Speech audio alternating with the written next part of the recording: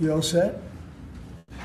So I have some incredible people, and this is a very exciting thing that we're doing, and it was fast. They've wanted to do it. I understand they've been here hundreds of times over the years trying to do it, and they're going to give you a little bit of history.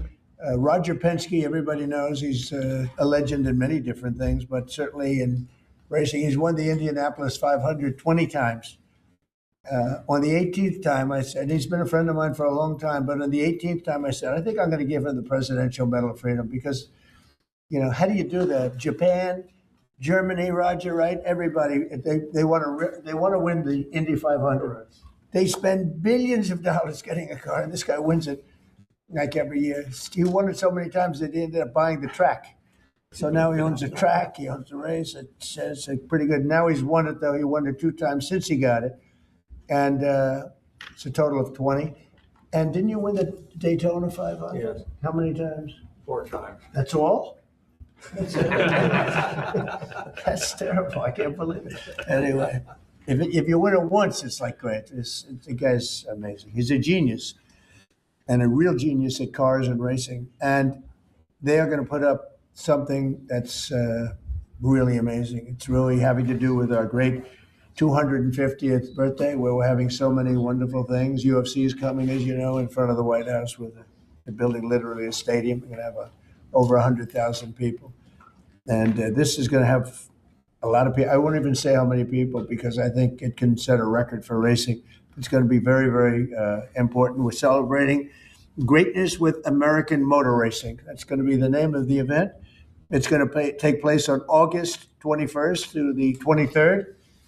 And it's going to be so exciting. And I love the racing. I don't have a lot of time to watch it, but I love the racing. And just before we start, I will say numbers came out this morning. They're phenomenal for the country. So we announced yesterday that for the first time in, I think, 28 years, America made more steel than Japan. Can you believe it? Japan's a big steel country. America made more steel than Japan. The numbers are record-setting numbers. Every one of our numbers are doing. We've never had anything like it. We have over $18 trillion coming into our country. We're building thousands of plants and all sorts of businesses all over the United States. It's never been anything like it. $18 trillion investment. So we have over $18 trillion being invested in the United States of America. The record was $3 trillion 10 years ago, not by us, by another country. And we're going to do 18, and I think the 18 is going to go higher. We're just looking at 11 months. The 12th month hasn't come in yet, but it's going to bring us over 18, maybe even hit 20. So you have 18 to $20 trillion coming in, and we've never had anything like it. We have a record we just set, as you know. The S&P 500 just set a new record, 7,000. Nobody thought that was possible in this quick a time. They thought maybe at the end of 4 years or 5 years or 6 years. But we did it in the first year. and we had 48 stock market highs, Roger. So Roger's a big beneficiary because he has a lot of stock. But anybody that has stock, including people with 401ks. So the economy has never been like this. It was just announced that crime is at an all-time low. Best numbers on crime in the recorded history of our country, and the lowest numbers of murders in the history of our country that we have. Recorded history goes back 125 years. That's not bad. And a lot of that is because of the fact that we have a closed border. We've taken out thousands and thousands of criminals and murderers and drug dealers and everything else. And we've either brought them back to their country, or in some cases we have to put them in our jails because we don't want to have them come back. And so we don't want to just bring them back to their country and then they maybe come back. Despite our border, they're pretty sneaky, pretty smart. So we're doing things that nobody's ever seen before. The country is really in great shape. We have a large armada, flotilla, you can call it whatever you want, heading toward Iran right now, even larger than what we had in Venezuela. It's still in front of Venezuela. The Venezuelan situation, the leadership is doing a very good job. We're very happy, and we're getting along very, very well. And we're inviting countries of the world very shortly. They're going to be starting to take the oil. We're going to be heading that with the country, and it's worked out really well. We're now sending actually a larger number of ships to Iran, and hopefully we'll make a deal. If we do make a deal, that's good. If we don't make a deal, we'll see what happens. But this is going to be exciting. So I'm going to ask, and he really is a legend. He's a great man. I've known him for a tremendously long time. I refuse to say we were both young. Now we're both a little older. We refuse to say old, but we're a little older. But Roger Penske is the chairman, as you know, of Penske Corporation. He's got everything you can imagine, mostly, I think, to do with automotive. And I'd like to ask him to say a few words about the event, because this is going to be, they're putting everything behind it, and I think it's going to be really exciting. Roger, please. Well, thank you, Mr. President. This is a really amazing time for us as a company to support the 250th anniversary for the country. And there's no better way for us to bring automotive and speed into the DC area and to have the opportunity to be able to compete here with our Indy cars. As you know, we own the Indianapolis Motor Speedway, and we're taking that history of over 100 years and the speed and what's taken place there with the different manufacturers and bringing it here to this race will be amazing. Certainly the Freedom 250, when you think about it, it's just a byproduct of what the president has done during this year. And this will be an event, obviously, in August, which will make a huge difference. And we're excited. The areas for people to see. Most of the grounds will be free. So it's going to be an economic benefit to the area, to the city. And obviously, with our Fox partner, Eric Shanks, will be our media partner. And believe me, what they did for us at Indy this past year, they're going to take that and put it on steroids, really, and take it to the next level. So thank you, Mr. President, for allowing us to come into your city. That's so great, Roger. Thank you. Great man. Eric, I'd like to have you say a few words. He's done a fantastic job at Fox, and he's really excited about this, and I know they're going to lay it on the line. Eric, please. Sure. Well, thank you, Mr. President, for having us here today. Big shout out to Secretary Duffy. This project was kind of on life support until you stepped in recently and got us here today. Secretary Burgum, your team has been absolutely incredible. Explain how many times you came to Washington trying to do this. I think Bud came here 81 times. 81 meetings I had in Capitol Meeting Hill. with senators, meeting with people at the Capitol. And they all wanted it. Everybody wanted it, but they couldn't figure it out. It was crazy. 80 some odd times. That's pretty amazing. So go ahead, please. Right. Well, it's a real honor to be a partner with Roger and IndyCar.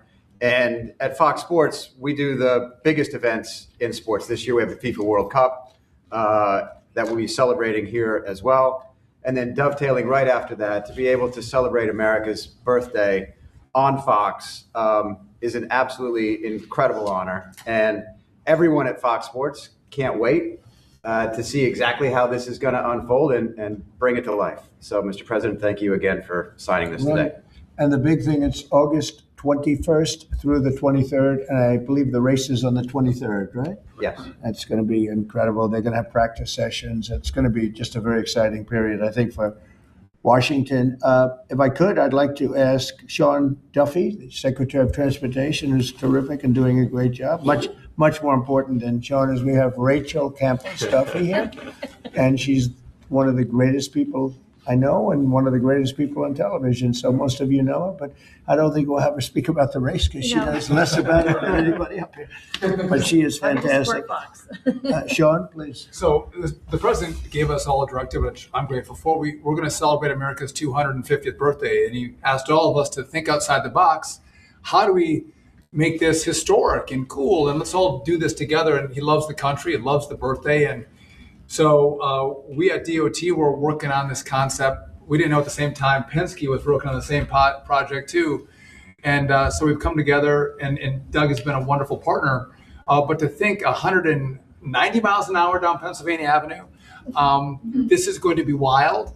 The last time we had a race in the capital city, Bud, was when? 1801, Thomas Jefferson with the horse race. A horse race in 1801, Mr. President. Now we're going to do a real race. That's so great. That's such a great. So listen, this doesn't happen. You know, we just don't come in and ask the president to sign. There's a lot of work that goes into this, as you can tell. Bud and my chief of staff, Pete, all had a lot of meetings on the Hill. We couldn't be more excited about this. Again, I want to repeat, this is free for the American people to come to your nation's capital and see a great road race. Freedom, America, speed, and road racing. It doesn't get more American than that, Mr. President. So thank you for signing this, and thanks for all your support. You are fantastic, and what a job you've done. They put it together very quickly. They've been coming here for years, and everybody wanted it. You know, every senator wants it, every Congress, everybody wants it, but they don't get things done. Only Mr. President. Trump gets things done. We didn't have 89 meetings. We had maybe a half a meeting. I think this is probably about a half a meeting.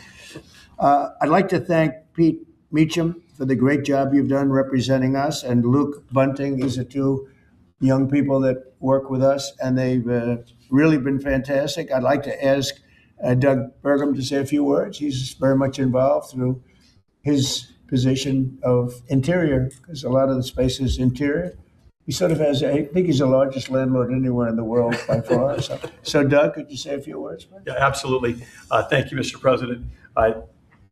This birthday that's coming up, the 250th anniversary of America, Freedom 250, is the most monumental birthday maybe of any country ever in the history of the world. And President Trump, with his directive to celebrate this thing, we've got what's more American than race car driving? What's more monumental than the Indy 500 as an icon of what's going on in our country? And so merging the history and the tradition of our capital, Washington, D.C., with the speed and the innovation that goes on in the IndyCar series is incredible. And it's a great metaphor, because the speeds we're talking about is the speed of President Trump. I wonder if I can reiterate, there weren't 81 meetings with the Trump administration. I think it was, they called President Trump. He got Sean and I going, and that was like from Saturday till now, we have a race. 1 week. 1 week we have a race, as opposed to like 4 months of talking. So I think there's also a metaphor here about President Trump, who's an incredible sportsman. He's an athlete himself, but he loves sports. And so whether it's soccer, UFC, the football draft, NFL football draft coming, IndyCar, and all the teams that he hosts here. I mean, to any American who loves sports, you ought to love this president, because he's bringing professional sports to our capital. And again, August 21st to 23rd, you talk about the economic impact. By the time all these reporters get done telling the story, there's not going to be a hotel room available in this city on that weekend, because everybody's going to want to be here. Right. People that maybe have wanted to see an IndyCar race their whole life are now going to have an opportunity to come to their capital, celebrate 250, and see an IndyCar race for free. And they're going to be able to see it on the National Mall. And wherever you put down your lawn chair and watch this race for free, you're going to be staring at the Washington Monument, the Lincoln Memorial, the Jefferson Memorial. And I'm sure there's going to be fireworks this weekend too. I'm sure of that. And if you need a permit, you can get one from the Interior. So anyway, it's absolutely incredible. And congratulations to Sean, the Penske organization, Fox Sports, everybody for putting together. This is going to be a great celebration for America. Thank you very much. And you're doing a fantastic job.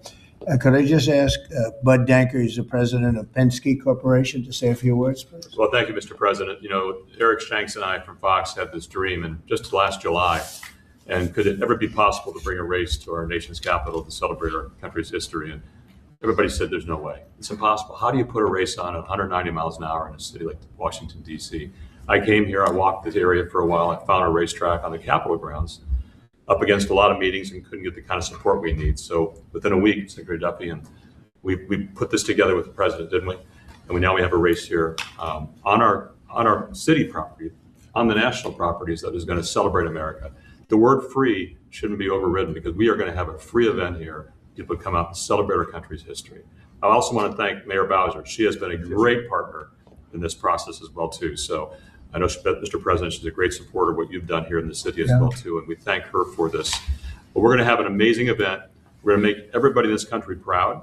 We want everybody to come out for free and enjoy this and celebrate our country the way it should be here in the nation's capital. Thank you, Mr. President. And I said, pick the best site. It's very important. Pick the best site. Don't go for second or third because there are a lot of different routes. I said, pick, even if it's more difficult to get approved. Pick the absolute best site. And they were actually looking at another site. And when I said that, they said, well, the best site is this site, the site we're doing. I said, let's take a look at it. And we think it's the best site too. It's actually better than the original site they were looking at. But if we're going to do it, we want to do it right. So this is going to be something in terms of the road width, the crowds, and everything else that we can all. The best site, one of the best sites I've ever seen, actually, and it'll be beautiful. So I'm going to sign this. And if you have any questions on this subject, that'd be great. We just named a new Fed chairman today. You know that? He's a central casting. He's like Roger Penske, central casting. You know him, Roger? Very good guy.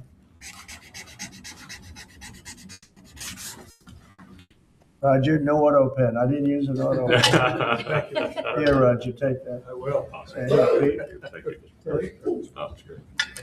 Here you go, man. I don't want to sign each letter. You know, they sign each letter. They hand pens. I used to watch these presidents. One letter. You got to see what it looks like at the end. Never looks too good. Here, Rachel, take that. Thanks for your team. Thank you. Congratulations. This is really exciting. Thank you. Thank you. You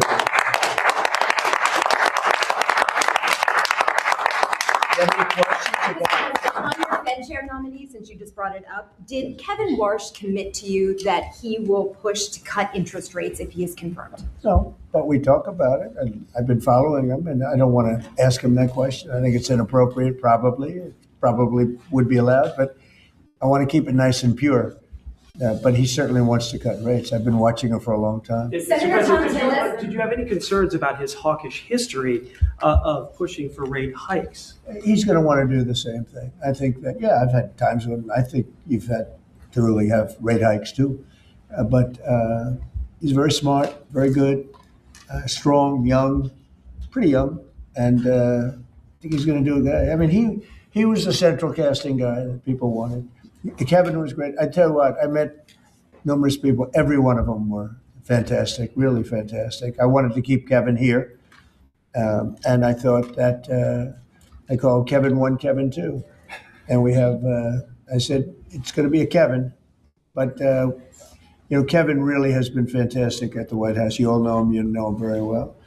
And so we have Kevin W. Are you concerned, Mr. President, about the confirmation hearings? We've heard No. Senator Tillis. You think with the DOJ investigation? This is in the whole country. I would say that this was the, perfect candidate. This was not a surprise or anything. This was the man that's most qualified.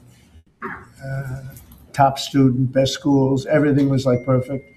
The youngest person ever to serve on the Fed. Got the whole package. Looks don't mean anything, but he's got the look, right? Roger, looks don't mean anything, but if they have the look, it's okay. But he's got the whole package, and I think he's going to do a great job. And he loves the country. Mr. President, why are you Will you speak to Please, in the back, yes. Are you giving Iran any kind of deadline to make a deal before potentially taking Only military they action? know for sure. Have you communicated that to them Yeah, directly? I have.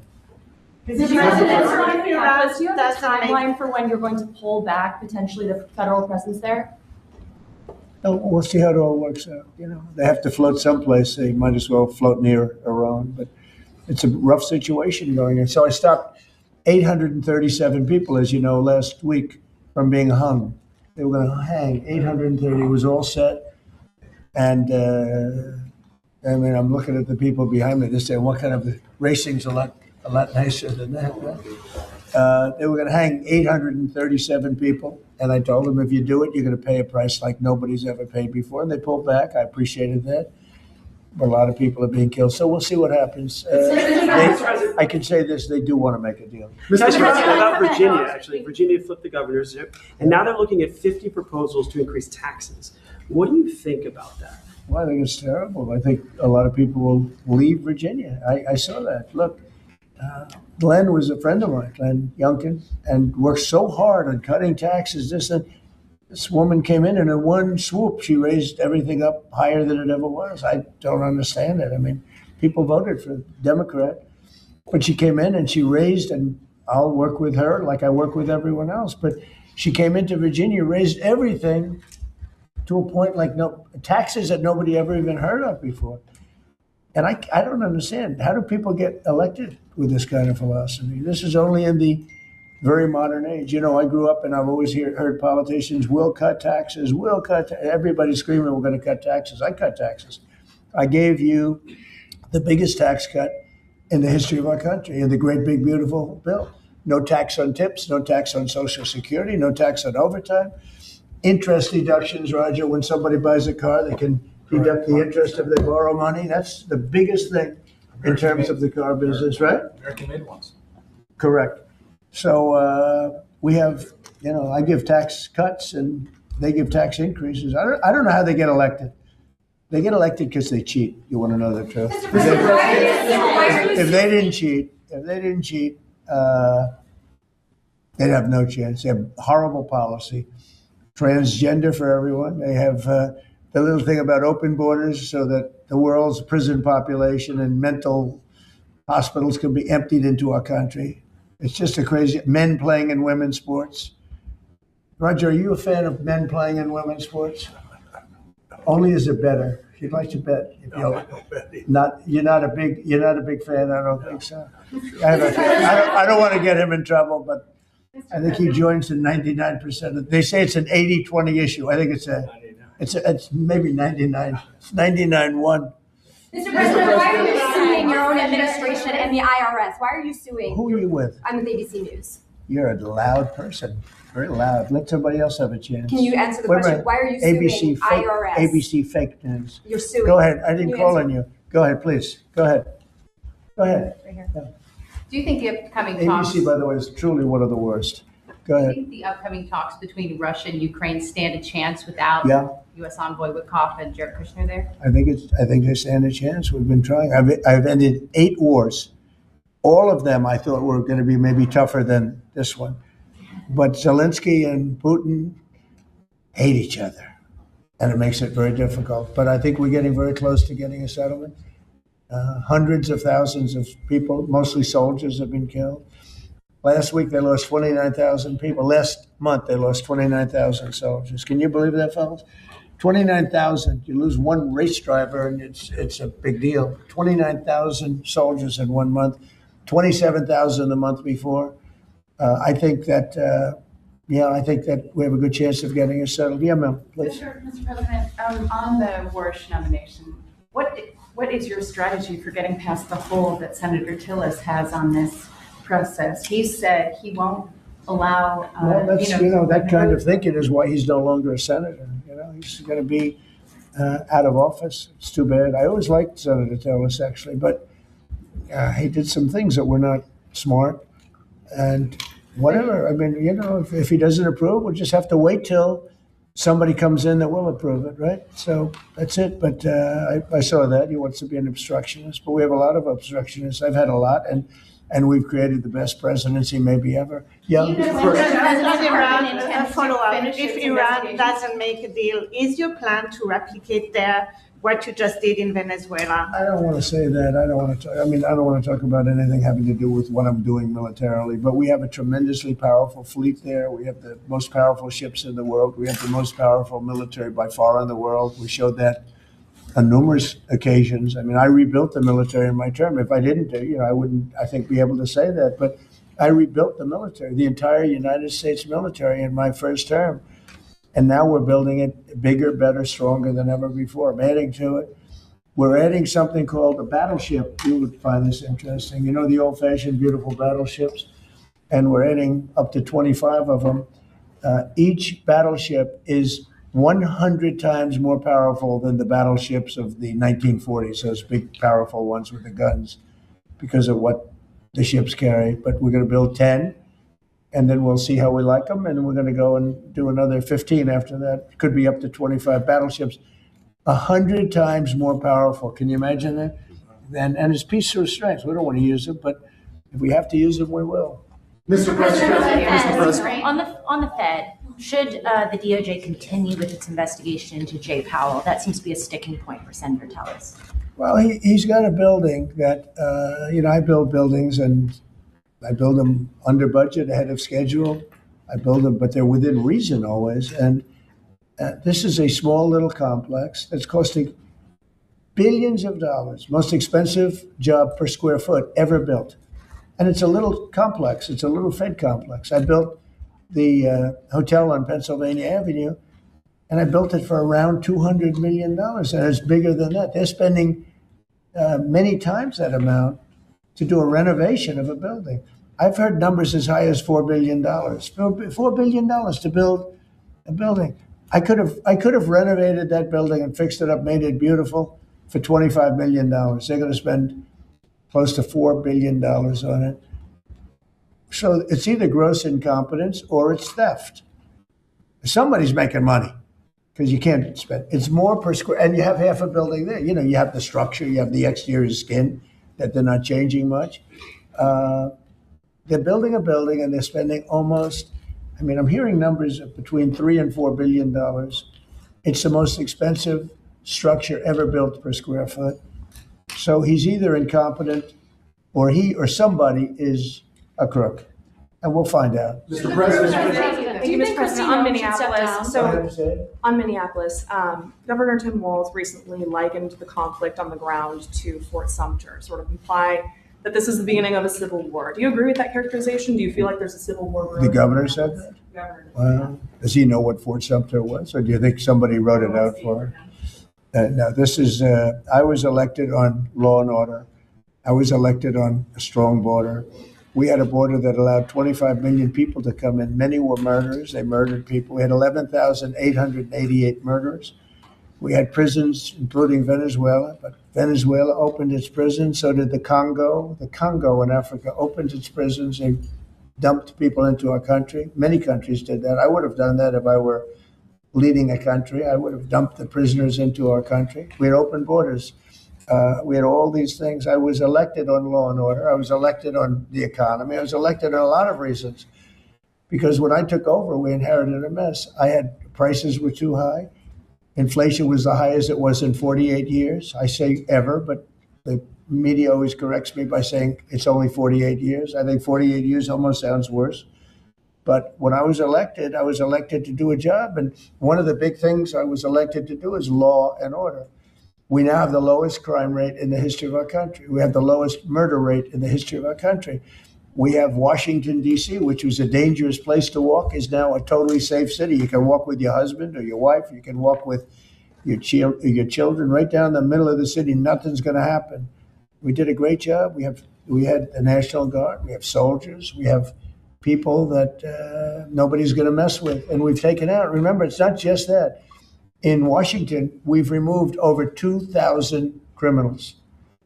And, if you look at the numbers, a very small percentage of your population, 2%, 3% of your population causes 90% of the crime. So when you move it's amazing how that works. But the criminals go over and over and over again. So 2 to 3% of your population can cause over 90% of your crime. So it's not that complex. We moved 2,000 people out of Washington. We brought them back to their countries where they came from. They came through open borders by sleepy Joe Biden.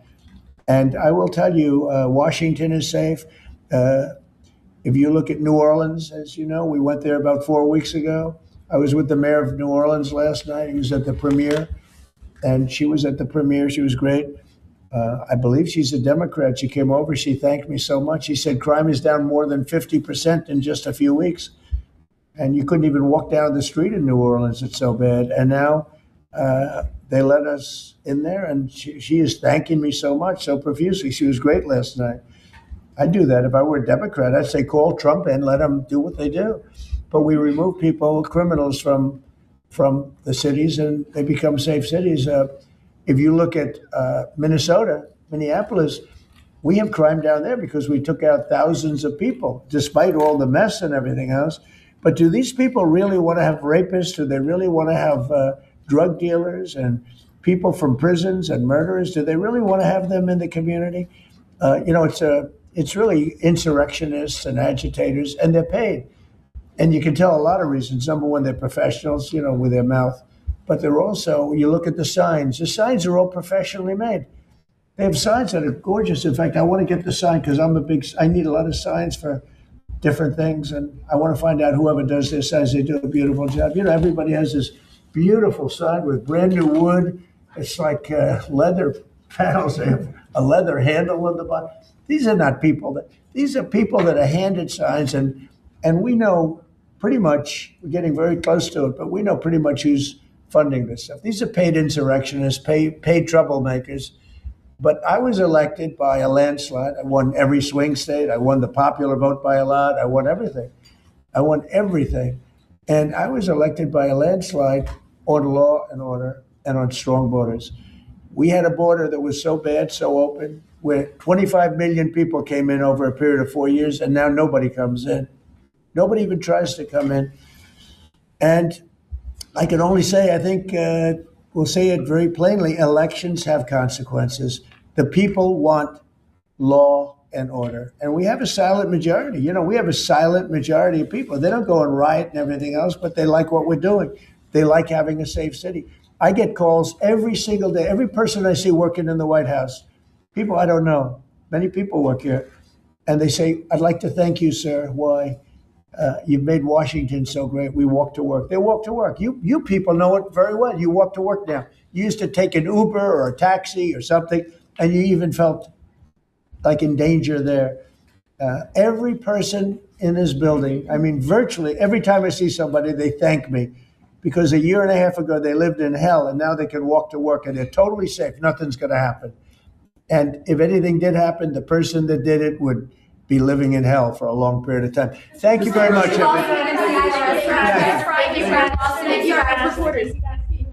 Thank you very much.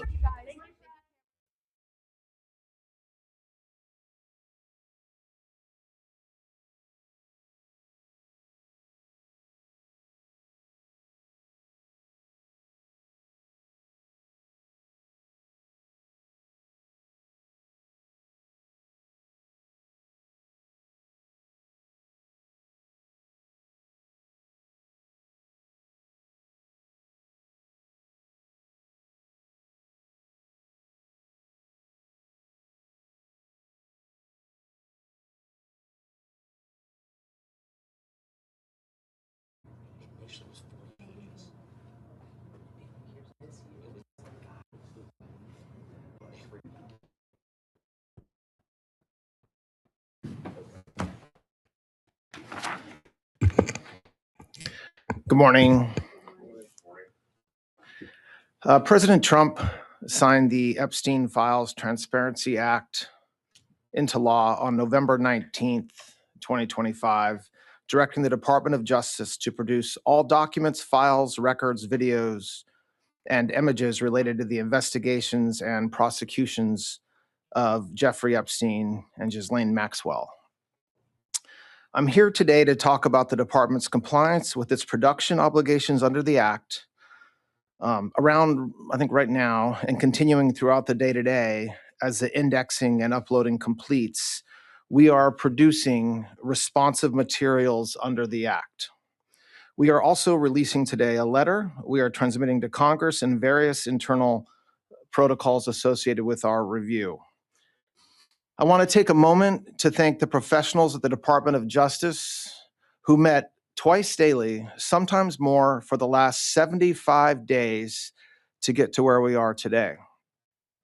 The leadership teams from the Office of the Attorney General, from the Deputy Attorney General's office, the Associate Attorney General's office, the Criminal Division, the National Security Division, the FBI, the Southern District of Florida, the Southern District of New York, and the Northern District of New York all gave up many hours every single day on top of their other, of course, full-time obligations to fulfill the President Trump's promise of transparency to the American people.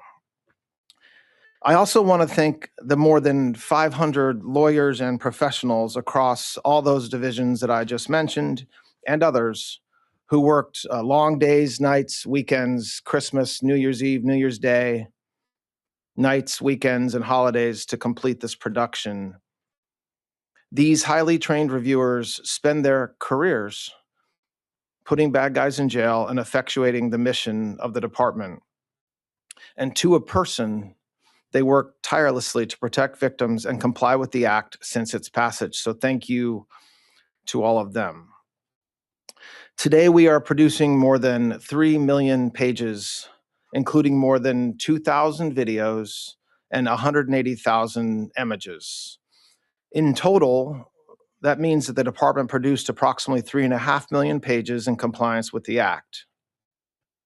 Just a quick note about the videos and images. The 2,000 videos and 180,000 images are not all videos and images taken by Mr. Epstein or someone around him.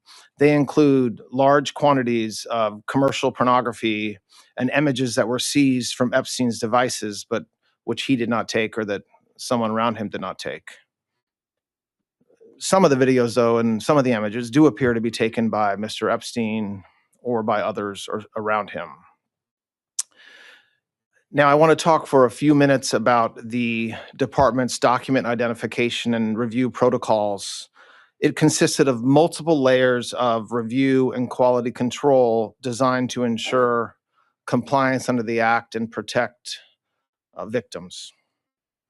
On top of the review protocols that the department had in place, the United States Attorney's Office for the Southern District of New York employed an additional review protocol to ensure compliance with a court order requiring United States Attorney Jay Clayton to certify that with respect to certain materials, a large quantity of the materials, a rigorous process was undertaken to protect victims against any clearly unwarranted invasion of their personal privacy.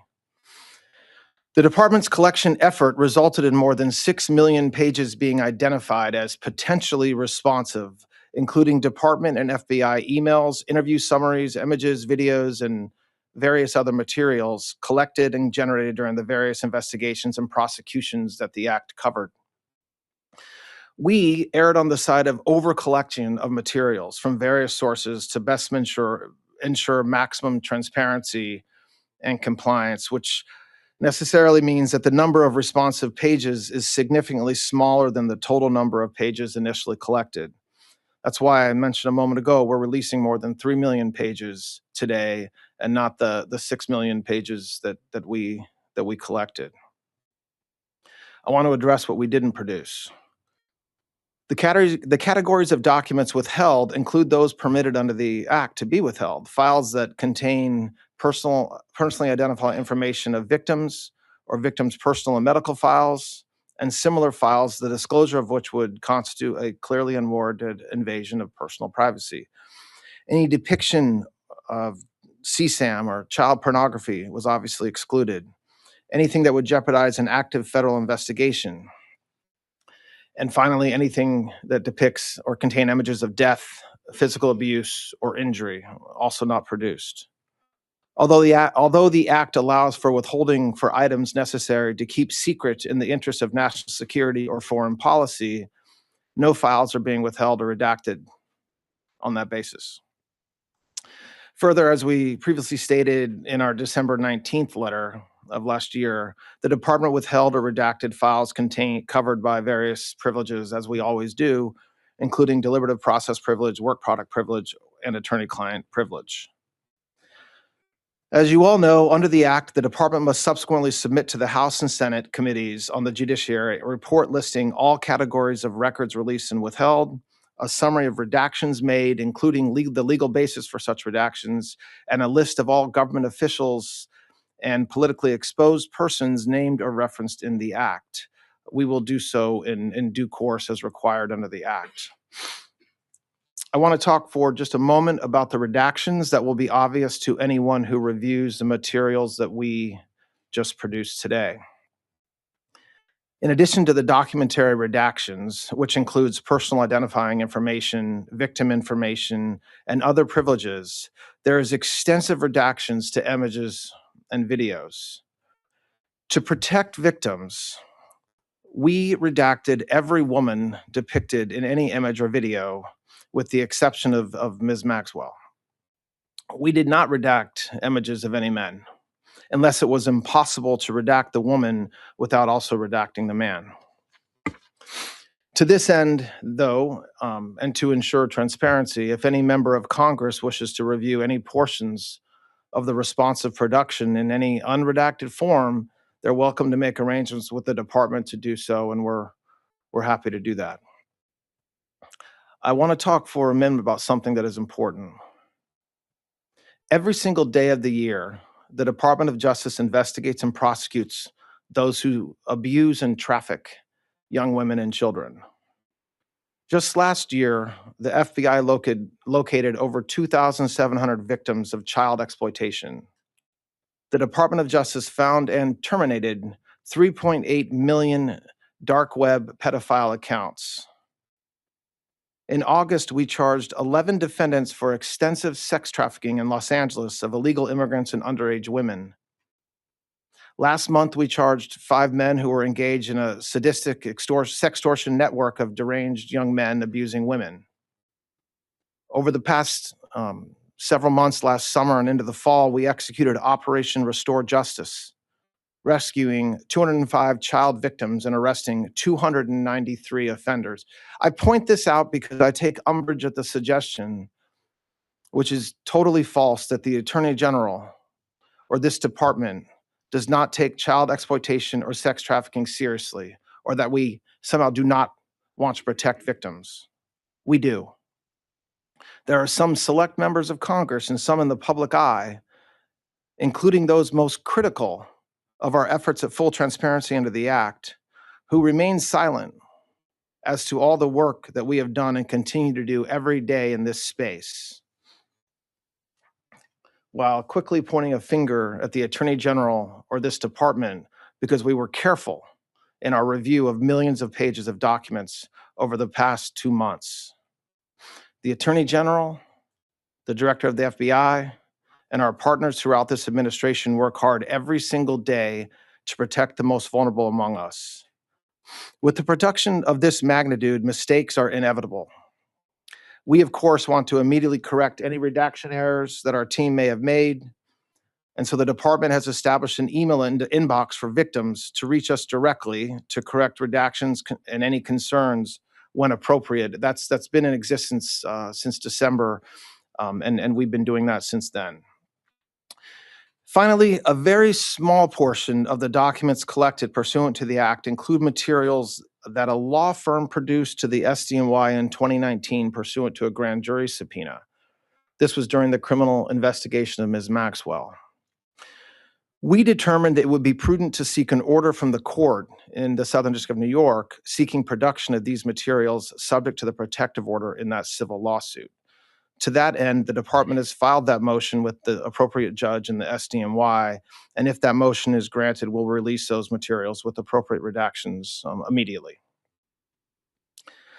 Today's release marks the end of a very comprehensive document identification and review process to ensure transparency to the American people and compliance with the Act. The department has engaged in an unprecedented and extensive effort to do so. After submitting the final report to Congress as required under the Act and publishing the written justifications for redactions in the Federal Register, the department's obligations under the Act will be completed. I'm happy to take any questions anybody has about that. Todd, I'd like to ask you about this, and I have a Minnesota question for you. On the Epstein release today, it was recently made public that Ghislaine Maxwell claims more than 24 men signed secret agreements with the federal government not to be prosecuted. What is your reaction to that, and what does that mean for her case? I read an article that described, I wasn't aware that it was actual men that she's claiming. I thought it was accomplices, which I'm not sure if that's a reference to some of the financial institutions or other individuals that 25. So yes, I don't have a reaction to her filing. I can tell you that we reviewed, as I just described, every single piece of paper that we have associated with these investigations, Mr. Epstein and Ms. Maxwell, and to the extent that such arrangements exist, I'm not aware of them. On to Minnesota, if I may ask you real quick. That's in the topic in the headlines right now. There's new video of a man believed to be Alex Preddy, who's spitting, who's kicking out a taillight of a law enforcement vehicle.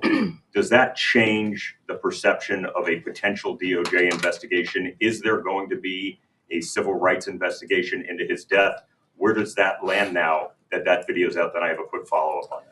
I don't think a single video should change any perception the Department of Justice may or may not have about that tragic occurrence last Saturday.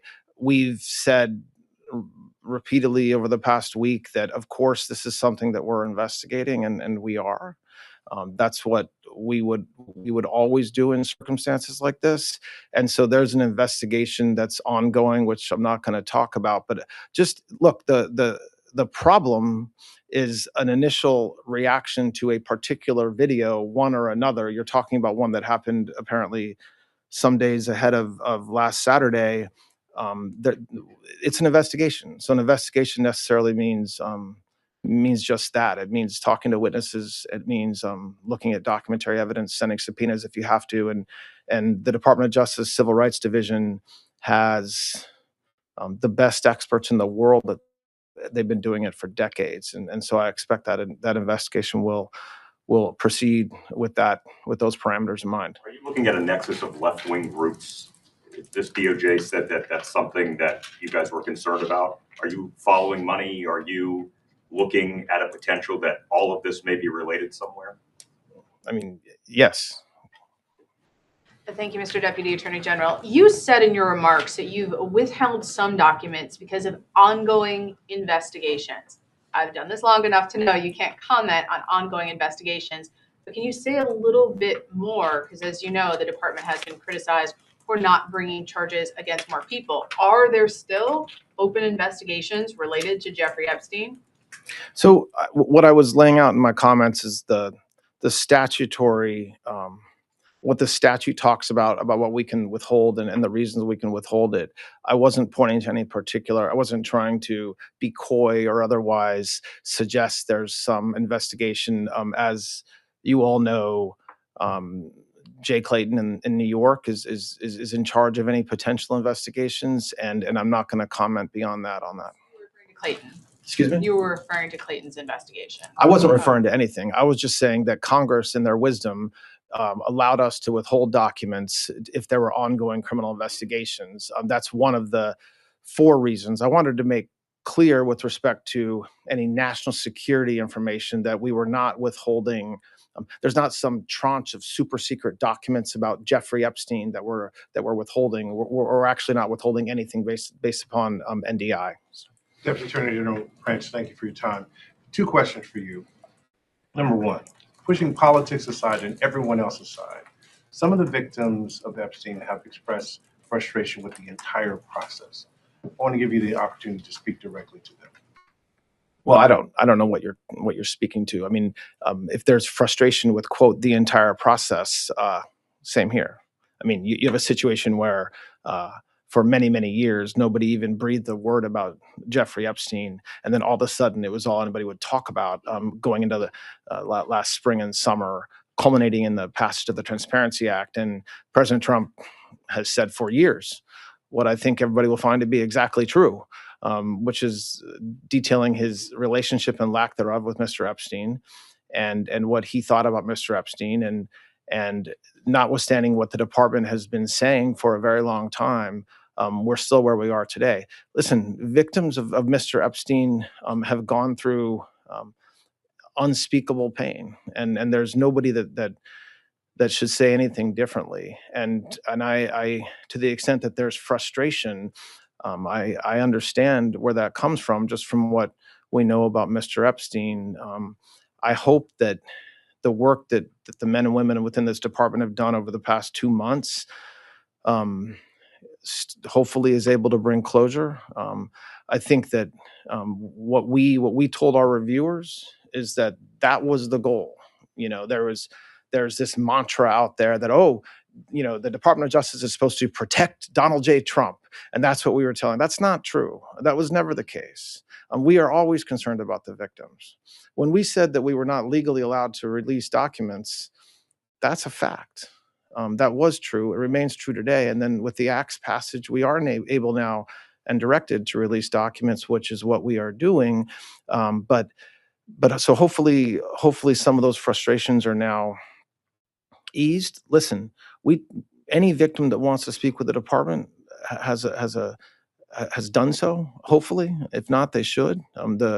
The prosecutors from this case in New York have given hundreds, if not thousands, of hours to working with victims, and that's what we do every day, and that's what we did in this case as well. So, very quickly, can you assure the American public that President Trump, like every other prominent person whose name came up in relation to the Epstein files, that all documents, photos, and anything relevant to him connected to the case are being released? I mean, yes, I can assure that we complied with the statute, we complied with the Act, and there is no, we did not protect President Trump. We didn't protect or not protect anybody. I mean, I think that there's a hunger or a thirst for information that I do not think will be satisfied by the review of these documents. And there's nothing I can do about that. But President Trump, of all the people in Washington, D.C. and around this country that have said for years the same consistent message about Jeffrey Epstein is President Trump. And so there's not been a change of course or anything, and certainly his direction to the American people and the his direction to the Department of Justice was to be as transparent, release the files, be as transparent as we can, and that's exactly what we did. Clarify your remarks on the Alex Preddy killing. Are you saying that the Justice Department has opened a civil rights investigation into his death? Yes. Yeah, I mean, look, I know there's been a lot of discussion among the media around that, but just think about what that means. All that means is that DHS, as the Secretary has said, is conducting an investigation, as they should and as they do every time there's a tragic event like this. And the FBI, in their role, which is a separate role from DHS, is also looking into it and conducting an investigation. And that's not.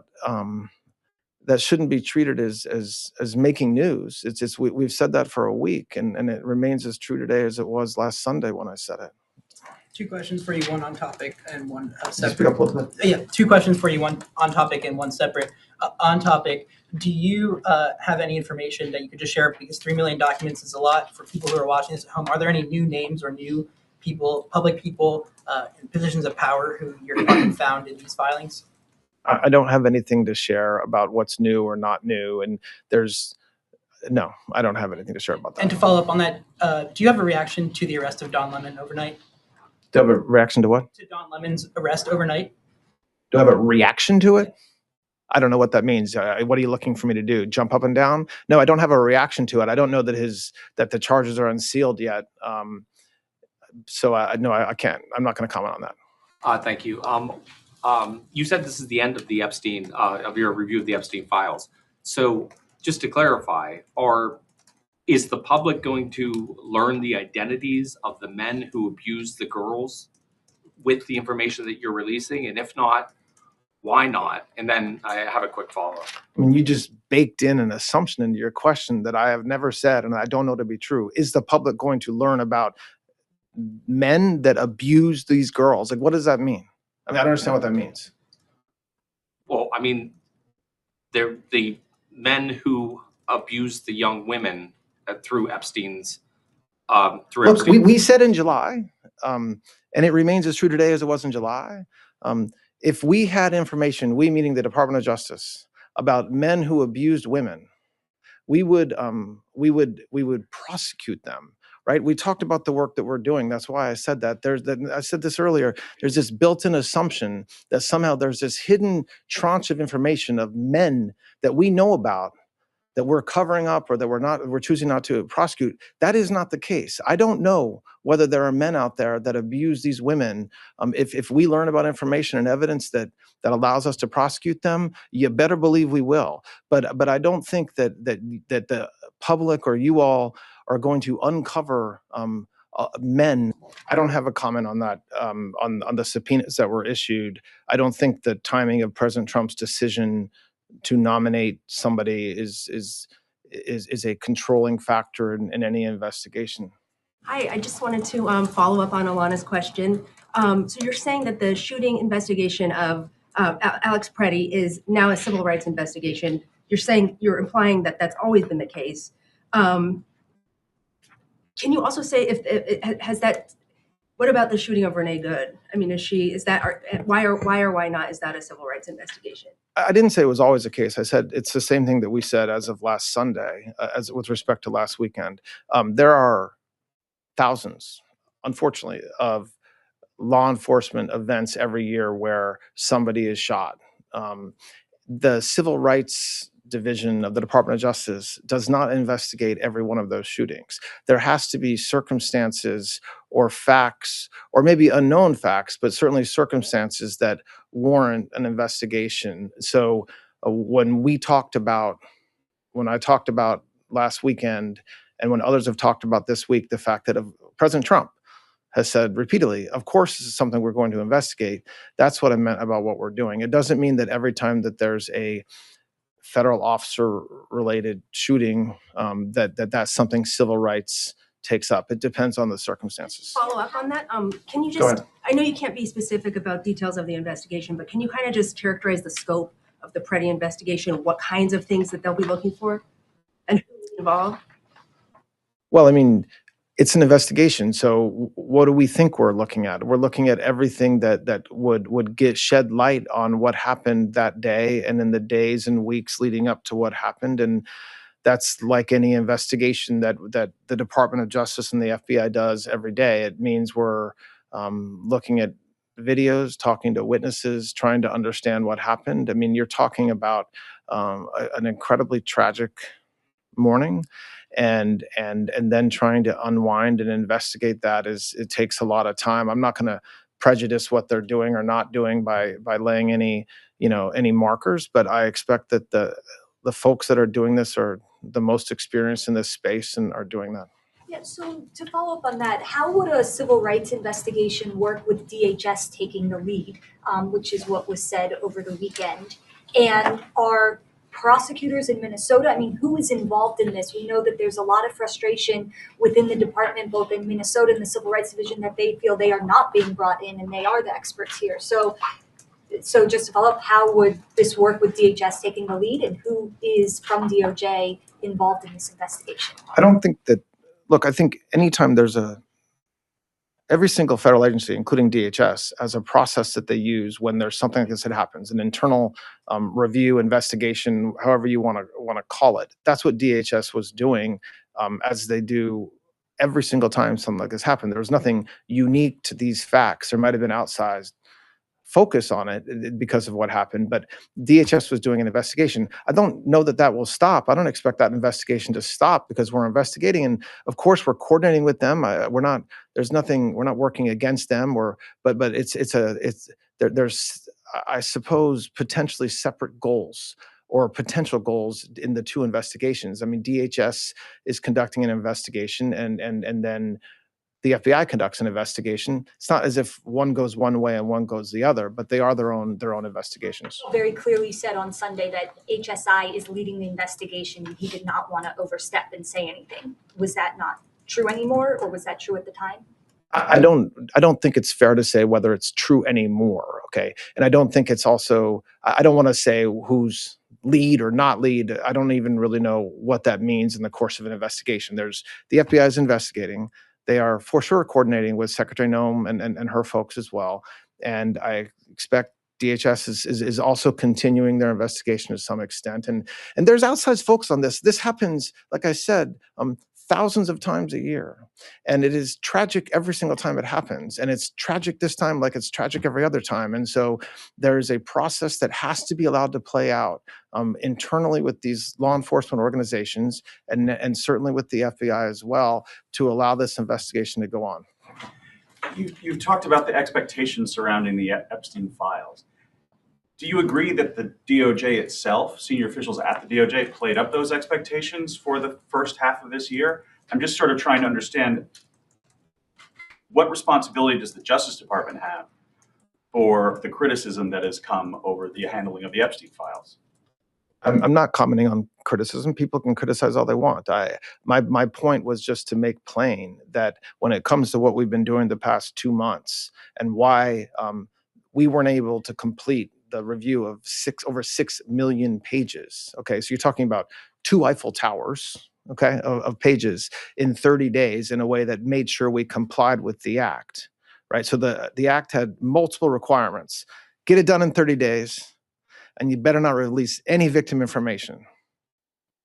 All right, so there's a lot of statutory construction, there's a lot of case law that exists that says that if those two are in conflict, we obviously are not violating the 30-day requirement by taking our time to comply with the act. And so my comments were directed at this idea that because we didn't review the 6+ million pages within 30 days, somehow the Attorney General doesn't care about victims or is further doing damage to victims because of that, because exactly the opposite is true when it comes to the Attorney General. Sir, I have questions on Epstein and Minnesota. First on Minnesota. For transparency, would you commit to releasing the body cam video from federal officers that was involved in that shooting and their names at a point when the investigation can allow that? Will you make that public? And I did not hear clarity on whether Renee Good's case is also in the civil rights realm.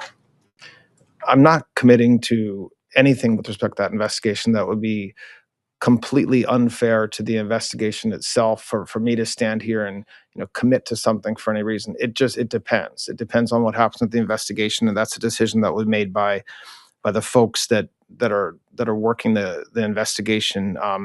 As it relates to Ms. Good, I don't, like I said before, there's investigations that happen all the time with respect to shootings like what happened last Saturday, and cases are handled differently by this department depending on the circumstances.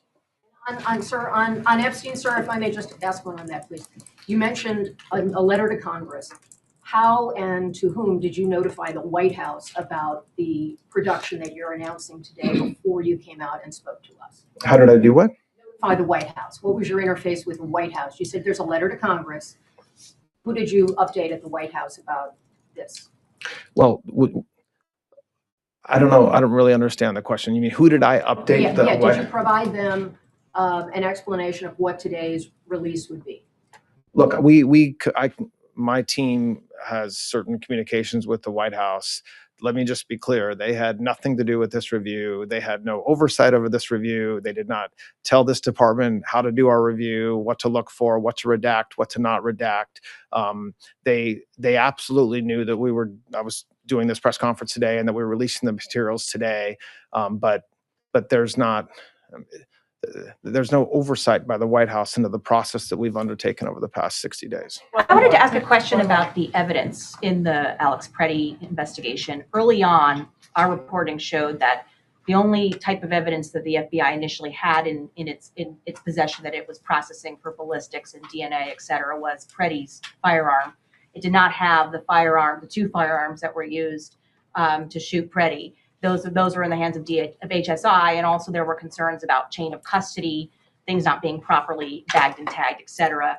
Where are the guns now? Are they in the FBI's possession and being reviewed at one of their labs? And who has the phone that Preddy was using and filming? And is that going to be reviewed by the FBI? I don't know. I don't have an answer to those questions. Look, I think that Secretary Noem is been clear with the American people, but also with the Department of Justice that we're doing this together. We're coordinating, and so I'm not following in the weeds about who actually has possession of the firearms that were discharged. Something the FBI would need in order to conduct a thorough investigation into this is obviously a color of law case. When I said I didn't know, I wasn't being critical of the question. I was just simply saying I don't know. On the Fulton County seizure of ballots, local officials there, election officials say those materials were set to become public by February 9th, and that the Justice Department could have simply asked for them. Why was it necessary to conduct a search warrant? And do you expect the affidavit in that search warrant matter to become public anytime soon, or do you have any comment or explanation as to why that was necessary? Listen, I'm not going to comment on. It's a criminal investigation. I will not comment on it. I will say that it should be no surprise to anybody in this room or anybody watching that election integrity is extraordinarily important to this administration. Always has been and always will be. And so the fact that President Trump and this administration are investigating to make sure that, are investigating issues around elections to make sure that we do have completely fair and appropriate elections should not be surprising, but I can't comment on any criminal investigations. Yeah. To follow up on that, regarding Fulton County, can you explain Tulsi Gabbard's role in Can you just speak DOJ up a little bit, activity? please? Could you please explain Tulsi Gabbard's role in DOJ activity regarding the Fulton County search? What do you mean her role? It was reported that She happened to be present in Atlanta. I mean, yes, I saw the same photos you did. I mean, she doesn't work for the Department of Justice or the FBI. She's an extraordinarily important part of this administration. This administration coordinates everything we do as a group. And so I think her presence shouldn't be, there shouldn't be questioned. Of course, I mean, that's a big part of her job. And so the fact that she was present in Atlanta that day, is something that shouldn't surprise anybody. Sean Maxwell. All right, just two more. Go ahead. Just following up on that. So are you saying that Gabbard's appearance in that area had nothing to do with the Justice Department action? I most certainly did not say that. No, I did not say that. I said that exactly the opposite. I said this administration works closely together in all kinds of different areas, and so I'm not sure if they're surprised at that the administration is working together on things like election integrity. But if there is surprise, let me unequivocally state we are working together as an administration on election integrity type issues. And so that's all I can say about that. All right, one more. Can you clarify who at the Justice Department is involved in the Preddy investigation? Is it the Civil Rights Division? Is it the U.S. Attorney's Office in Minnesota? So I want to be careful about, I want to choose words carefully about involved. Investigations like this are led by law enforcement, so that's the FBI.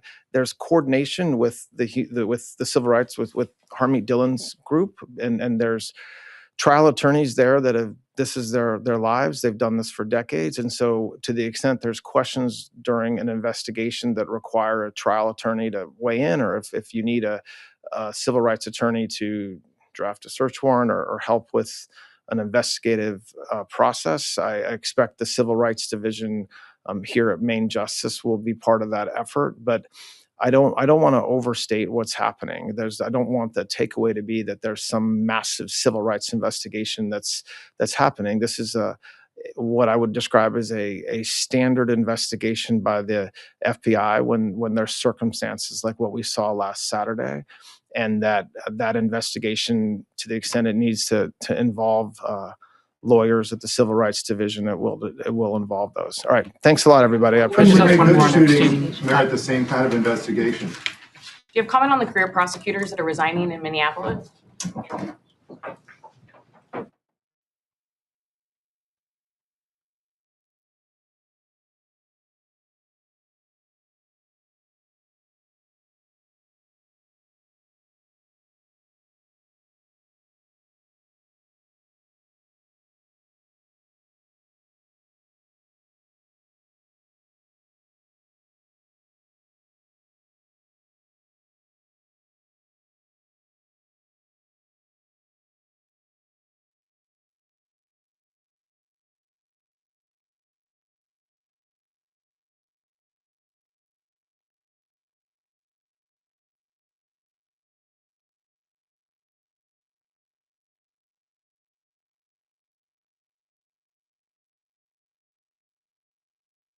I'm on a mission to call out every single influencer who is participating in this performative activism, as well as their propaganda that they're pushing to be anti-ICE when they are not political commentators nor know anything about the political playing field. You know, the fake statements that they're putting out regarding anti-ICE that they're receiving from their management companies, stating like, oh my gosh, what about the victims from ICE? Oh my gosh, anti-ICE this, we need to abolish ICE. Oh my gosh, ICE has done so many bad things to our country, the scary orange man. Well, I'm going to call out every single one that I see. And I'm going to ask all of you guys, which I don't too often, but what I'm going to ask is for you to please like and share this message so we can get this out. So that way we can start holding these influencers accountable to their shit fucking attitudes and their misinformation. And to all the content creators that are out there, I ask that you also participate in this. So anytime that you see an influencer who's not a political influencer, maybe somebody who does fitness, maybe somebody who does beauty, maybe somebody who does anything that's not political,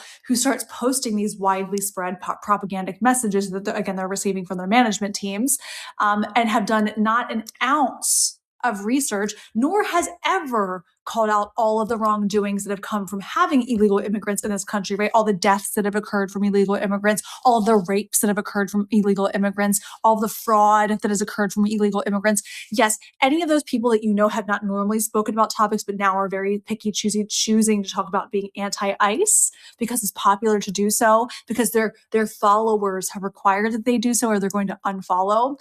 Call those people out. Call every single one of them out. So you're going to see a lot of content from me that's going to be shifting specifically to non-political content creators, calling them out for their fake fucking narratives, because I'm sick of this shit. I am sick of it. I am sick of every single one of them being like, oh my gosh, I have a 5-year-old. Oh my gosh, how sad. Oh, we don't have to participate in this, guys. You know, every single day somebody else is getting hurt. And when is enough going to be? When was enough enough? When Laken Riley was murdered. Talk about it, because nobody wants to act out and really have the conversation. And I welcome people engaging in the political process. I just think that they also need to be held accountable for their takes when you have a difference of opinion. And I'm all up for the debates. I'm all in on debates from people that decide to ignorantly speak out about things that they know not of. And you can also tell the difference between people that actually is being forced to say something. I think that those are the worst type of people, because they don't even have an original thought. They're just using talking points that people are giving them in order to be politically correct and continue to get the bag.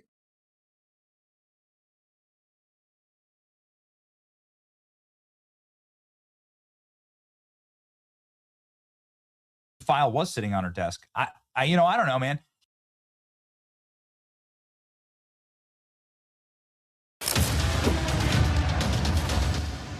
What's up, guys? It's Benny. BLM terrorists and Don Lemon have been arrested. Bill Clinton is being held in contempt of Congress, and he'll be arrested.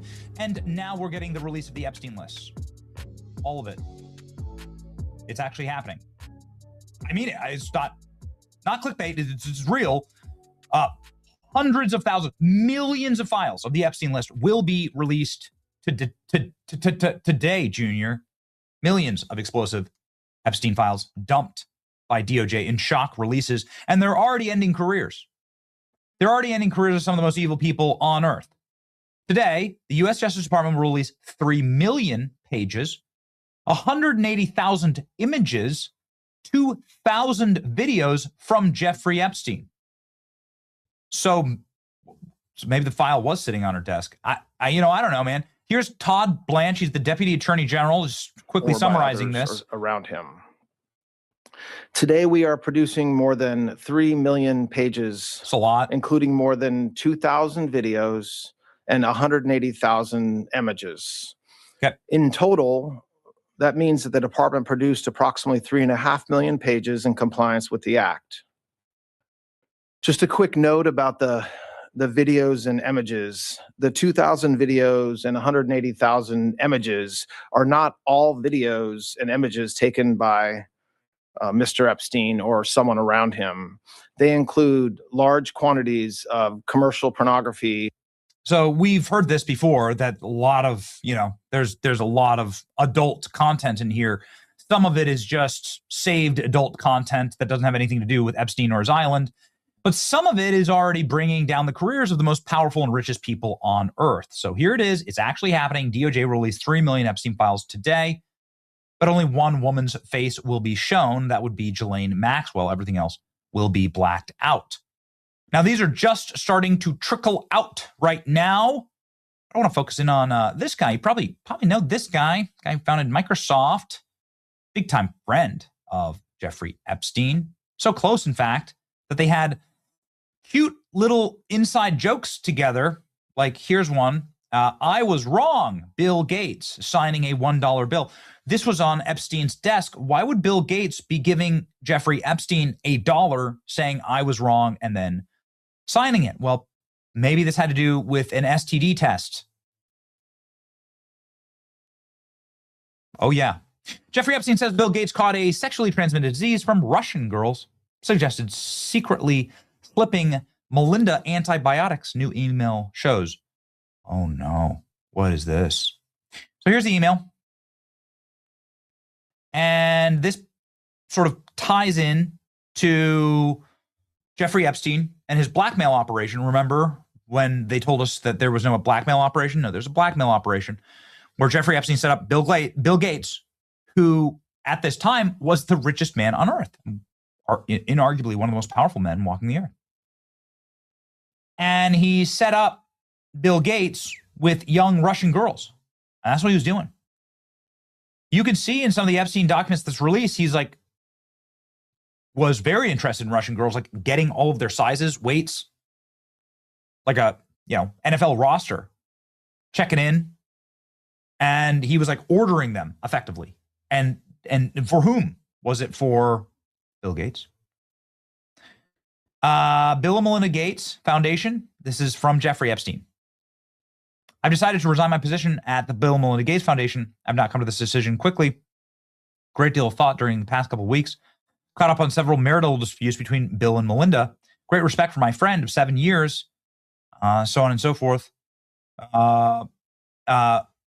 In my role as his right hand, Bill Gates' right hand, I have been asked to and wrongly acquiesced into participating in things that have ranged from morally inappropriate to ethically unsound, and have repeatedly asked to do things to get near potentially over the line or illegal. Goodness. Though it was kindly suggested that I make the transition, 6 years of servitude, Bill wrote that he would give me 2 years of severance pay. I feel like it would be dishonest to myself and my future. From helping Bill to get drugs in order to deal with consequences of sex with Russian girls, to facilitating his illicit trysts with married women, to being asked to provide Adderall to bridge tournaments. I am no medical doctor. I have no prescription writing ability. So this is Jeffrey Epstein saying that he's resigned. He was very close with Bill and Melinda Gates. Is this why Melinda Gates, in these interviews, when she has been asked a single time about Bill Gates and Epstein, sounded like not great? Contact with Jeffrey Epstein, and that you were not, that was very upsetting to you. Did that play a role in the divorce at all in this process? Yeah, as I said, it's not one thing, it was many things. But I did not like that he'd had meetings with Jeffrey Epstein, no. Mm-hmm. Mm-hmm. And you made that clear to him? I made that clear to him. I also met Jeffrey Epstein exactly one time. Did you? Yes, because I wanted to see who this man was. And I regretted it from the second I stepped in the door. He was abhorrent. He was evil personified. I had nightmares about it after. So he was evil personified, and your husband was like in love with him. And according to Jeffrey Epstein, according to his own emails, he was there getting facilitating a ton of Russian chicks. Now, this has been confirmed, by the way. Bill Gates' affair with young Russian chicks has been confirmed in multiple accounts and in multiple reports. And Jeffrey Epstein set up this relationship. Bill Gates could constantly be seen at Jeffrey Epstein's house, hanging out, chilling out. And Bill Gates could be seen with, younger women. They talk about this. He's in the files. And it was actually these Russians that Bill Gates would play bridge with. That was the one that was famous. And that was all set up by Jeffrey Epstein. And then Jeffrey Epstein blackmailed Bill Gates over this. So you're blackmailing the single most, and by the way, this is at a private airport, right? That's the name of a private airport signature. This is Bill Gates flying on a plane with the young women. Okay. Well, I mean, how much more do you need, right? So he said that Bill Gates got an STD, and he recommended, because from these Russian women, and he recommended slipping Melinda special pills in order to deal with it. How did Bill Gates want to deal with Jeffrey Epstein? I said well, he said regretted so, having right those dinners, and there's absolutely nothing new on that. Sure, it was just. Is there a lesson for you, for anyone else looking at this? Well, he's dead, so in general, you always have to be careful. Look at that. I've never seen anything like this. Look at his evil grin. This is one of the most evil men on earth. So many smooth brain libs trusted this demon with their health during COVID. Look at this guy. He's dead. Dude, evil. You are evil. Tucker and Elon said the same thing. Do you think there's some overlap? Strong overlap. Strong overlap. When are we going to see that list, do you think? I don't know. It's mind blowing that they've not tried to prosecute even one, not even the worst offender on the Epstein client list. They've not even tried to prosecute even one. That's insane. Well, because they have a lot of diabetic grandmothers who were outside the Capitol on January 6th. They're kind of occupied. Yeah, they've put 500 or 600 January 6th protesters in prison, and not one person on the Epstein client list. Will that ever come out, do you think? I think part of why Kamala is getting so much support is that if Trump wins, that Epstein client list is going to become public. Yes. And some of those billionaires behind Kamala are terrified of that outcome. Yeah. Do you think Reid Hoffman's uncomfortable? Yes. Yeah. And Gates. Yeah. Now that's the actual richest man on earth. One of the smartest, of course. And he was right. Damn it. He was right. That's the only bombshell that we have thus far. Obviously, there's millions and millions of documents and photos and images to go through. So get ready. 3 million pages of records. In none of the communications, even when doing his best to disparage President Trump, did Epstein suggest President Trump had done anything criminal or have any inappropriate contact with any of his victims. But that's not true of Bill Gates.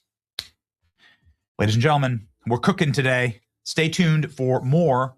But Democrats swung at Trump with the Epstein files, and it looks like they're going to take out their biggest donors, and it looks like they're going to take out their own presidents over it. Look at that. Get ready. There's a reason why Clinton looks like death warmed over, man. He knows what's coming. It's your boy, Benny. Like, share, and subscribe. See ya.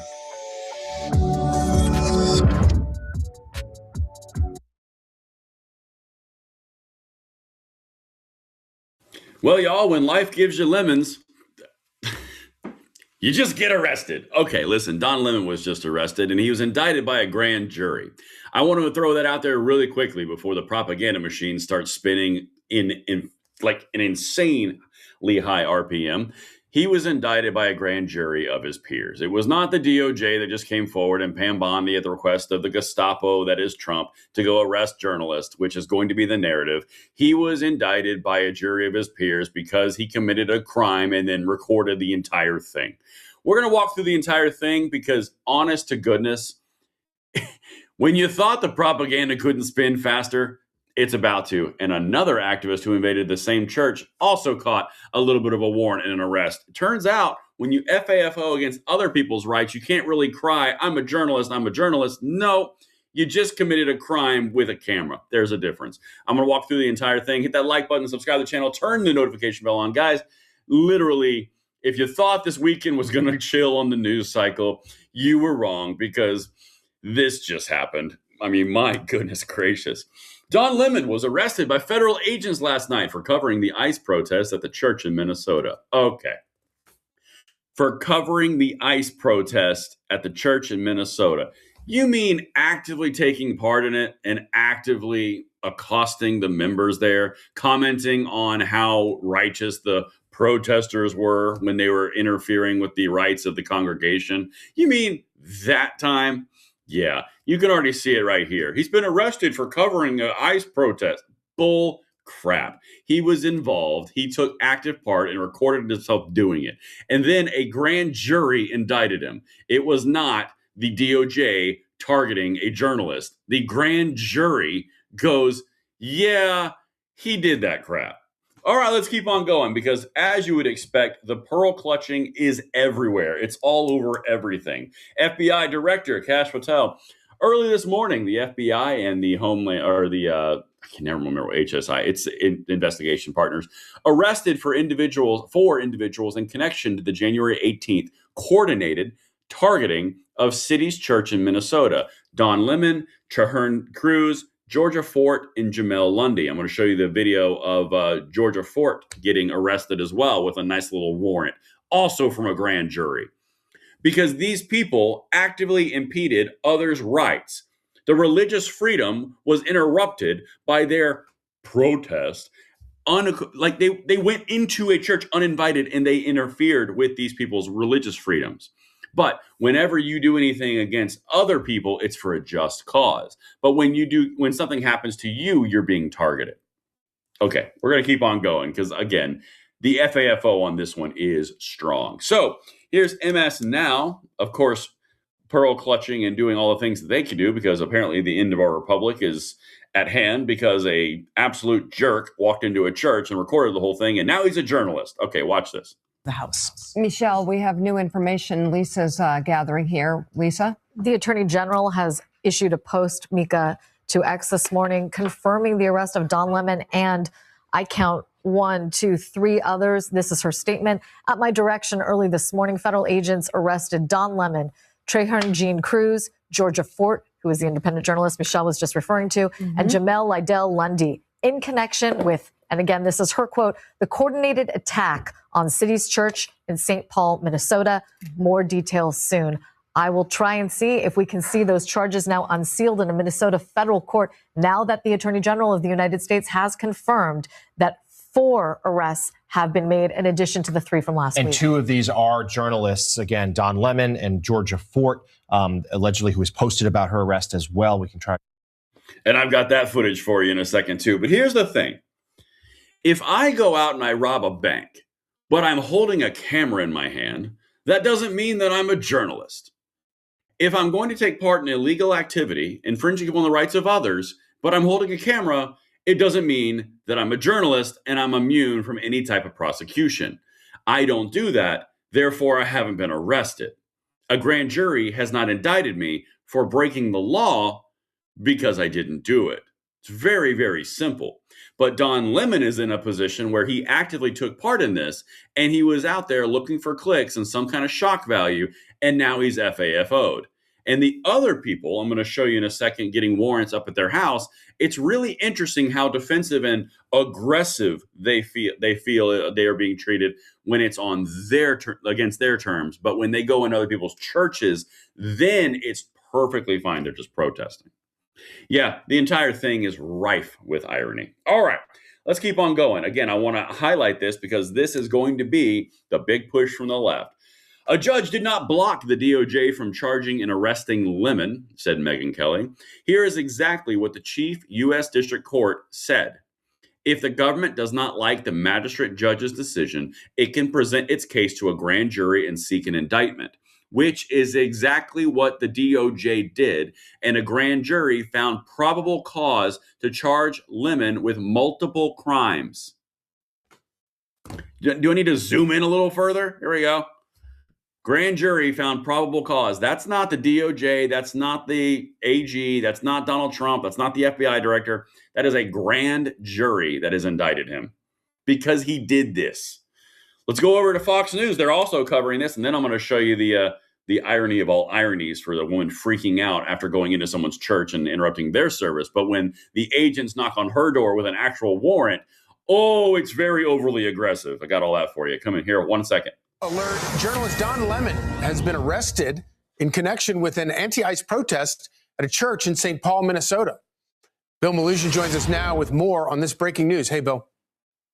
Yeah, Charlie, good morning to you. Our colleague David Spunt and I getting this breaking news from multiple law enforcement sources just minutes ago, confirming that former CNN anchor Don Lemon has been arrested by federal agents in Los Angeles just after midnight this morning at a hotel. This obviously all in connection with that storming of a church in St. Paul, Minnesota by that group of anti-ICE agitators. Now, remember, the feds had gone to judges to try to get Don Lemon arrested before. They went to a magistrate judge in Minnesota who didn't sign off on an arrest warrant for him.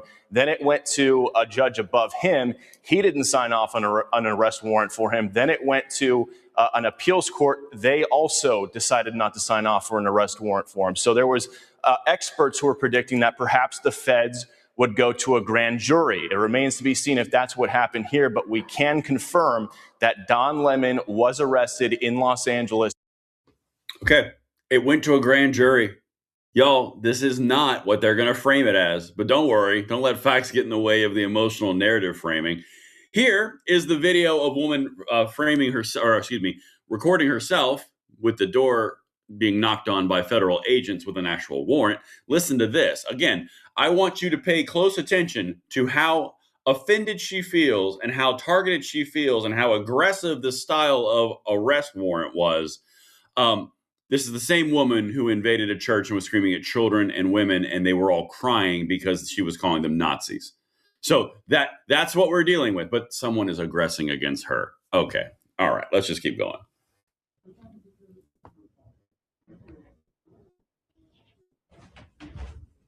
More audio is going to come in a second. There's the agent. Hold on a second.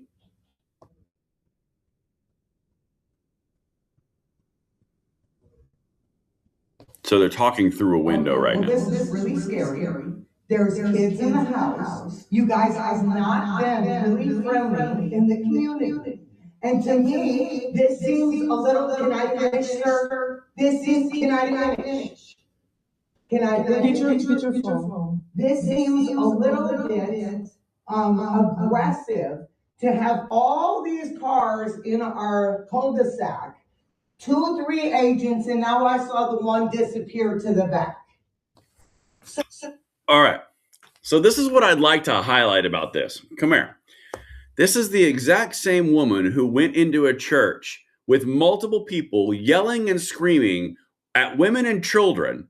And now when 2 to 3 agents knock on her door with a warrant for arrest from a grand jury indictment, that's very aggressive. There's children in the house. There were children in that church, but that didn't matter then. But now that there's an actual arrest warrant, now there are children and you're being very overly aggressive, says the woman who was actively screaming at women and children and families in church, interrupting the service and calling them Nazis, and how could they not stand with their neighbors? Yeah, it's amazing how that reverses really quickly, isn't it? Let's keep on going. So to me, this is a little aggressive to just serve a warrant. Slide the warrant. Let me see the warrant.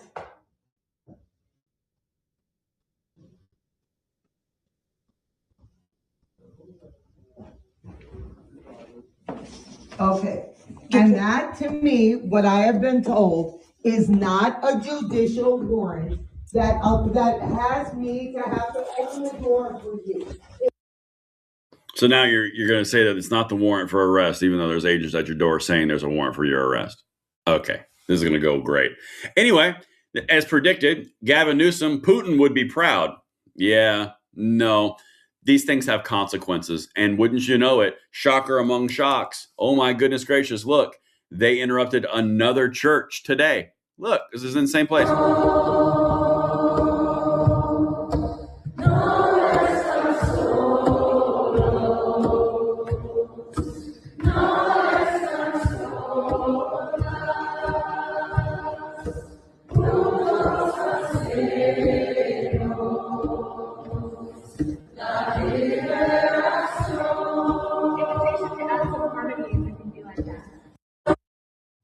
Okay, you're getting the idea, right? So Don Lemon and a bunch of activists went in there and they got in the faces of a bunch of women and children and families.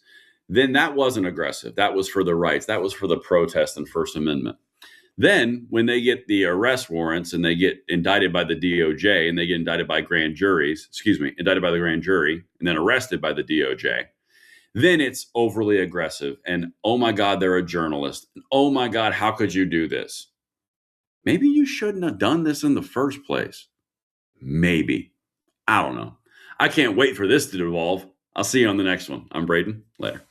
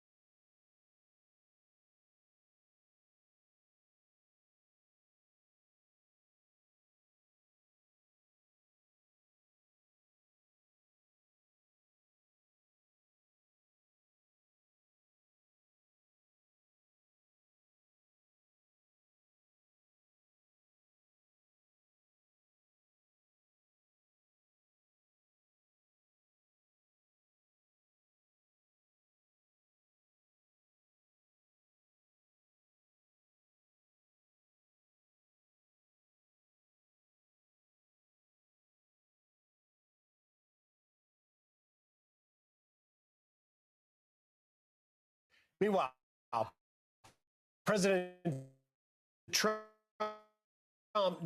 nominating former Federal Reserve Governor Kevin Warsh to replace Jerome Powell as the next Fed chair. The administration launched a new initiative to address drug addiction. Alexandria Hoff joins us now with the details on both stories. Alexandria. Yeah, it was a busy day yesterday, guys. And this announcement this morning is solidifies something that the president teased last night. Kevin Warsh is somebody that the president has known for several years. He served in a economic advisory capacity during his first term. He's now been nominated by the president to succeed Jerome Powell when his term ends in May. We all know the back and forth there, some of the frustration the president has had with Powell when it comes to interest rates. He posted this on Truth Social. I'm pleased to announce I've nominated Kevin Warsh to be chairman of the Board of Governors for the Federal Reserve System. He goes around, continues on to explain a bit about his background there. He then also says, I've known Kevin for a long period of time and have no doubt he will go down as one of the great Fed chairmen, maybe the best. On top of everything else, he is central casting and he will never let you down. So the president, he did mention that last night he was at a premiere for the First Lady's new documentary, Melania.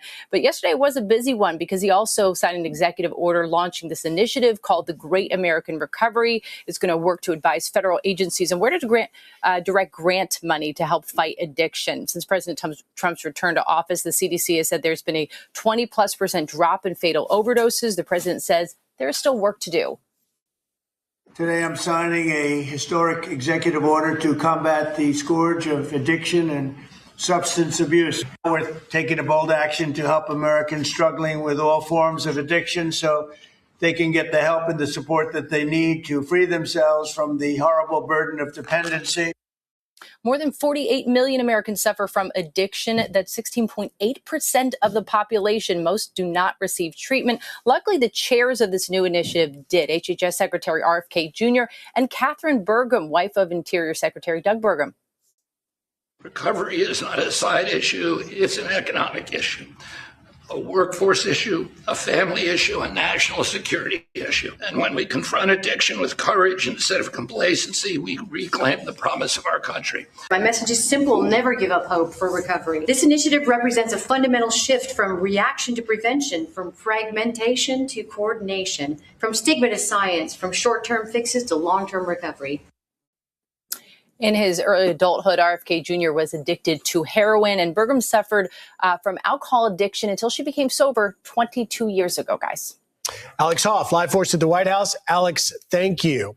And we've got more to say about the addiction, but can I just say one quick thing about Kevin Warsh? This is a significant pick, right? This guy, as President Trump said in the Truth Social, is, quote, out of central casting. But you look at who he is. He's 55 years old, but at 35, 20 years ago, 2006, he becomes the youngest member elected to the Federal Reserve under President Bush. In the first Trump administration, he was on the short list to be a Fed chair. Then thereafter, a consideration for Treasury Secretary. But this is a, Stanford undergrad, Harvard Law. This is a qualified individual with 20 years of experience in this arena. And I think when we talk about, those polls we were showing about Democrats have an edge on affordability, the president and his advisors, Kevin Hassett, Howard Lutnick, talking about in 2006, it's going to take off. And Kevin Warsh is a part of this puzzle. He almost became the Fed chair. Yeah. And then the president chose Powell. And so now he's going back to his original pick. Fun fact, he's married to the granddaughter of Estee Lauder. And she and her sister, Erin Lauder, who are very well known in the beauty business, they started a company together and became the youngest billionaire women in the country. So both of them, husband and wife, what a team. Yeah. Dynamic couple. Well, another dynamic couple would be Doug Burgum, Interior Secretary, and his wife, Catherine Burgum, who is helping the White House work on an issue that is very, very near and dear to a lot of families, addiction, and the incredible struggle that so many millions of Americans go through and have family members who go through and children who go through. Rachel Campos Duffy interviewed Catherine Burgum earlier this year on her own personal struggle with addiction. Here's a bit of that. You struggled with addiction, and then now you're paying it forward through your organization. Yeah, that's right. As First Lady of North Dakota, I spent 8 years trying to eliminate the stigma of the disease of addiction. It's a brain disease. So what we did for 8 years was just encourage people to talk about it, talk about how addiction has impacted their lives. Now, over 190 million people across our nation are impacted negatively by the disease of addiction. That's over half the nation. So we need to do something about it. So that's what I'm working on now, and that's my passion. And I've been given a gift that I'm paying forward, and it is something that's really important to me. So I'm grateful. I love that we have the head of Health and Human Services who really understands and has lived experiences. She said that she started to drink in high school, and then she became a blackout. She said she was a blackout drinker from the very beginning, always struggled with it for 20 years, tried to stop, and then would go back to it. So she talks about that struggle and that process and how one day she just decided to go out on a walk. And she said, I didn't have faith. I didn't believe in, I just wasn't religious. She said, I went out and I just said, if there's someone up there, help me, please help me. And she hasn't had a drink since. And we have her coming on the show along with Health Secretary RFK Jr. You don't want to miss that, an issue important to so many families.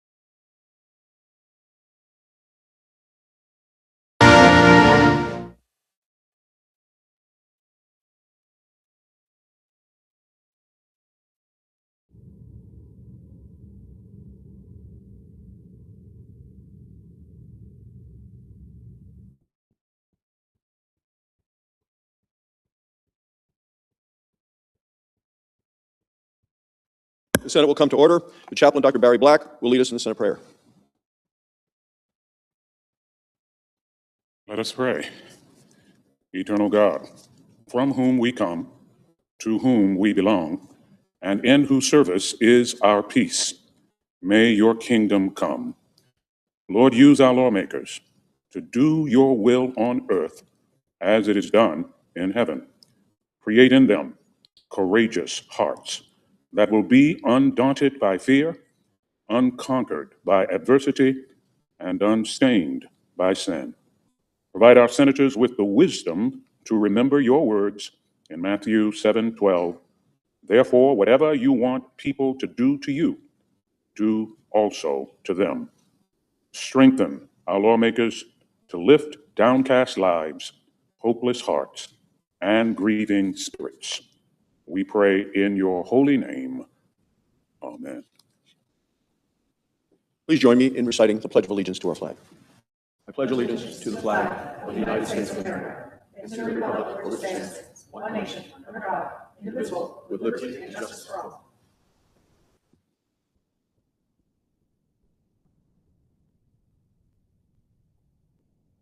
The clerk will read a communication to the Senate. Washington, D.C., January 30th, 2026. To the Senate, under the provisions of Rule 1, Paragraph 3 of the Standing Rules of the Senate, I hereby appoint the Honorable John Barrasso, a senator from the state of Wyoming, to perform the duties of the chair, signed Chuck Grassley, President pro tempore. Under the previous order, the leadership time is reserved. Morning business is closed. And under the previous order, the Senate will resume consideration of the motion to proceed to H.R. 7148, which the clerk will report. Motion to proceed, calendar number 302, H.R. 7148, an act making further consolidated appropriations for the fiscal year ending September 30th, 2026, and for other purposes.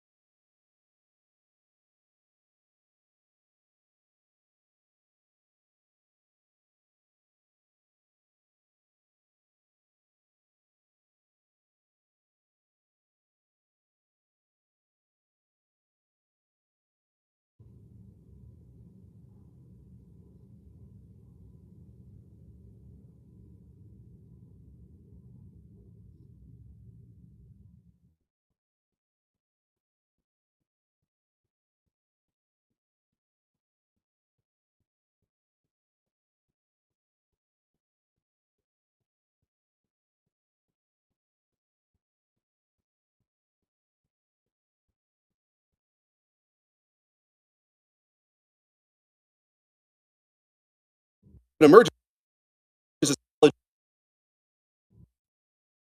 and coerce.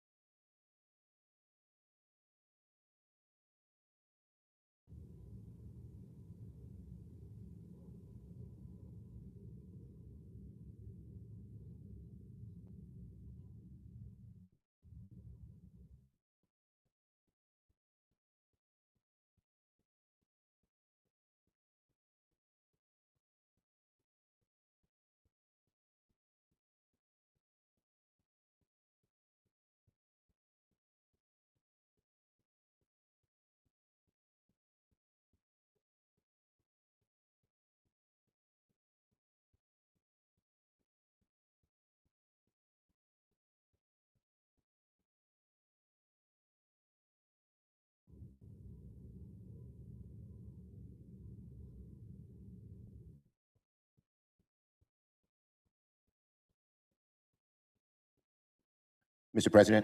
the minority leader. Mr. President, as the Senate gavels into session, members working on moving forward on a deal to fund the government and to work on as the Senate gavels into session, members are working on moving forward on a deal to fund the government and working on legislation desperately needed to rein in ICE's abuses. If Republicans are serious about the very reasonable demands Democrats have put forward on ICE, then there is no good reason we can't come together very quickly to produce legislation. It should take less than 2 weeks, because what we're asking for is very simple, and our Republican colleagues know that we need to make changes. Now, time is of the essence. Senate Democrats are very clear on what the nation needs right now. First, we need to rein in ICE and end the violence. That means ending roving patrols.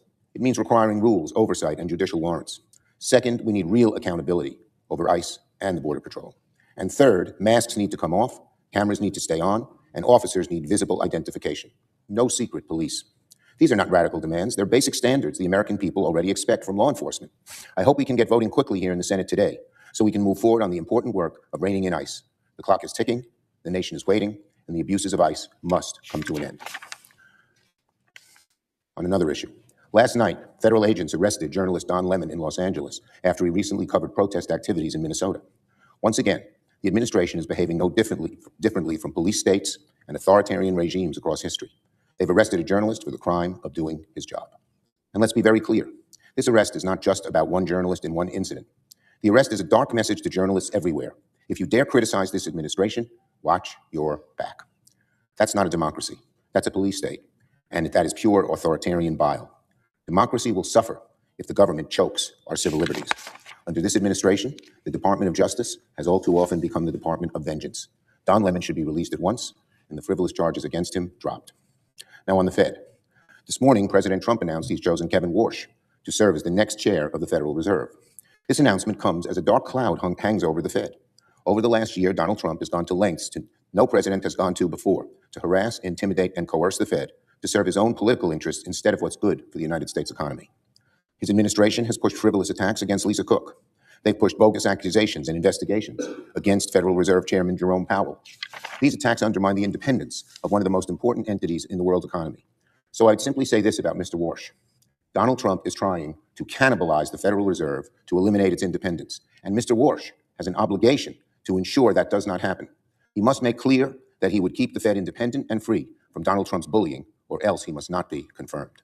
And if Donald Trump won't drop his vendetta against the Fed, weaponizing the Justice Department to go after Powell and Cook, Republicans must not move Mr. Warsh's nomination forward. I yield the floor. The clerk will call the roll. Ms. Alsobrooks.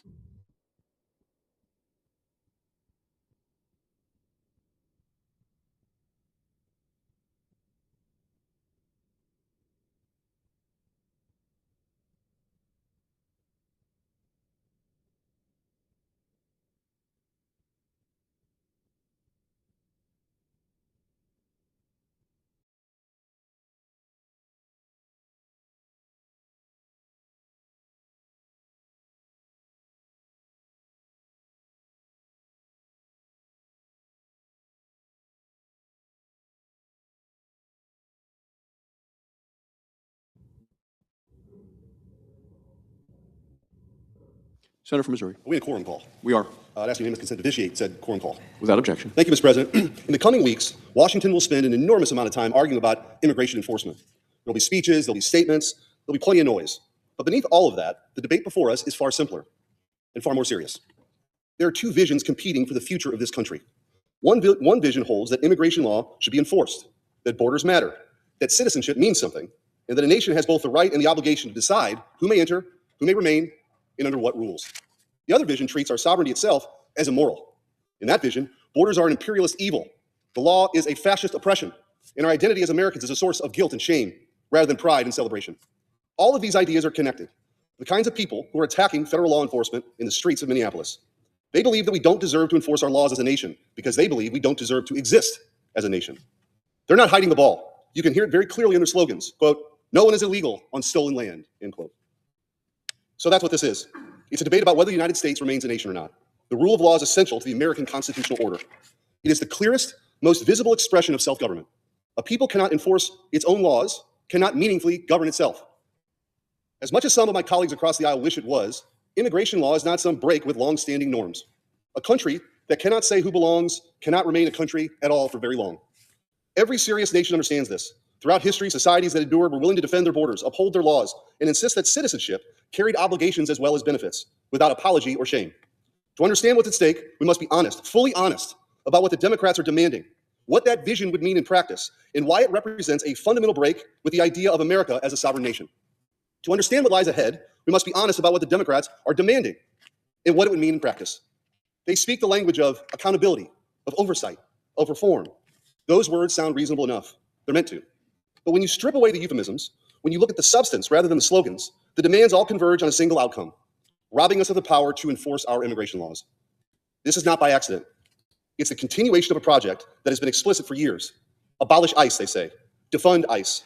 Pick your slogan, it doesn't matter. It's all part of the same project. Open borders and uncontrolled, unvetted, unlimited mass immigration. In the left-wing worldview, anything less than this is unacceptable and an unacceptable crime against humanity. For them, the problem is not illegal immigration. The problem is any and every attempt to stop it. That worldview rejects a basic premise of nationhood, that a people has the right to decide who may enter, who may remain, and under what rules. It denies that citizenship carries meaning, that membership entails obligation, or that law applies equally to those who violate it. And when a society reaches that point, when it treats enforcement as an offense and anarchy as virtue, it begins to dissolve from within. The end state of this Democrat vision is plain as day. Maybe ICE continues to exist, but only in name. The law remains on the books, but only on paper. Illegal presence becomes permanent by default, not because Congress voted for it, but because enforcement has been made impossible. You don't actually have to pass a law called amnesty to get the same effect. But this is an abdication of our duty to the American people. To understand how this vision is being put into effect, how our immigration laws are being hollowed out without ever being repealed, we must look closely at the specific demands now being advanced and what each one is designed to accomplish. The Democrat vision doesn't begin by repealing the law. It begins by making enforcement personally dangerous and professionally impossible. It's clever, actually. It's twisted. They get to say, see, we don't believe in open borders. We're not repealing any of our fundamental immigration laws because many of the demands aren't actually going after the law. They're going after the people tasked with enforcing it. But of course, as they know very well, that gets them the same exact outcome. And that's no accident. History teaches a simple lesson. If you want a law to die without repealing it, make its enforcement intolerable. I'm not going to spend much time debating the Democrats' demands for DHS as we roll into this 2-week debate, 3-week debate, 4-week debate, whatever it's going to be. There'll be plenty of time for that over the coming weeks. And I look forward to being on this floor dissecting each one of their proposals and how disastrous it would be for our country. But consider for a brief moment the demand that officers remove their masks and identify themselves publicly during operations. This is a clear and obvious attempt to intimidate and put our federal agents in harm's way. ICE officers are already being doxxed. Their names and addresses are posted online. Their families are harassed. Their homes are targeted. No one would demand this of narcotics officers, counterterrorism agents, or fugitive task forces because we understand that exposing law enforcement to retaliation is sabotage. The effect is obvious and very well intended. Make enforcement personally dangerous. Make every operation an invitation to harassment. Make every officer a target. When the state refuses to protect its own agents, it sends a message, one louder than any speech, that enforcement is something to be ashamed of, not supported. And when enforcement becomes dangerous for enforcers, enforcement does not survive. What emerges is not reform, it's amnesty by default. Not the kind debated openly, not the kind voted on, not the kind Democrats would have to openly defend to the American people, but amnesty achieved through attrition, through delay, exhaustion, and paralysis, so that no one has to claim responsibility for the result. Every step along this path points the same direction. The collapse is not accidental, and once amnesty becomes the default, once presence becomes permanent simply by waiting, the idea of a nation governed by law gives way to something far more fragile, a territory administered by drift. That is the future vision that is produced here.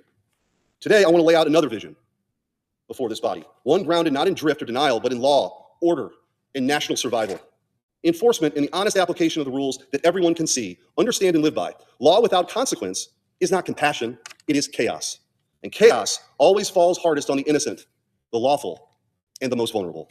This vision rejects the moral inversion that has come to dominate the debate so far in the last few days here. It rejects the idea that those who break the law are the only ones deserving of sympathy, while those who enforce it must apologize for doing their jobs. It rejects enforcement by permission, supervision by activists, and amnesty by exhaustion. Instead, it affirms something older and sturdier. That order is the foundation of freedom, that rights endure only where duties are enforced, and that a people remain a people only so long as they're willing to defend the rules by which they have to live with together. This vision doesn't ask for new theories or radical departures.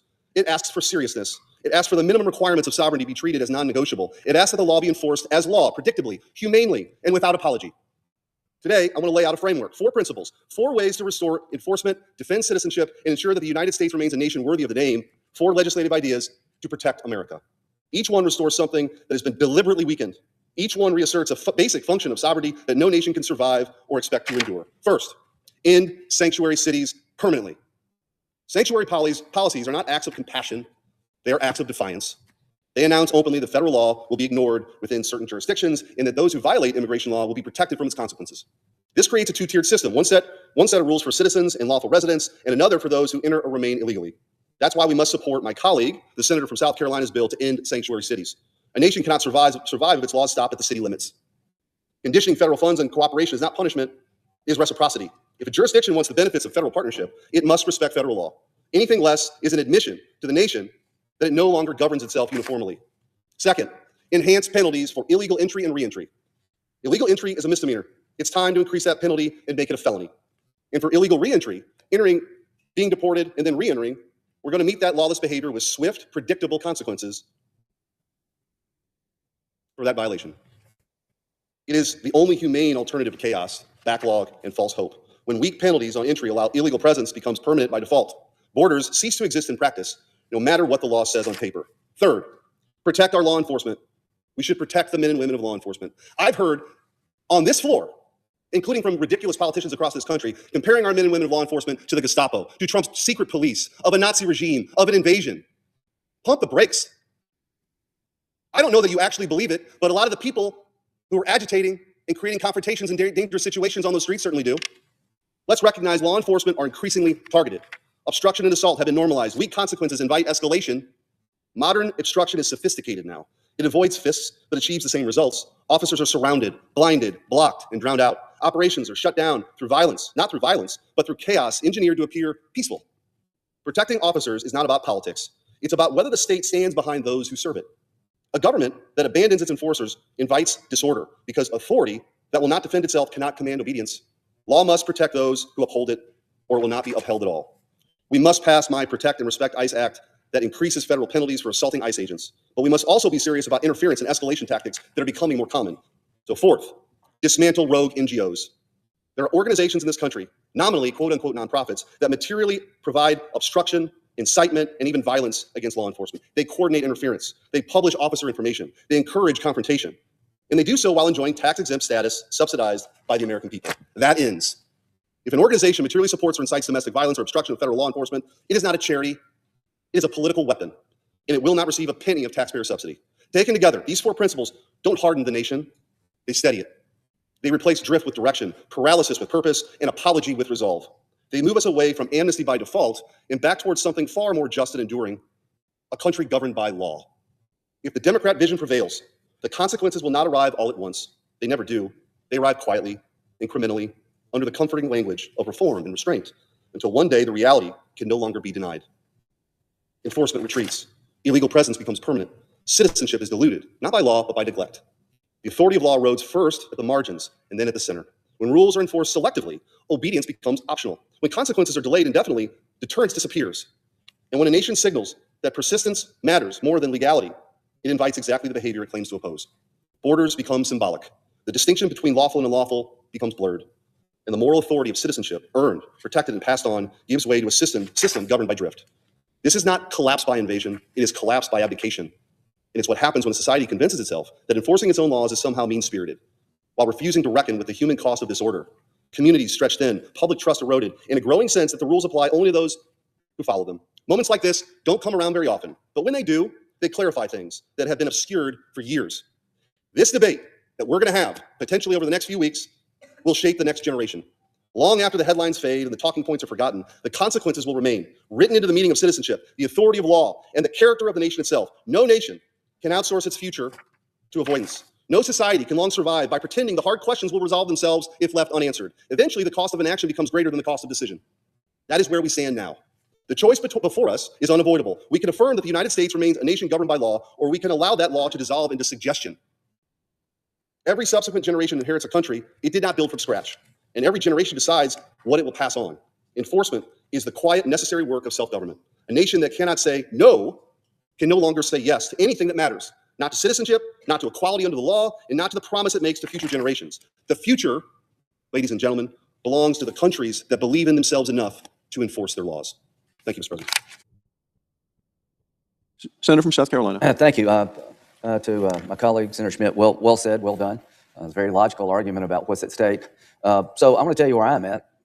I'm an appropriator, and I can never remember putting a hold on an appropriations bill ever before. And I'll tell you why I've done it. But I also want to acknowledge the appropriations process and Chairman Collins. We've got a package of bills that are bipartisan from a fiscal conservative side. They spend less than the CR. To all the people in our conference who demand the appropriations do better, we delivered, but you've given no acknowledgement. You keep saying stuff that's unrealistic. You push the system in a way that nobody can deliver.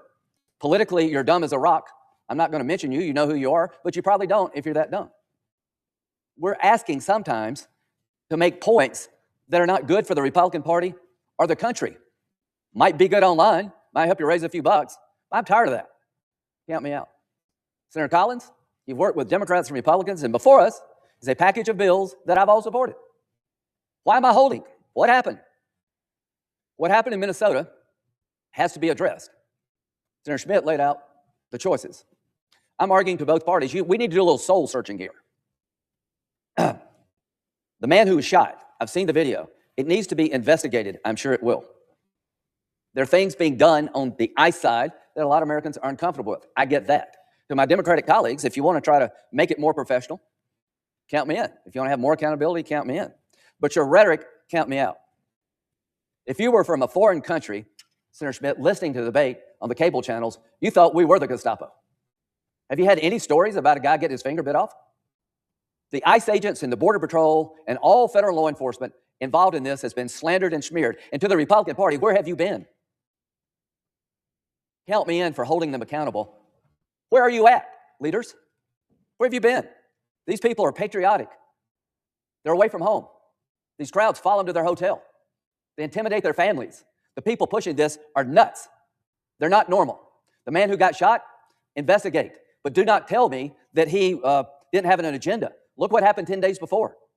Maybe excessive force, let's look. But don't play a game like the people out in the streets that are harassing ICE, that they're not part of the problem. The real problem is not Kristi Noem. You can say whether she's done a good job or not, Stephen Miller. The real problem is that there are 12 states in America who openly defy federal law. Why are we dealing with this? During the 4 years of Joe Biden, you obliterated our borders. You let anybody and everybody that could get here. You created chaos, and a lot of Americans have been destroyed by your illegal immigration policy, and all you want to talk about over there are the cops. Senator Schumer, you blame me, I blame you. I work with you on comprehensive immigration reform. It's not I can't get there, but when you got in charge with Biden, you did everything conservatives were afraid of. You ignored the law. Has anybody mentioned Laken Riley lately? The Laken Riley Act was a great piece of bipartisan legislation by Senator Brett from Alabama. We all came together to say, no more Laken Rileys. Well, what are we talking about? Laken Riley was killed by an illegal immigrant who was in detention in Texas and released because they had no bed space. Under the law, the DHS secretary cannot mass release people. They have to do it on a case-by-case basis. They were releasing people by the thousands. This young lady is dead because they had no place to hold him and they let him loose, knowing he might be dangerous. He makes his way to Georgia and he murders her. 1 year ago, yesterday, we signed into law the Laken Riley Act. To the Republican Party, why didn't we talk about that?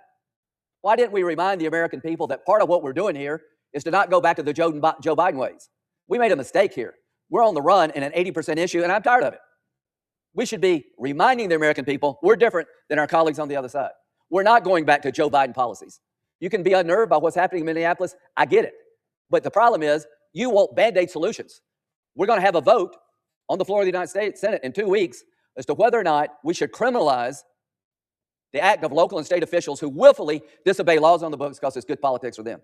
If we could go back in time, we probably should have put George Wallace in jail for defying civil rights. These laws were on the books long before Trump. What is the right answer when a state or a mayor says, I don't like this federal law, I'm not going to do it because it's good politics for me? I think you risk going to jail. We cannot live in a country this way where you get to pick and choose the laws you don't like. You can't have 50 state immigration policy. Sanctuary city policy is killing this country. To the 12 states that are doing this, stop. How are you ever going to fix illegal immigration if there are pockets of the country that if an illegal immigrant can get there, they're home free? That's what Senator Schmidt was saying. If you want to reform ICE, count me in. But if you don't get to the root cause of the problem, then you're really not serious about solving it. I will not lift my hold on this bill until I get guaranteed a vote on my legislation that would criminalize the conduct going forward. And what conduct am I talking about? State and local officials openly defying federal law that's been on the books for decades, incentivizing more illegal immigration, massive taxpayer ripoff, and a breakdown of law and order. To these 12 states, you're screwing it up for the rest of us. You need to change your policies and comply with the law that's been on the books for decades, and there should be a punishment. To me, what you're doing is you're inciting chaos. You're putting people's lives at risk. You literally should go to jail if you will not enforce the law, abide by the law. What a novel concept. You break the law, you go to jail. Except you're an elected official, I guess. We have an exception. If you're doing what liberals like, then you actually can break the law. No, you can't. I want to vote on it. And if you got a better idea, count me in. That's my idea. If you can think of a better idea, let me know. If you got ideas about reforming ICE to make it more professional, count me in. But what we will not do in 2 weeks is leave unaddressed the root cause of the problem. And that is 4 years of the Biden administration, 11 million people coming to the country, only God knows why they're here and where they're from, and the chaos they have created. Laken Riley is one example of too many where somebody died because of stupid, dangerous policies. President Trump, like him or not, is trying to lower the temperature in Minneapolis. Tom Homan, good job. But he's not going to quit, and I'm not going to quit. I'm not going to give up on undoing the damage. I've had it. I've worked with Democrats and Republicans to fix illegal immigration. Now you're doing everything to make it worse. I'm not going to sit on the sidelines and not get in this debate and say, sanctuary city policy is dangerous, it's insane, it needs to be fixed. You can convince me ICE can be made better. I don't think I will ever convince you to abandon sanctuary cities because you're wedded to it on the Democratic side. Let's have this debate. In 2026, if you want to go back to Biden, vote for the Democrats. In 2026, if you want to try to get the country back on a rational footing, vote for us. We're not perfect, but they're not either. So what would it take to lift my hold? A vote, not an outcome. I'm like any other senator. I don't demand a lot, but I am demanding that my solution to fixing sanctuary cities at least have a vote. You're going to put ideas on the floor to make ICE better. I want to put an idea on the floor to get the root cause of the problem, and that's not unreasonable. Vote any way you want. I'm asking this body to guarantee me that vote, and we move forward. Second thing, what happened with Jack Smith? Here's what happened to me. I didn't know, but now I know. They literally started asking the phone company about my phone calls professionally and personally during a period of time when I was chairman of the Judiciary Committee by subpoena. No one's ever suggested I broke the law. This actually really bothers me. If I were a Democrat, I would be bothered too. The original Arctic frost provision was signed off by Leader Schumer and Thune, Senator Thune, and it was seen as to have an ethical problem. Not my intent. I fixed it. I changed the language so it would comply. No enrichment by me or anybody else.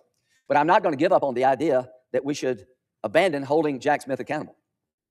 The House, you took the Arctic frost language of the Senate and took it all out. You could have called me about the 500,000. I'd be glad to work with you. You jammed me. Speaker Johnson, I won't forget this. I got a lot of good friends in the House. If you think I'm going to give up on this, you really don't know me. So how about this idea to my House colleagues? Why don't we expand a private cause of action to the 430 Republican groups that may have been abused by Jack Smith? Nothing to do with me. You took the provision and you gutted it. You took the notification provision out, telling senators or congressmen they're asking for your phone records when you're not under criminal investigation. You should know. Senator Peters and I are this close to finding a bipartisan solution to protect the body in the future. It's Republicans today, it could be Democrats tomorrow. We should all want to be notified as senators in a separate branch of government. The executive branch is looking for our phone records unless we're charged or investigating crime. That's just common sense. They took that out. There was a stampede in the House. Everybody says, well, it passed unanimously in the House. I could care less. What you did, I think, was wrong. You overreacted. We'll fix the 500,000. Count me in. But you took the notification out. I'm not going to give up on that. I'm demanding a vote on the floor of the United States Senate to an amendment that requires notification to a member of Congress if their phone records are being looked at by the executive branch unless they're under criminal investigation. That's a fishing expedition. We should all be against that. I'm going to demand a vote on the floor that groups, not members of Congress, who may have been harmed by Jack Smith, have a private cause of action. Charlie Kirk's Turning Point USA, the Republican National Committee, the Conservative Partnership Institute, the American First Policy Institute, Save America PAC, My Pillow, 430 Republican-aligned groups and individuals, 197 subpoenas against these groups and what they were doing. To the House, if you expect me to deny these people a chance to have their day in court against Jack Smith, you're talking to the wrong guy. I'm urging the Speaker, give these people and anybody else we find, 430 groups, a chance to hold Jack Smith accountable in court. Nothing to do with me. And if you don't do that, you're giving a pass to what I think is the most abusive investigation maybe in the history of the country, Jack Smith. Within 3 days of President Trump announcing I'm going to run again, they have a special counsel, and within 6 months, they got 90 felony charges in the most liberal districts in the country. I believe it was a coordinated effort to make Trump unelectable. I believe it was lawfare, and I'm going to pursue my beliefs. As to me, what have I done to justify this? He says he can defend what he did to me. Great. Get a good lawyer. See you in court. What did I do wrong? I'm the chairman of the Judiciary Committee. I'm asking questions. When it came to January the 6th, I think I was more the solution than the problem. I took this floor and say, enough. I don't think the election was stolen. There may have been some abuses, but I'm done. And what happens? I find out during all this time, they're looking at me for being involved in a plot to steal the election when I'm the biggest advocate. Enough. You actually use my name to Verizon. See you in court. To the government. Donald Trump is suing the IRS for $10 billion because somebody at the IRS may have leaked his records. You should sue. If our government can't be sued by people, only by people not in it, then people like us are wolves or lambs to the slaughter. If they ever say that because you're in the government, you have no rights, that because I'm a senator, my right to use my phone without being interfered with no longer exists, that's insane.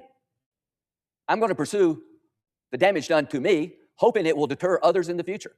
I hope after all this is over, people will not be looking going on fishing expeditions to find out who a senator was calling and why they were calling ever again unless they believe that senator's committed a crime. Is that too much to ask? This is a defining moment about what's the root cause of the problem on immigration. Senator Schmidt, you're right. People have made mistakes in Minnesota. But the reason we have this chaos is that 12 states are pursuing policies that are insane. I will not enforce federal law because I don't like it. And it's popular. Those days are over. And if a conservative, if you start doing that stuff, we've had clerks of court that would refuse to do laws around marriage. I had a opponent in the 2016 race. I didn't last long. He did better. There's some lady somewhere saying, I'm not going to recognize the certificate of gay marriage because it violates my religious beliefs. And that was her job, right? And one guy said, I think she's right. I will go to jail with her. And I said, we will miss you. I'm not going to jail for that. I've got my own views about gay. But if you're a public official, you don't get to have your own views and be a veto. So on the right, there were a lot of people wanting to make a point. I don't agree with gay marriage. I'm not going to follow the law. Well, you could go to jail too. That's my point. Our political desires have to have some boundaries around here. So I am willing to lift my hold. I'm willing to vote yes. I actually like the products. I'm asking for two simple things. Give me a chance to express myself on what the solution to our problems on immigration are. I'm not asking for an outcome, for a vote. I've got a bill. I want to vote on it. And as to Arctic frost, I want to have a chance to have a vote on a version that would expand private cause of actions for non-members of Congress who may have a claim against Jack Smith, to be up to them to prove it. And I want to work with Senator Peters to see if we can find a way to give us notice so that the next administration can't fish for who we're talking to. They got to actually have a real reason. That's all I'm asking. And I think those are reasonable things. I'll end where I began. To the appropriations process, it's a miracle we've done it the way we've done it. It's actually what we've been hoping for. Everybody who's been complaining in our conference, let's get back to regular order. Well, when we try to get back to regular order, they won't let us. Let's do less spending. We check that block. Well, that's not enough. We actually have, Senator Tillis, appropriations below CRs. And like all of a sudden, we're still the bad guys. People have said, let's go to the floor and debate. Well, they won't let us get to the floor. So there are people in our conference and just like had it. We got to have a regular, to our leadership. You're my friends. We're playing not to lose. They, on the other side, have the courage of their convictions. They're coming out here with 21 things that we should do to stop abuses in Minneapolis. We're just sitting around looking at each other, worried. Hold the people accountable in ICE who may have broken the law. But stand up for those in the field trying to protect America and have the courage to say, it's not about Kristi Noem, whether you like her or not. It's not about Stephen Miller, whether you like him or not. It's a deeper, bigger problem. And that's a debate worthy of a great country. So to my Republican colleagues, we need to up our game. I'm not asking you to do things that I think are unachievable. Have a vote. If we lose, we lose. But I'm frustrated, and there are a lot of people out there frustrated, that the moment is not being met. I think it's time to reevaluate. To my Democratic friends, you think you got the upper hand? You may for the moment, but what you're asking for is really too much. And part of your problem is you haven't really acknowledged the Laken Rileys of the world and all the people have had their lives upended. That's not balance. You're probably right about ICE reform, but none of you, no protesters, nobody up in arms about this young lady being murdered, and thousands other like her. So in 2 weeks, we're going to have a debate. I'll lift my holes. All I ask is to have a voice in that debate. Down the road, all I ask for is to give access to people I think were harmed by Jack Smith. They'll have to prove their case, nothing to do with me, and protect the body against fishing expeditions. That's what I'm asking. I hope we can get there, and I'll end where I began. It's not about the appropriations process. I actually think we've done a damn good job beyond what I ever expected. Now, the Arctic Frost Amendment, nobody talked to me. I talked to Senator Collins. We'll get that right. Final thought, I told Senator Thune. What does it matter? If a single senator says the entire House is wrong, we should respect that senator and let them have their say. I've been told the White House doesn't like this. And I told the White House last night, I don't care if you like it or not. I literally texted my friends at the White House. If I were you, I would not call me tonight. And they didn't call me. I don't work for the White House. They're my political allies. I'm close to President Trump. I don't work for him. I don't work for the House. I've been in the House. I enjoyed it. I like this better.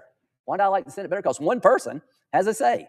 So when I heard that, well, the House passed it, I think they made a mistake. I think they went too far. The 500,000 thing, let's fix. But you took it all out because there's a rush to judgment, political stampede. So don't ever come to me ever again and say you're just one voice.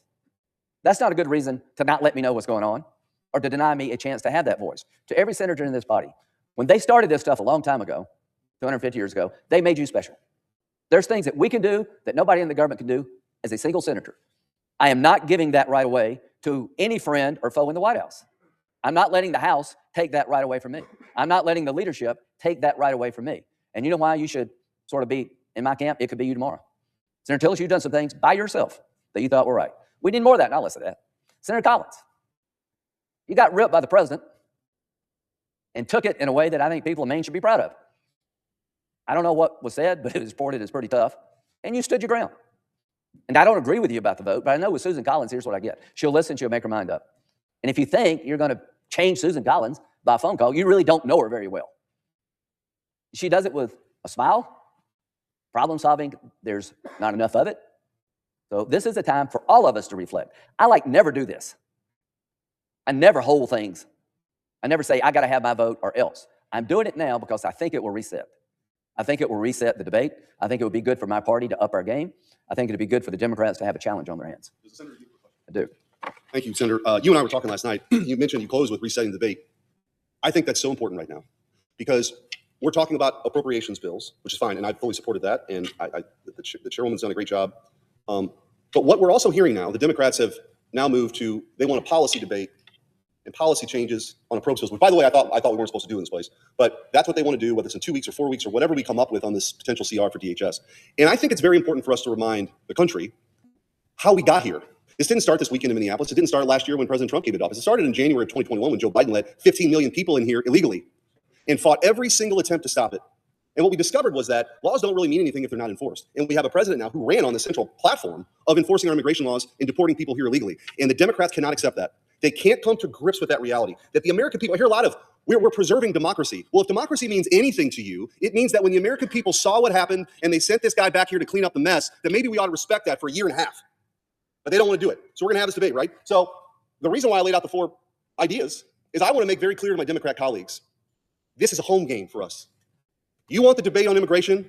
Bring it on. And we can be out here every single day for 2 weeks or 4 weeks, every single hour, because the American people are fed up with this. And I know you believe that too. Yeah, thank you. Is that a question? It is. Okay. That was a question mark at the end. I know you believe the that answer too. is yes. I know you believe that too. Yeah, I do believe it too. I hadn't slept in a while, but it's just normally not me. Senator Collins, I talked before, if we do this, if we can't get appropriations through until we solve a policy debate, we're never going to appropriate again. Today it's immigration. Tomorrow it could be abortion. The next day it could be regulatory reform. Senator Collins is very worried that policy debates need to be done in authorizing committees. To my authorizer committees, what have you done lately? Homeland Security. Senator Johnson, what did we do? These committees are becoming political jousting. Authorizing committees have to be bigger than making points. And you get mad at their appropriators, well, do your job. Senator Risch is working well with Senator Shaheen, but we haven't reauthorized the State Department in like 25 years. So this is a dangerous model. And to my Democratic colleagues, you would be cheering on putting the clerk in Tennessee or wherever she was in jail for not recognizing gay marriage because she disagreed with the Supreme Court. You would be cheering, put her in jail. But you're going to defend some mayor who says, I will not cooperate with the federal government as I'm required to by law. That's politics for you. You're all politics all the time. I've worked on immigration. Senator Tillis has worked on immigration. Senator Collins has. When you got in charge, you blew by everything you said you weren't for. Wouldn't you agree that the reason why we're here, if it was about ICE or if it was about DHS or if it was about President Trump, you would see this everywhere in the country. The fact of the matter is the instance of violence against ICE agents is 500 times more likely in 9 sanctuary counties in this country. And so Minneapolis has become the epicenter. Why? Because the local law enforcement doesn't help ICE agents. They're having to do the job the local law enforcement might do. They're not telling them when criminals are being released on the streets. Think about that. If the American people knew that murderers and rapists and child molesters who are illegal immigrants, that we're not going to tell federal law enforcement about it because you want everybody to stay here indefinitely, that's insane. And that's why it's dangerous. It's dangerous. Well, let me end on this. I made my point, I hope. Laken Riley is murdered, dead today, because immigration policy was constructed to the point they had too many people, not enough beds, and they let the man go. He was released because of lack of detention space, not because of some merit under the law. She is dead. A year ago today, we signed the law. There are a bunch of cases like Laken Riley, rape, murdered, dead. There's 2 sides of this debate. I get what you're saying about ICE going too far. I am with Senator Schmidt. God bless these people for willing to do it. The ones that did it wrong, hold them accountable. I am passionate about cleaning up this mess. It was a mess that needs to be cleaned up. President Trump's adjusting with Holman, but I'm not going to give up on the idea that the root cause of the problem is not Trump. It's not Miller. It's not all the people you hate. The root cause of the problem is that you've instilled into your base It's okay to defy law when you like it. 12 states are ignoring federal law because it's good politics for those governors and those mayors.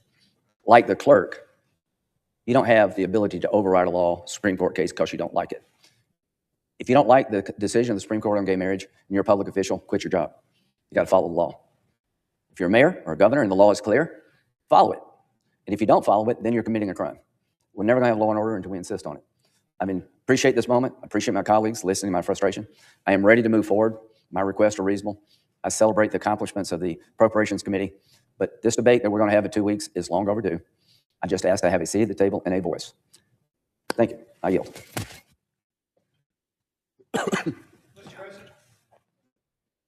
The senator from North Carolina. Thank you, Mr. President. Sometimes when I hear floor speeches down here, I think of my wife, who I love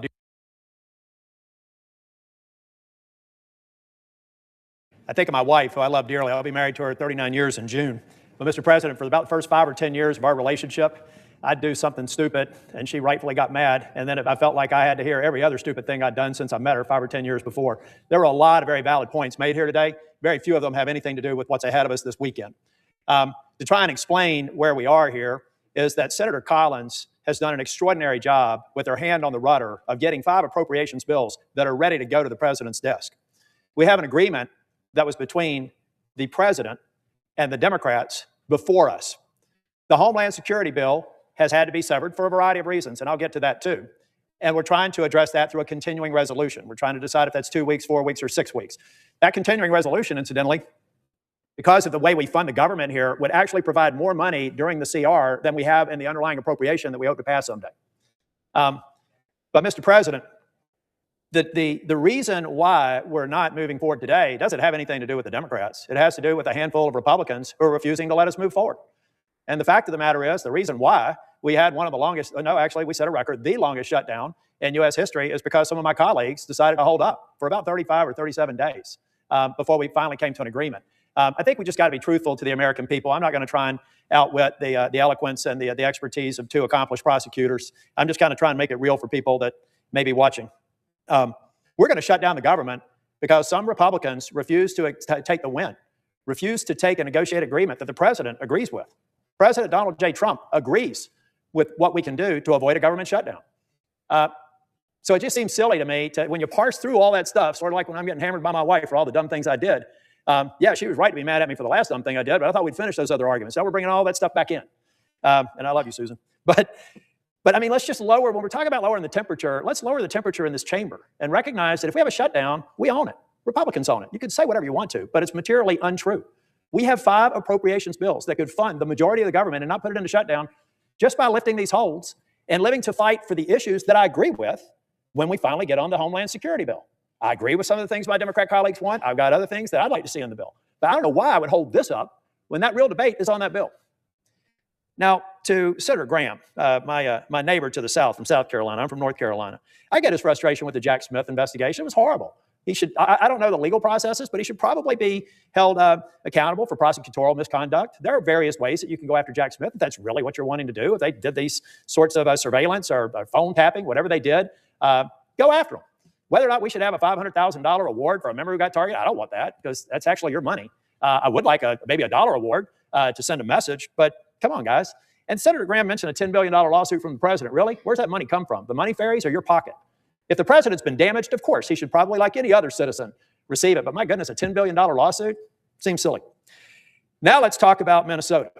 I think it was Benjamin Franklin, and he was actually updating something that was attributed to someone maybe 100 years before. But I believe that Benjamin Franklin said something along the lines of better 100 guilty men go free than 1 innocent be convicted.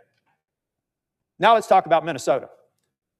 Do we really, and look, I get that Mr. Pretty, who was shot, he was obviously agitating. I saw the video of him kicking a tail light out of a truck a week before. Well, why didn't ICE just go ahead and arrest them then and de-escalate then? I've seen the videos more recently, and they're very disturbing. I want the ICE officers who were involved to get a fair shake, but they need to be investigated. To the casual observer, to most people across the United States, it doesn't look right. It certainly doesn't look like us.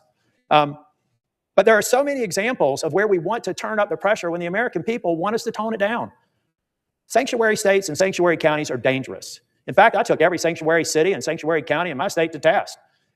and I've held them accountable. In fact, I've got a bill I'd like my colleagues to get on. It's called Justice for Sanctuary Cities. It's not something new. I did a couple of Congresses ago. Simply says if a governmental entity has a sanctuary policy, they don't cooperate with federal law enforcement, they release someone who does harm to somebody else, they should have a private right of action and sue that city or town, right? Shouldn't be a problem because the city or town or the state said these are just innocent people. So why should they worry about that? They should endorse it, right? They should embrace it because certainly they're not releasing dangerous people. And the private right of action would only occur if they did.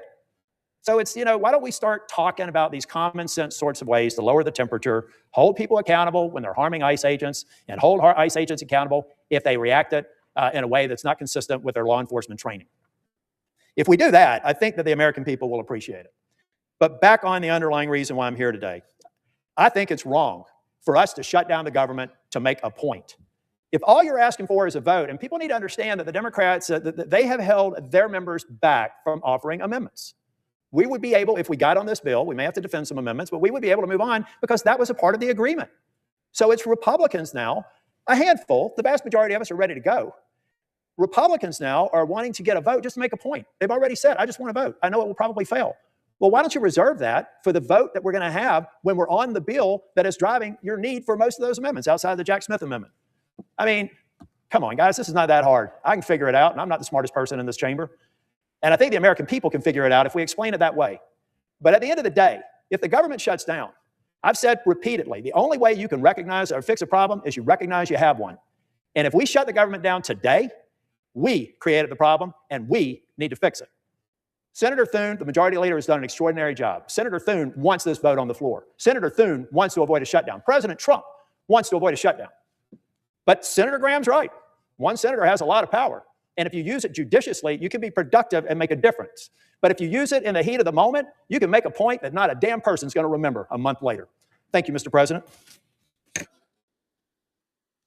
The senator from Virginia. Mr. President, thank you so much. I rise to follow my colleague from North Carolina and with Senator Collins, the senator from Maine, on the floor. I hope also to be voting today and hopefully soon on behalf of the bill that is pending before us that would advance 5 completed appropriations bills that are very solid bills. To my point of view, none of us ever think these bills are perfect. There are always things in them we wish weren't and other things that we wish had been in them that aren't. But I think these are very solid bills. And I think it's time, not just because of the shutdown, it's time to advance these bills to the president's desk. And I appreciate that colleagues are recognizing that what we need to do is advance those bills and then focus in a very intense, high-stakes way on what I believe is the need for dramatic reforms of DHS and its agencies. And we all know the controversies, and we all know some things that need to be done, and we'll see if we can reach an agreement. The idea in this proposal is to take 2 weeks to see if we can find it. If we find sufficient reforms, you'll have votes like mine. If we do not find sufficient reforms, that my vote will not go for the ultimate bill. But in 2 weeks, we'll be able to know whether we can provide significant reforms that would curb the abuses that we're seeing and that people all around the world are seeing to our discredit. I was inspired to speak when I heard about the Graham amendments. Now, as I stand here, I've not seen the filed amendments or their texts, and I'm not yet sure whether, in fact, there will be a vote on the amendments that my colleague from South Carolina has described. However, I want to explain why I think both of these amendments would be a very bad idea. And maybe in explaining that, I might be able to convince colleagues not even to vote on them. But if we do have votes, I'm going to be voting no on both and encouraging my colleagues to do the same. Let me tackle the first issue raised by Senator Graham, proposing to offer an amendment that would create some cause of action against, quote, sanctuary cities. I have 2 very serious concerns about the proposal as he has described it on the floor and as I've read about it. The first is, what is a sanctuary city? Is a sanctuary city or community a city that just says we're a sanctuary city? Is that enough? What if a city doesn't say they're a sanctuary city, but they refuse to enter into a 237G agreement with DHS? What must the city do or not do to be labeled a sanctuary city? If we're going to have a cause of action that would impose damages that would have to be paid by, not the city, it all comes from local taxpayers. It would have to be paid by local taxpayers. You have to have a real clear definition of what a sanctuary city is. And I'm very, very worried about any amendment that would try to punish sanctuary cities for 2 reasons. First, the administration does not know what a sanctuary city is. The Trump administration. And why do I say that? I say it because of actions earlier this year in May of 2025. I'm sorry, last year in May of 2025, the Trump administration through the DHS listed sanctuary cities in each state. They put out a massive list. Now, I didn't pay attention to 49 states list, but I paid a lot of attention to the Virginia list. And let me tell you who was on the Virginia list. There were 20 counties and 13 cities. Virginia has 134 cities and counties. So the Trump administration said 20 counties were sanctuary counties and 13 cities were sanctuary cities. But when we looked at the list, it was comical. It was like Stephen Colbert or somebody had written this list. One of the counties listed was Martinsville County. That's not a county in Virginia. One of the cities that was listed was Tazewell. But wait, that's not a city in Virginia. There is a town of Tazewell that has 4,000. There's a county of Tazewell that has 40,000. It's not clear whether Tazewell City was meant to refer to either or both of those communities. The list of 33 was rife with not only errors, but misspellings. But my favorite one was this. One of the cities listed as a sanctuary city in Virginia, Duffield, Virginia. Duffield, Virginia, in the heart of Appalachia, 0.6 square miles, population 73, in the heart of Appalachia, sanctuary city. Well, I don't know, maybe Duffield is a hotbed of like immigrants or something. I went to the census data, the 2020 census data, the 73 people that live in that 0.6 square mile town, 100% Caucasian. It's not a hotbed of immigrants. It's not a sanctuary city. And yet the Trump administration listed them. And this was news all over Virginia. The list got published everywhere. Duffield is a sanctuary city. If the mistakes were made on this list about Virginia, I know they were made about other communities as well. And to its credit, the Trump administration in August put out a new list of sanctuary cities in Virginia. And instead of the 33 that was on the list in May, now there were 0 sanctuary cities. Just 2 months later, 0 sanctuary cities. Clearly, that initial list was prepared by someone who didn't know anything about Virginia, anything about sanctuary cities. I suspect it was AI, and I can't decide whether AI stands for artificial intelligence or artificial ignorance, but it included many communities that definitely are not sanctuary cities. And I've only given you the most egregious errors. If you look at the others that were on that initial list, none of them have ever passed sanctuary city legislation. None of them have refused to cooperate with immigration officials in doing their job. So the first thing about a bill or an amendment, that would impose a cause of action against sanctuary cities is how could we trust that it would be applied fairly when the administration can't even figure out what a sanctuary city is? Here's the second reason I would oppose this amendment and urge my colleagues to do the same. Should it be offered for a vote? What about local elections? Like, I've heard from many of my Republican colleagues, and frankly, not just Republican colleagues, those of us who've been mayors and governors, we don't think federal officials in this chamber should micromanage everything a city does or a county does or a state does. If folks in Duffield, Virginia, population 73, decide that they don't like being a sanctuary city, which they're not, they could change out their mayor. They could change out their city council. They could elect different people to have different policies. Why would we have a federal cause of action against a city or county that's responsive to its voters? Allow voters to decide whether their elected officials at the local level or state level are embracing the right or wrong policies. We shouldn't use lawsuits as much as I like them. I was a lawyer for many years and tried a lot of cases. We shouldn't use lawsuits against localities that have the power to elect their own officials to embrace policies and kick out officials if they're embracing the wrong policies. So on Senator Graham's first proposed amendment, a cause of action against sanctuary cities, we can't even really trust that this definition will be worked out right, as evidenced by the problems that the administration has had. And let's let local and state governments govern themselves and the voters kick out people if they're embracing the wrong policies. Let me talk about the second amendment, which I also think would be a very bad idea. We squirreled away in a bill that passed out here in November a very unusual provision giving a cause of action for various senators to sue if they felt like they had been unjustly targeted by an investigation connected to what happened in this Capitol on January 6th. Very unusual to create a cause of action for such a limited number of people. And most of us were unaware it was in the fine print of the deal and only found out later to our surprise and chagrin. The House, to their credit, kicked that provision out. Not smart. It should stay out. Senator Graham is now proposing an amendment, and I'm at least gratified that he's not proposing an amendment that just gives like a special, easy pass lane for senators to bring lawsuits. He's proposing an amendment that would allow more generally individuals who had been subject to that January 6th investigation to bring a lawsuit. But let's just hold on for a minute. We're going to create a federal cause of action to allow people who felt they were unjustly targeted by the January 6th investigation to bring a damages lawsuit against the U.S. government. What about somebody who shot in the back 10 times by an ICE agent? Like, shouldn't that person be able to bring a cause of action against the federal government? That person can't. Not only because the person is dead, Mr. Preddy, but because federal law does not allow that lawsuit. The family of that individual cannot bring a wrongful death action against the United States because of sovereign immunity doctrines. What about somebody manhandled or beaten by an ICE agent or a federal prison guard? Or what about somebody who is mistreated by somebody in a TSA line, a TSA employee? I mean, shouldn't there be a cause of action against a federal employee who abuses somebody in another way? But there isn't. Federal law generally prohibits these claims because of sovereign immunity doctrines against the federal government, and it is near impossible to bring such a claim against the individual federal employee that carried out abusive behavior. So the proposal that Senator Graham is making is to say individuals who were targeted in an investigation about an attack on this Capitol to overturn the peaceful transfer of power will be given a unique status in American law and be able to file lawsuits against the federal government or against federal officials in a way that no one else can, even people who have been grievously injured or even killed by the actions of federal employees. We should not elevate people's concerns about the January 6th prosecution and give them a special status in American law above those who have suffered grievous physical injury and even been murdered. We shouldn't. Now, Senator Graham is a good lawyer, tried many a case. He knows that there has long been a debate about whether and under what circumstances one might create a cause of action for individuals, a federal tort claim for individuals who have been on the receiving end of illegal behavior by federal employees. That's been a debate that has been kicking around for a long time.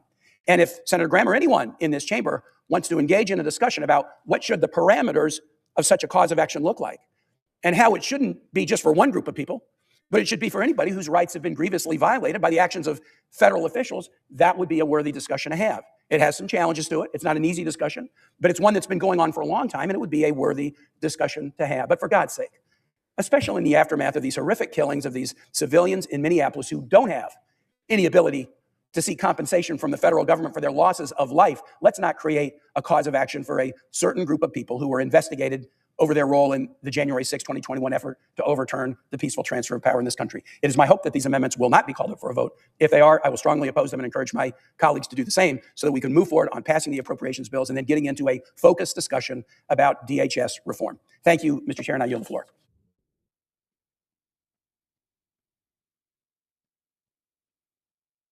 Mr. President, The senator from Maine. I suggest the absence of a quorum. The clerk will call. Ms. Alsobrooks.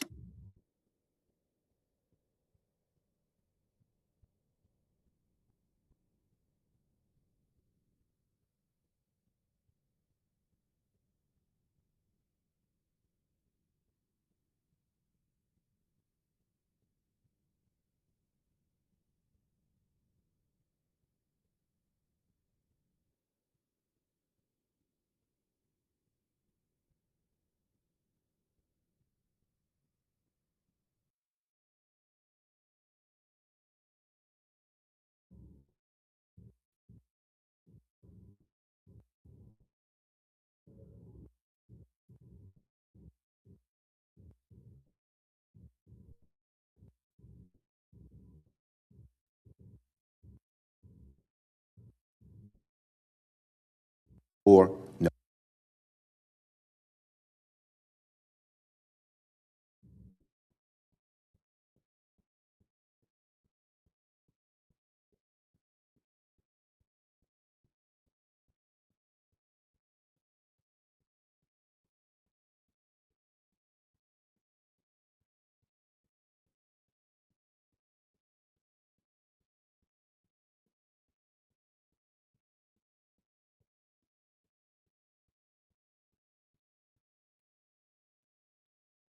Madam President. Democratic leader. Madam President, this morning we got news that another tranche of... I ask unanimous consent the quorum be dispensed with. Without objection. Thank you. Now, this morning we got news that another tranche of Epstein files was released by the DOJ. But these releases raise far more questions than answers. There's a lot here that does not add up. First, the DOJ says all the documents were released. Well, does that include all the co-conspirator memos, all the corporate protection memos, the original Palm Beach Police Department reports? We need answers to that. Those and other things and other areas that may not have been included. And we just don't know those answers.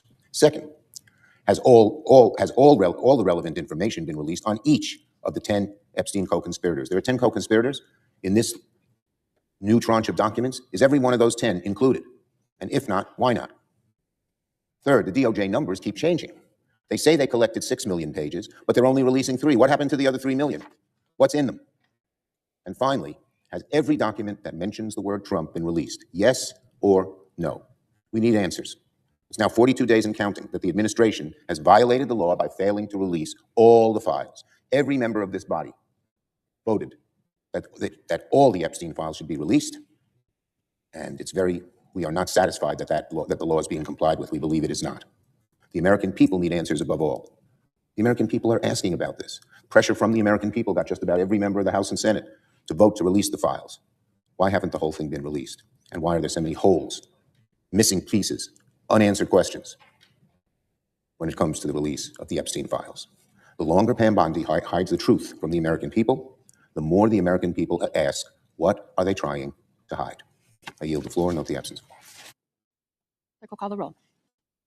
Ms. Alsobrooks.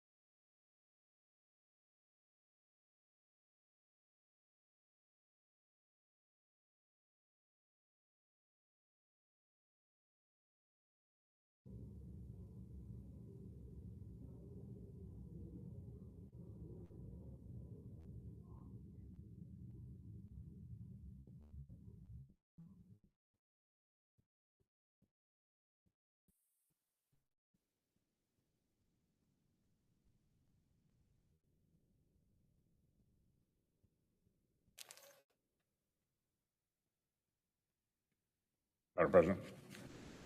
Senator from Kentucky. Hard power. We're in a quorum call. Yeah. I suggest that quorum call be suspended. Without objection. Hard power is the cornerstone of U.S. national security. It's the credibility behind our commitments to defend our core interests. And investing accordingly is among Congress' core responsibilities. I'm proud that the Senate will uphold that responsibility today by passing a full-year defense appropriations for the fiscal year 2026. Our action today is urgent, important, overdue, and yet insufficient. Allow me to briefly remind our colleagues what this vote represents. About a year ago, I offered the incoming administration a few recommendations on the nature of American power and what it would take to sustain it in the face of grave and growing threats. I urged them to push for sustained year-on-year increases to the defense top line, to prioritize investments in the industrial base that equips both America and our allies, and expand the use of multi-year procurement contracts to solve glaring shortages of critical munitions. Suffice it to say, the President's advisors didn't initially seem to heed this advice. In fact, senior budget and defense officials welcomed the first full-year continuing resolution for the military in history, a move that effectively left the Pentagon operating on President Biden's budget and handicapped President Trump's efforts to restore peace through strength. Then they went about trying to internally cut 10% of the military services, setting arbitrary budget reduction quotas that shortchanged growing military requirements. Even the administration's first official budget request left much to be desired. Indeed, defense appropriations received a fiscal year 26 defense budget request from OMB that would have amounted to a net cut after inflation and a continuation of the Biden approach to discretionary appropriations. As the President's foremost national defense priorities, however, came into focus, from homeland missile defense to shipbuilding renaissance, the inadequacy of his administration's budget request became undeniably clear. And what about the budget reconciliation process that could have been optimized to make one-time investments in critical sectors of the defense enterprise? The administration budget officials treat it like a shell game. Much of the Defense Subcommittee's most arduous work in recent months has been helping the armed services address real, urgent operational shortfalls that were created when much of Washington decided to pretend that a one-time infusion of cash could take the place of consistent annual appropriations. To be clear, this was not the intention of my friend Chairman Roger Wicker, who's been a far-sighted advocate for sustained increases in annual defense spending. But OMB's effort to shift major long-term funding priorities from the base budget to reconciliation didn't just suddenly obviate the need for steady full-year appropriations. In fact, it just created additional challenges. The full-year bill we're passing today reflects great efforts on the part of Senate appropriators to make up for growing funding shortfalls that are stifling the department's ability to deliver the President's military priorities. These aren't smart, little bitty shortfalls. The administration has acknowledged fiscal year 26 funding gaps of at least, now listen to this, $40 billion. The President's Golden Dome and Golden Fleet will not be built on a bronze budget. That's precisely why Senate appropriators marked a bill that would have exceeded the President's budget request by $22 billion. The conference bill we're voting on today comes in at $14 billion below that top line. So the final bill is only $8.4 billion above the President's request. Clearly, that's not enough to cover an official request for $28 billion in munitions that came in while we were conferencing the bill. Request for $28 billion in munitions came in while we were conferencing the bill. Clearly, it's not enough to cover the $40 billion in shortfalls identified by the department. But within our limited top line, this bill makes modest but important down payments on key priorities for the military: critical munitions, shipbuilding, sixth-generation fighter aircraft, missile defense, and more. In any event, it was always clear that glaring challenges, particularly to the industrial capacity and defense innovation, would not be solved in a single budget cycle. This is the business of years upon years, and it will require, at the most basic level, a renewed recognition of the centrality of hard power. 12 months into the president's term, I'm hopeful that appropriators will have more allies in our work to deliver consistent and increasing full-year resources. The president, for his part, indicated an ambitious goal for the coming year, 2027 defense budget of $1.5 trillion. Needless to say, building toward this target next year would be a lot easier if we had been able to make more headway this year.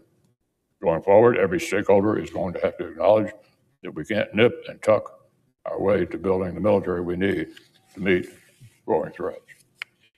When administration officials tell the department at the 11th hour to finally make more room for investments in critical munitions, they ought to be ready to join us in advocating for a higher top line, not expect warfighters to take it out of high. Regardless of whether we're willing to put our money where our mouth is on national defense, we face adversaries who are. And they'll continue to pose growing threats to our security and to our interests. So again, our work is far from over. But as we take this significant step in the right direction, I'd be remiss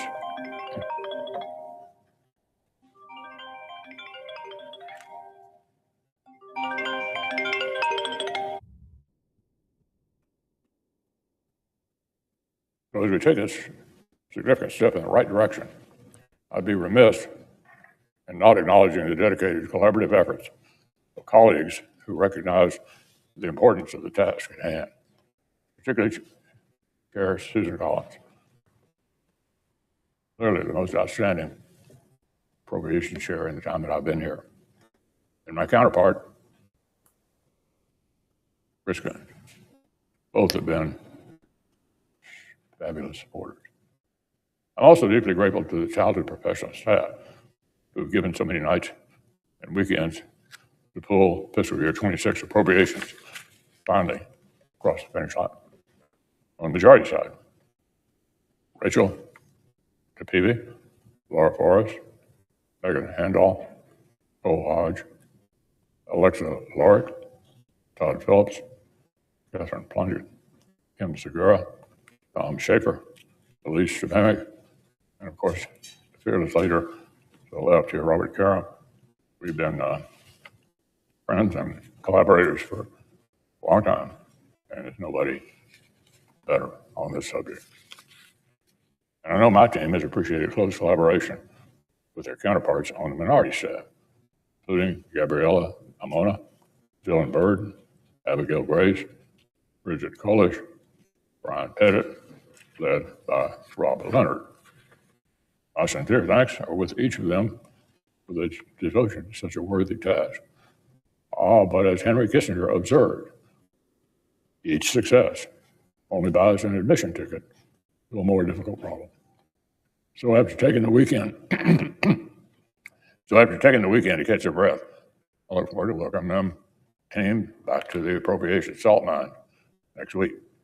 The President's $1.5 trillion defense budget for next year is a worthy goal, and after Congress finishes its work on fiscal 26, we'll stand ready to do our part to help it achieve it. I yield the floor.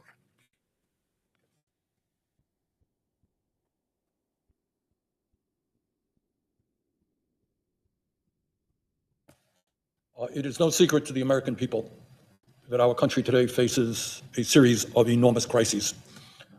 Our healthcare system basically collapsing despite the huge amount of money we spend on it. Millions of Americans cannot afford housing. 800,000 people are homeless. We have massive levels of income and wealth inequality. People on top have never, ever have done as well as they're doing right now, while at the same time, 60% of our people are living paycheck to paycheck, working people struggling to put food on the table, pay for housing, pay for healthcare, pay for education. And maybe most frighteningly, from an economic point of view, for the first time in the modern history of our country, our younger people may actually have a lower standard of living than their parents, despite all of the advances we're seeing in technology and worker productivity. So those are all enormously important issues that we've got to address. But there is one issue out there that is even more pressing and more important. And that is that this country under President Trump every single day is moving closer and closer toward an authoritarian society where we have a reckless and unbalanced president who wants more and more power in his own hands. This is a president who has made it clear he has contempt for Congress and will usurp the power, constitutional responsibilities Congress has, contempt for the courts, attacks the media every day, does not believe in freedom of dissent, goes after universities. And now, on top of all of that, what we are seeing is that one of our great American cities, Minneapolis, Minnesota, is essentially being occupied by ICE. What's going on in Minneapolis and has gone on in other cities is not what this country is about, and it's not what this country must never become. We do not want and we do not need what amounts to a domestic army going into region after region, terrorizing the occupants of those communities. We do not want or need and must never allow federal agents, people paid by federal tax dollars with masks on their face, knocking down doors, ignoring the Constitution, grabbing people, putting them into unmarked vans, taking 5-year-olds away from their parents, putting them in the detention centers, shooting American citizens in cold blood. So what ICE has become is not an agency of immigration and customs enforcement. What it has become is Trump's domestic army. And I would hope that my conservative friends, people who year after year get up here and say, we believe in small government, get the government off our backs, let local communities make their own decisions, finally stand up and say that in America, we do not need a domestic army terrorizing communities throughout this country.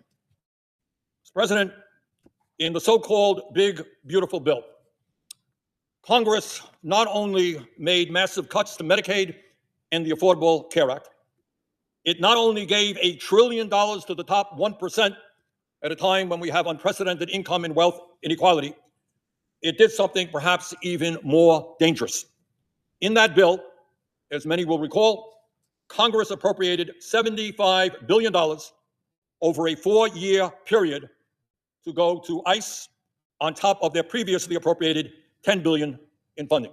So they used to get $10 billion a year for immigrations and custom enforcement, and suddenly, on top of that, they got $75 billion over a 4-year period. And that is not funding immigration and customs enforcement. That is, in fact, funding a domestic army. And I think all over this country, whether you're progressive, whether you're conservative, whether you're moderate, people are looking at what's happening in Minneapolis and elsewhere and saying, you know what, that is not what this country is supposed to be about. So, Mr. President, my understanding is that in a reasonably short period of time, we're going to begin a discussion on the mini bills that are before us. And I have an amendment in that bill which would cut that $75 billion from the so-called Big Beautiful Bill that went to ICE. And I would direct that money to go to protect the millions of people who that bill threw off of Medicaid. As everybody will remember, in the midst of a major healthcare crisis, people can't afford healthcare. The Big Beautiful Bill threw 15 million people off of Medicaid.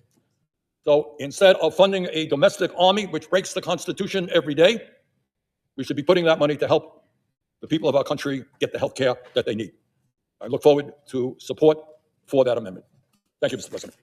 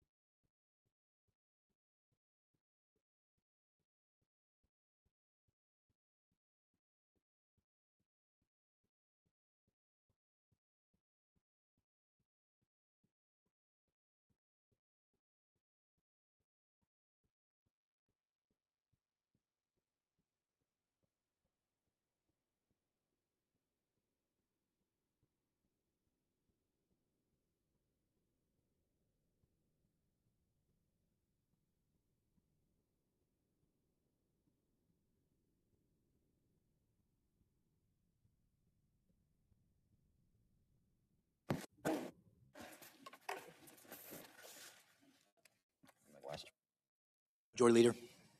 President, I ask unanimous consent that the motion to proceed to H.R. 7148 be agreed to. Further, that the only amendments in order be the following, if offered: Paul, number 4272, Schmidt, number 4241, Lee, number 4236, Lee, number 4234, Lee, number 4286, Sanders, number 4290, Merkley, number 4287, Collins, number 4273. That there be 30 minutes of debate equally divided between the two leaders or their designees on the amendments, and upon the use or yielding back of that time, the Senate vote in relation to the amendments in the order listed and with 60 affirmative votes required for adoption of the Sanders Amendment, number 4290. Further, following disposition of the Merkley Amendment, number 4287, the Collins Amendment, number 4273, be agreed to. H.R. 7148 as amended be read a third time, and the Senate vote on passage of H.R. 7148 as amended with 60 affirmative votes required for passage and with no intervening action or debate. Finally, if passed, the motion to reconsider be considered made and laid upon the table. Is there objection? Without objection.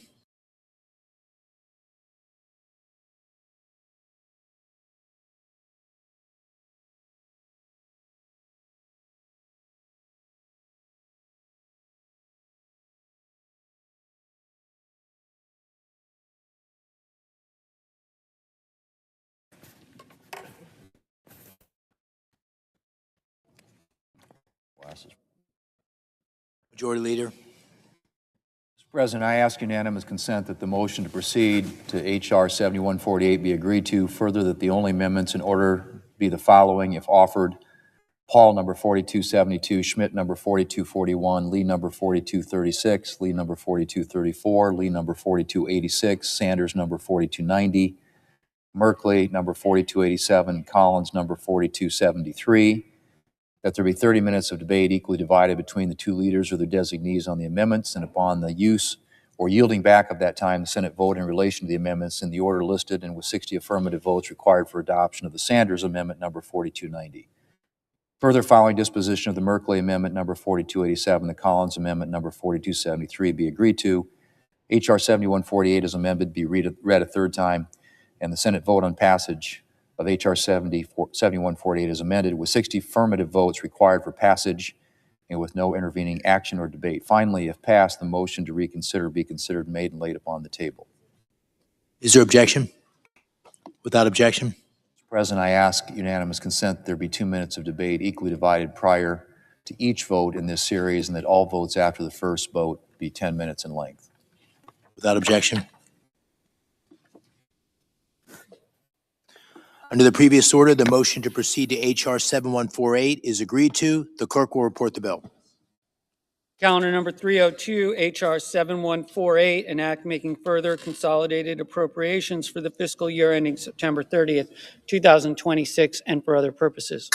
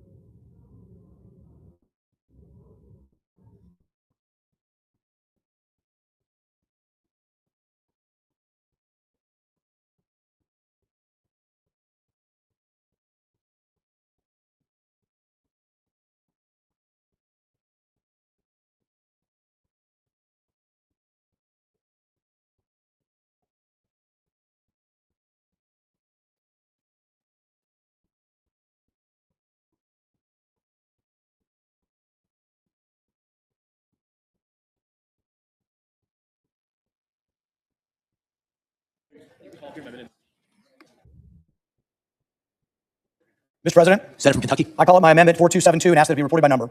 The clerk will report. The senator from Kentucky, Mr. Paul, for himself and Mr. Lee, proposes amendment number 4272. A freelance journalist discovered recently that billions of dollars have been stolen from welfare programs in Minnesota. Congress didn't discover this theft. A member of the public did. How did Congress respond? Did Congress open an investigation? Did Congress claw back the money from Minnesota? No. Congress simply decided to give another $5 billion in refugee welfare. My amendment says stop. No more welfare for refugees until a nationwide investigation of the level of this fraud. No more welfare for refugees until Congress balances the budget. America can't be the world's sugar daddy when we can't even afford the welfare for our own citizens. Many refugees are good people. Frankly, some of the best Americans just got here. But our welcome mat should not be a welfare check. Anyone who sponsors immigrants or refugees should be responsible for their welfare. Charity is when you give your money. Any group assisting immigrants or refugees should themselves be responsible for the welfare of the refugees. So my amendment will remove from the bill a little over $5 billion from the refugee welfare programs. And I ask for a yes vote.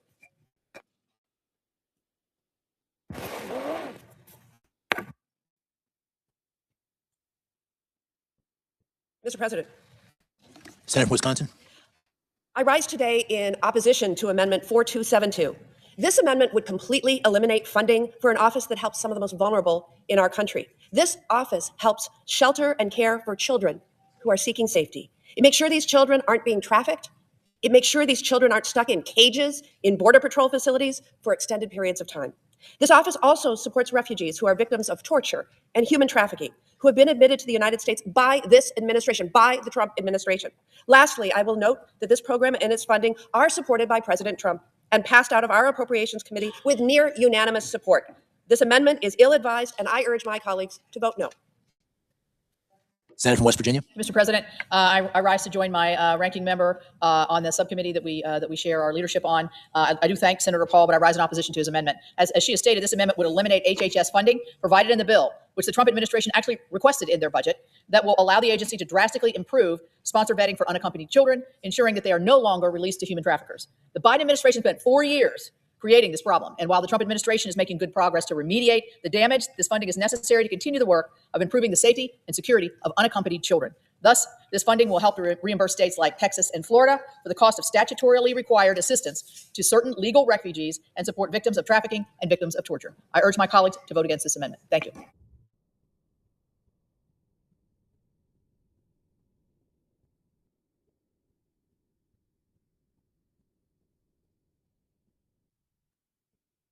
President.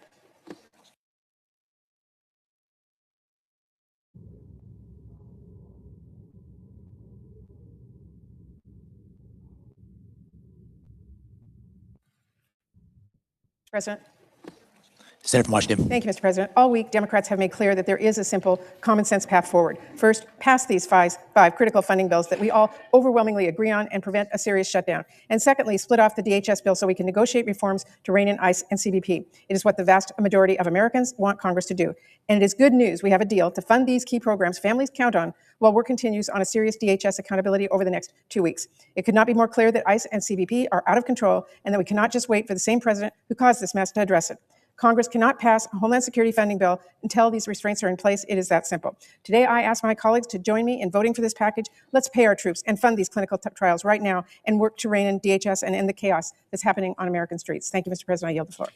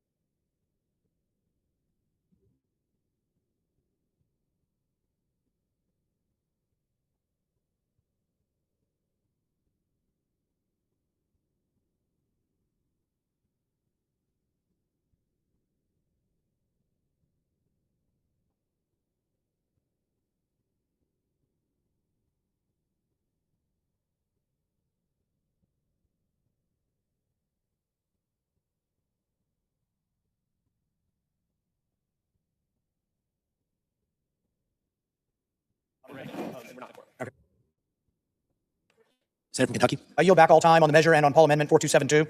Without objection. I ask for the yeas and nays. Is there a sufficient second? There appears to be. Clerk will call the roll. Ms. Alsobrooks, Ms. Baldwin,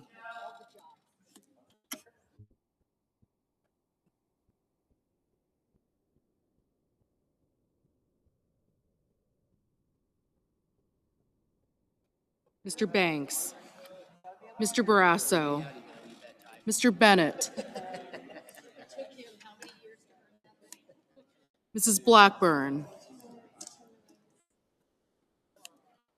Mr. Blumenthal, Ms. Blunt Rochester, Mr. Booker, Mr. Bozeman, Mrs. Britt, Mr. Budd, Ms. Campwell, Mrs. Capito, Mr. Cassidy, Ms. Collins, Mr. Coons, Mr. Cornyn, Ms. Cortez Masto, Mr. Cotton, Mr. Kramer, Mr. Crapo, Mr. Cruz, Mr. Curtis, Mr. Daines, Ms. Duckworth, Mr. Durbin, Ms. Ernst, Mr. Fetterman, Mrs. Fisher, Mr. Gallego, Mrs. Gillibrand, Mr. Graham, Mr. Grassley, Mr. Haggerty, Ms. Hassan, Mr. Hawley, Mr. Heinrich, Mr. Hickenlooper, Ms. Hirono, Mr. Hoven, Mr. Husted, Mrs. Hyde-Smith, Mr. Johnson, Mr. Justice,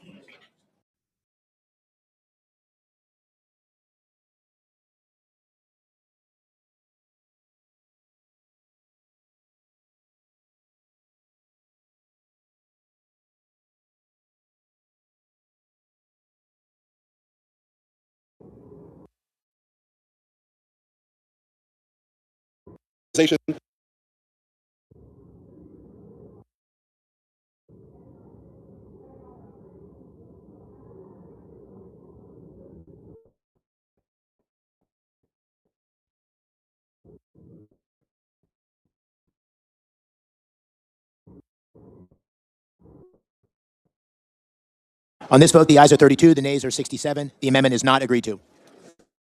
The senator from Missouri. Thank you, Mr. President. I call up my Amendment 4241. Order. Amendment 4241 and ask that it be reported by number. The clerk will report. Senator from Missouri, Mr. Schmidt proposes an amendment number 4241. 2 minutes equally divided. Thank you, Mr. President. We're at an inflection point right now in America's role in the world. As we reassess how we deploy our time, money, political capital abroad, Congress has an obligation to ensure that taxpayer-funded organizations operate within the mission and guardrails Congress established. The National Endowment for Democracy was created to support democratic norms overseas, not to engage in domestic political advocacy or to amplify one side of America's internal debates. That distinction is essential to its legitimacy.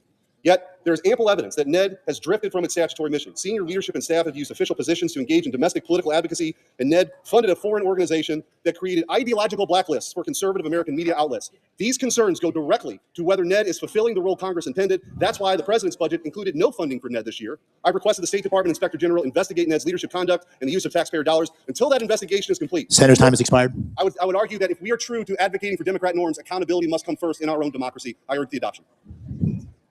Mr. President. Senator from Hawaii. Mr. President, President Ronald Reagan founded the National Endowment for Democracy in 1983 as an independent nonprofit foundation with a bipartisan board. And since then, it's been the main way that the United States has helped to strengthen democratic institutions around the world. NED exposes Russian propaganda, counters Chinese Communist Party censorship, circumvents the Iranian regime's efforts to silence critics, and highlights corruption and drug trafficking in Venezuela. And it does all of that for a fraction of a penny on the dollar. Let's be perfectly clear, letting authoritarians go unchecked directly undermines our interests and our safety, and these attacks against NED, led by a small group of people, have been repeatedly proven to be lies.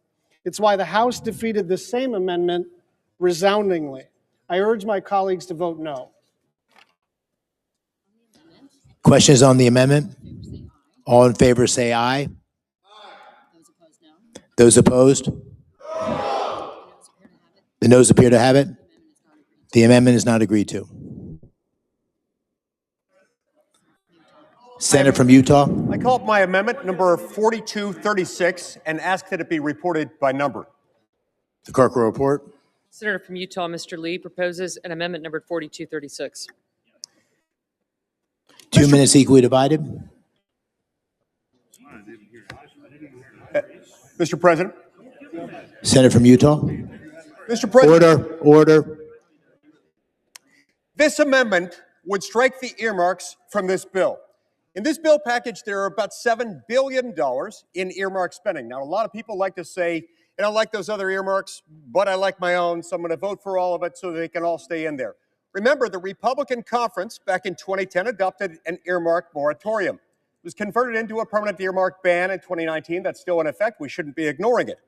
What do these $7 billion do? Well, among other things, they do a lot, including a whole lot of them in spending on woke, wasteful, and unjustified spending. To recipients to fund housing and legal aid for illegal aliens, puberty blockers for kids, building EV charging stations, part of the Green New scam, subsidize California disaster rail system, fund infrastructure and renovation projects at wealthy Met Museum and the Michigan AFL-CIO, a dance festival in Massachusetts, DEI initiatives. Look, we don't need this. We don't want this. This is what's driving the train toward the $38.5 trillion debt that we're adding to at a rate of $2 trillion a year. It's unacceptable. It must end. Support Senator's my time amendment. has expired.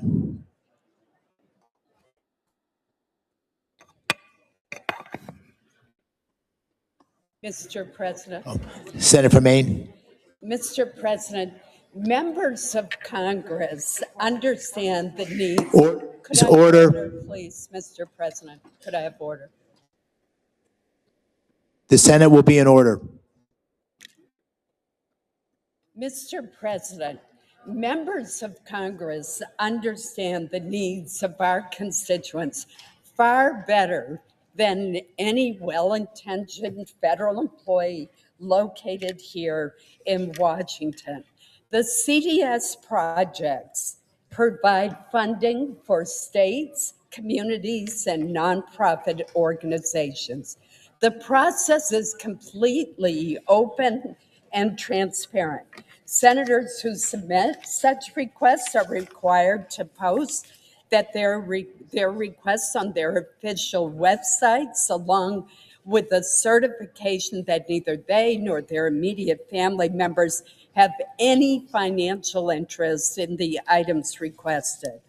All of the FY26 CDS requests submitted to the Appropriations Committee can be found in a searchable table that's been posted on the committee's website. Senator's time has expired.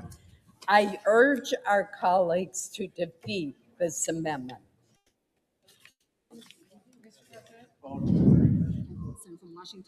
Senator from Washington. And ask for the ayes and nays. Is there a sufficient second? Appears to be. Clerk will call the roll. Ms. Alsobrooks. Ms. Baldwin.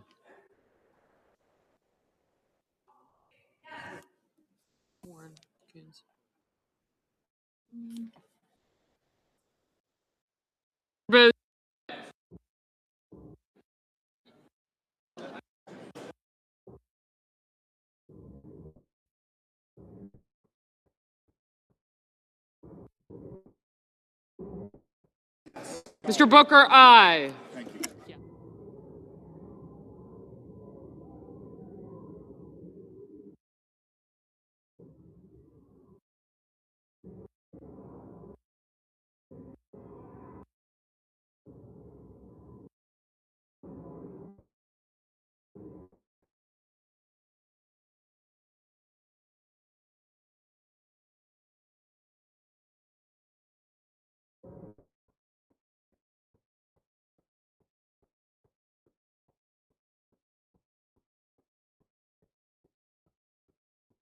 Mr. Ossoff, aye. Gary, you're full now.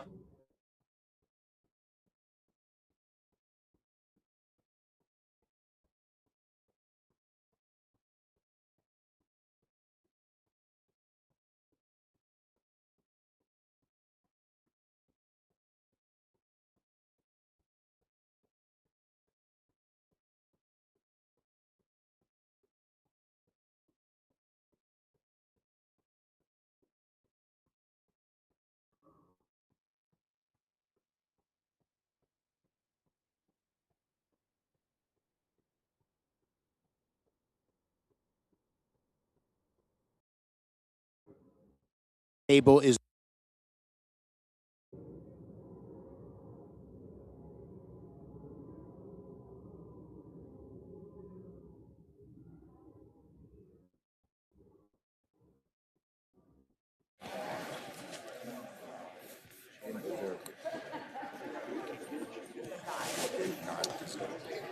on this vote, the ayes are 67, the nays are 33. The motion to table is agreed to.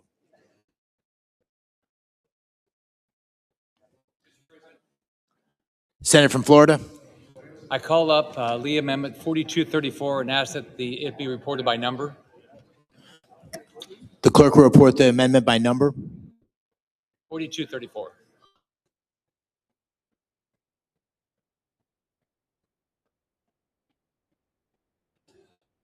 Senator from Florida, Mr. Scott, for Mr. Lee, proposes an amendment number 4234.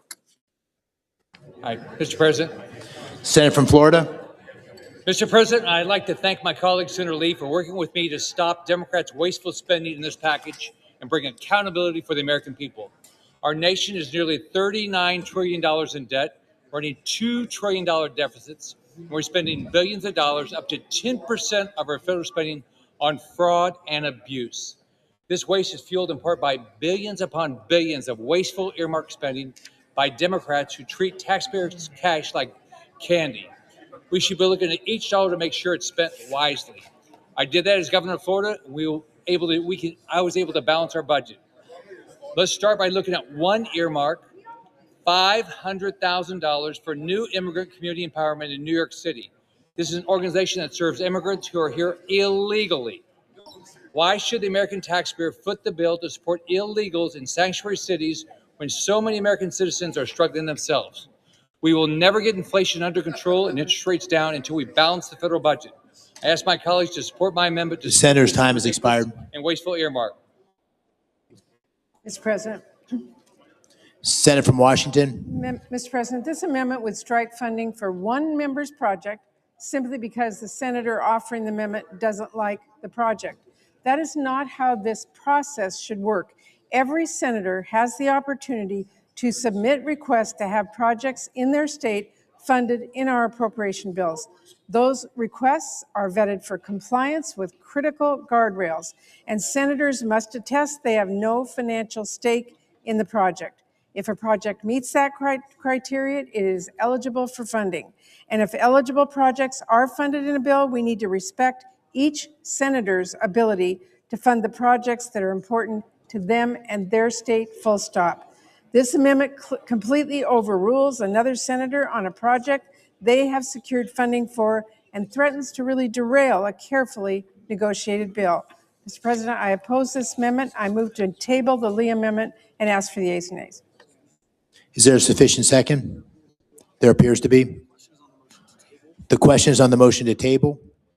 The clerk will call the roll. Ms. Alsobrooks.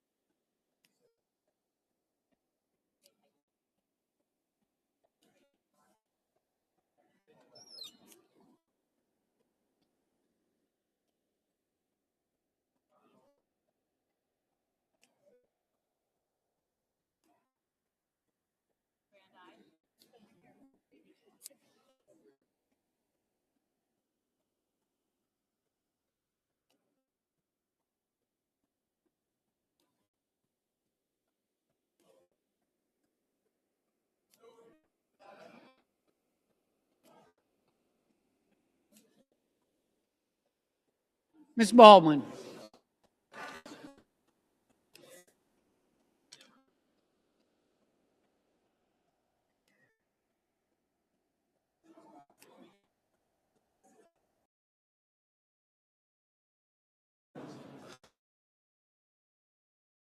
Why?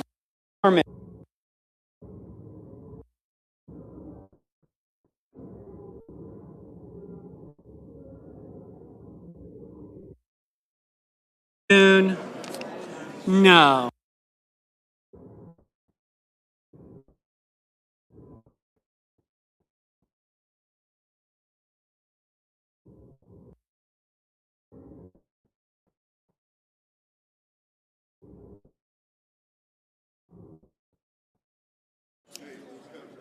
Aye.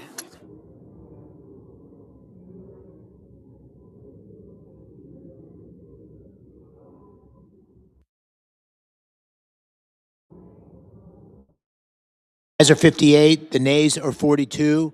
The motion to table is agreed to. Order. Mr. President, Senator from Utah. I call up my amendment number 4286 and ask that it be reported by number. Clerk will report the amendment by order. Senator from Utah, Mr. Lee, proposes an amendment number 4286. Mr. President, something happened very significant this morning. This morning, it was announced that the chief financial officer of this agency, US ADF, has been charged and simultaneously pleaded guilty to corruption charges. Pleaded guilty to corruption charges this morning. The Department of Justice just announced it. Now, also, we've received word from the acting chairman and CEO of US ADF, a request that we defund this entity. Because, as he put it, it's trash. And as he put it, it's a corrupt culture of waste, fraud, and abuse. So when the acting chairman and CEO of an entity that's getting all this public funding, all these millions of dollars, says defund it because we've got a problem here. Meanwhile, the Doge office at the Department of War today echoed that and agreed with his assessment. Please, colleagues, join me. This one's not an earmark. This is spending within the bill. Spending within the bill where the head of the entity has asked us to defund it because the culture within that entity is impossibly corrupt. We must end it. Please support my amendment. Mr. President. Senator from Delaware. Mr. President, the CEO of the U.S. Africa Development Foundation is one Peter Morocco, known to all of us who watched how Doge came in and tore up most of our foreign assistance organizations. Yes, an individual pled guilty today to a $12,000 bribe. No, that is not the reason to shut down abruptly and end the process that has gone on since 1980, by which this organization, which has long enjoyed bipartisan support, makes grants at a very modest level to dozens of African organizations and countries, using matching funds from private donors and other countries. The SFOPS bill, of which this is a part, already addresses concerns about the ongoing investigation.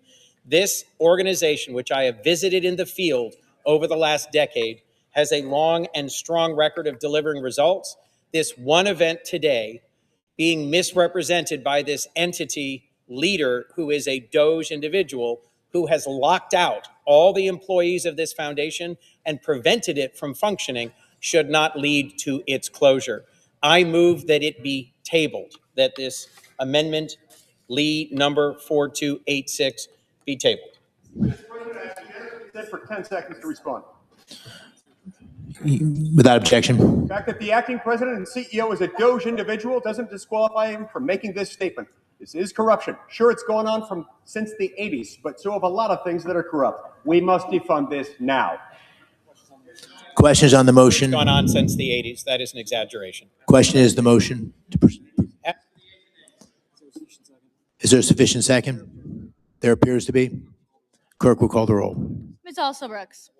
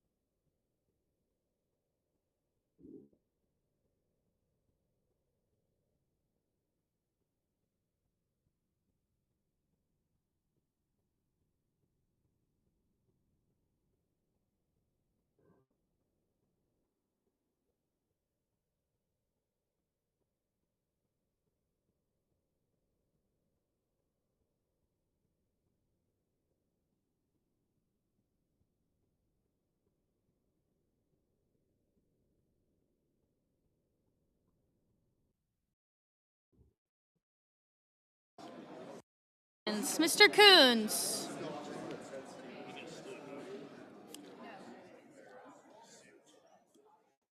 Mr. Cornyn. Ms. Cortez Masto.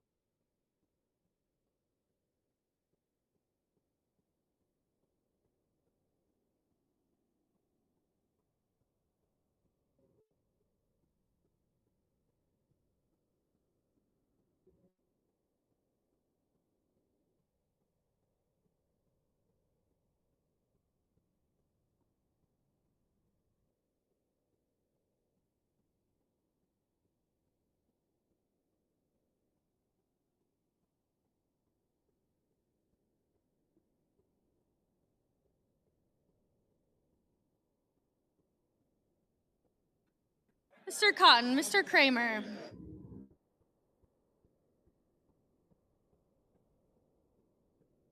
Mr. Crapo.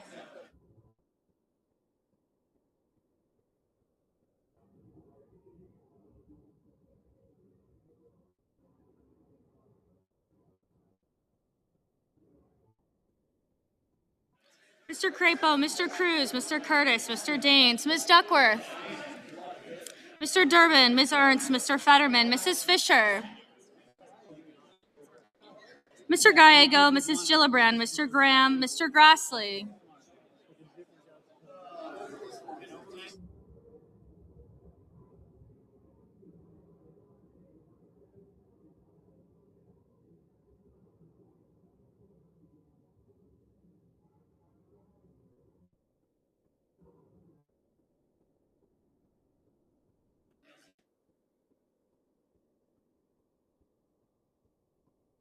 Mr. Haggerty, Ms. Hassan, Mr. Hawley, Mr. Heinrich, Mr. Hickenlooper, Ms. Hirono, Mr. Hoven, Mr. Husted, Mrs. Hyde-Smith, Mr. Johnson, Mr. Justice, Mr. Kane, Mr. Kelly, Mr. Kennedy, Mr. Kim, Mr. King, Ms. Klobuchar, Mr. Langford, Mr. Lee, Mr. Lujan, Ms. Lummis, Mr. Markey, Mr. Marshall, Mr. McConnell, Mr. McCormick, Mr. Merkley, Mrs. Moody, Mr. Moran, Mr. Marino,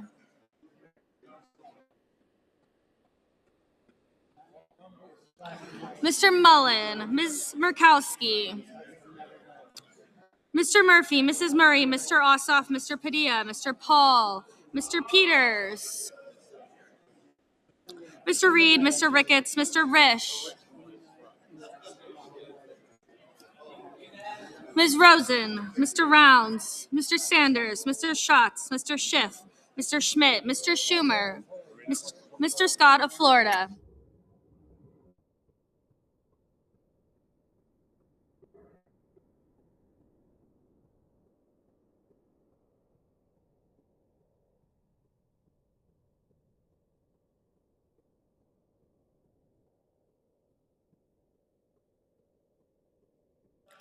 Mr. Scott of Florida, Mr. Scott of South Carolina, Mrs. Shaheen,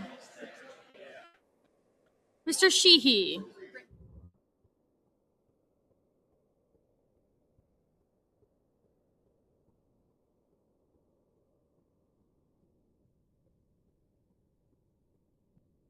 Ms. Slotkin, Ms. Smith, Mr. Sullivan, Mr. Thune, Mr. Tillis, Mr. Tuberville, Mr. Van Hollen, Mr. Warner, Mr. Warnock, Ms. Warren, Mr. Welch,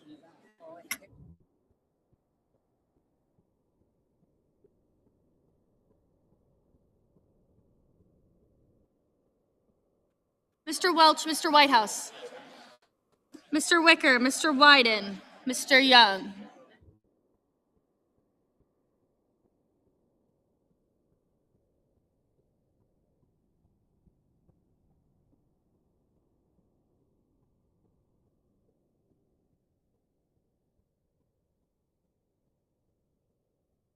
Senators voting in the affirmative: Also Brooks, Baldwin, Bennett, Blumenthal, Blunt Rochester, Booker, Bozeman, Capito, Collins, Coons, Cortez Masto, Kramer, Duckworth, Durbin, Fetterman, Gallego, Gillibrand, Graham, Hassan, Heinrich, Hickenlooper, Hirono, Hoven, Kane, Kelly, Kim, King, Klobuchar, Lujan, Markey, Merkley, Moran, Murphy, Murray, Ossoff, Padilla, Reed, Rosen, Sanders, Schatz, Schiff, Smith, Tillis, Van Hollen, Warner, Warnock, Warren, Welch, Whitehouse, Wicker, and Wyden. Ms. Murkowski, aye. Yeah. Mr. McConnell, aye. Mr. Peters, aye. Ms. Cantwell, aye.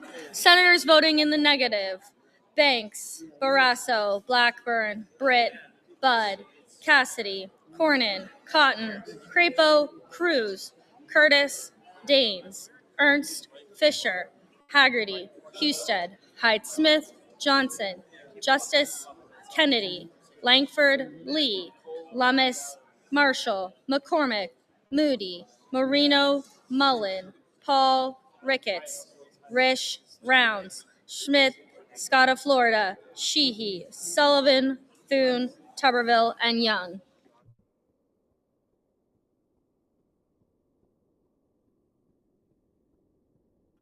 Mr. Hawley, no.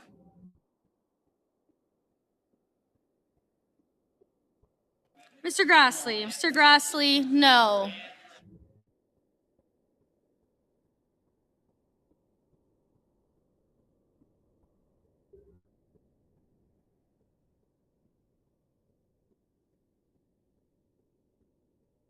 Mr. Scott of South Carolina, no.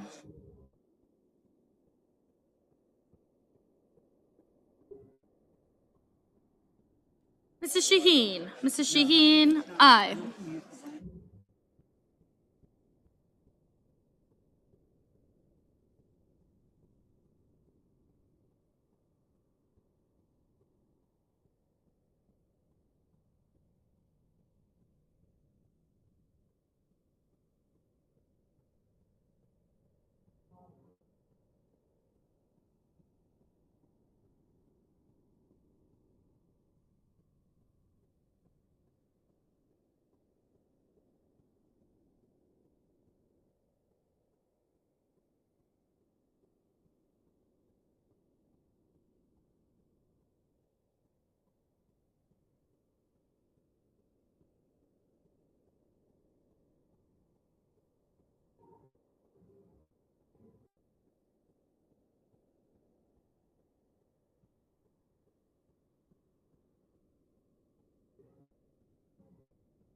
Ms. Slotkin, aye.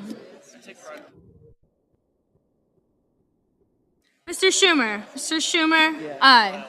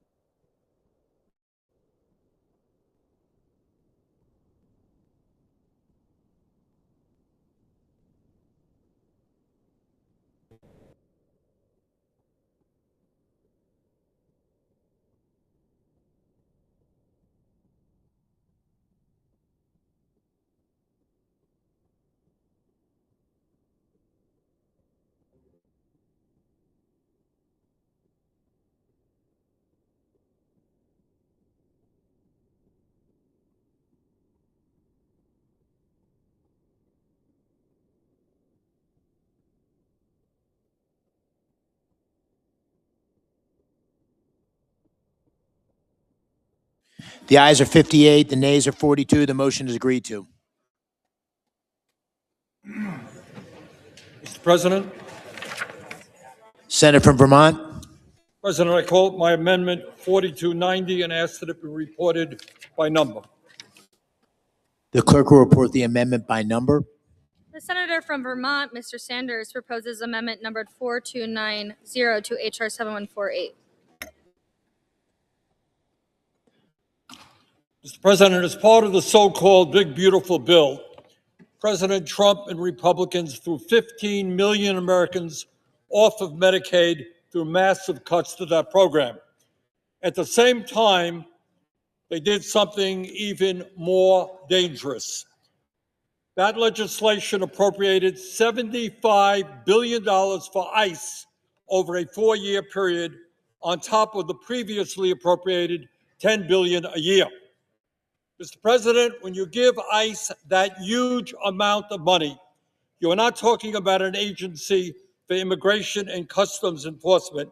You're talking about a domestic army which is now terrorizing and killing people in Minneapolis and other communities around this country.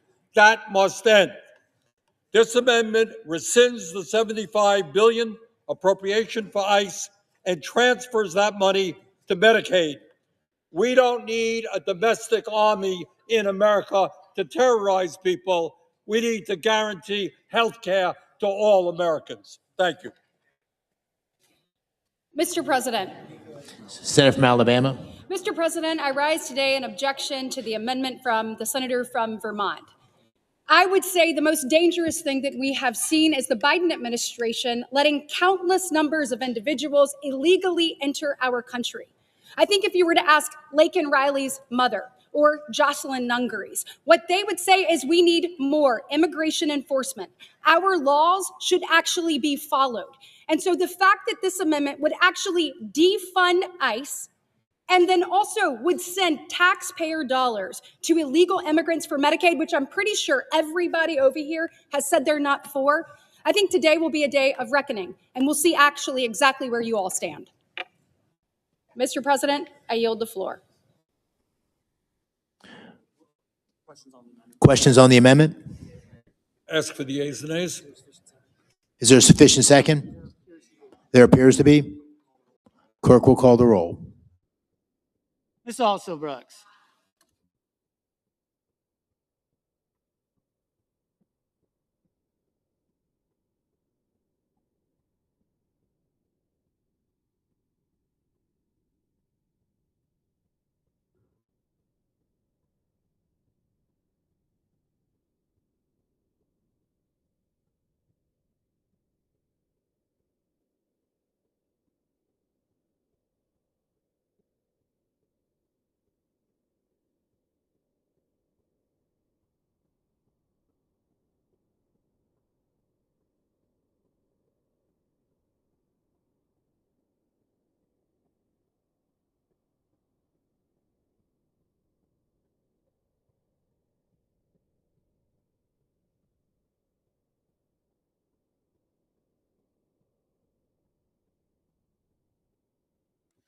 Ms. Baldwin.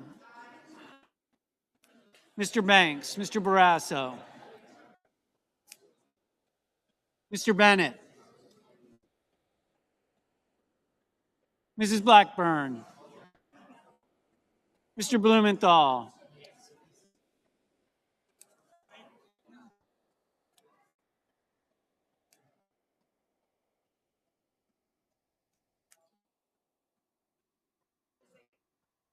Ms. Blunt Rochester. Mr. Booker. Mr. Bozeman.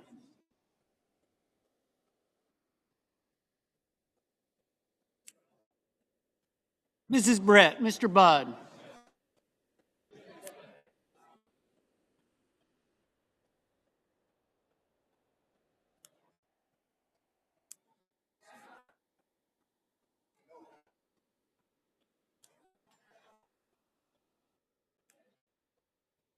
Ms. Cantwell. Mrs. Capito. Mr. Cassidy.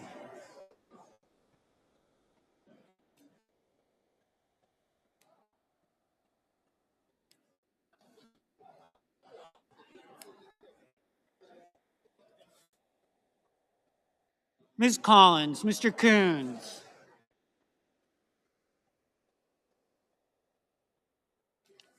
Mr. Cornyn, Ms. Cortez Masto, Mr. Cotton, Mr. Kramer,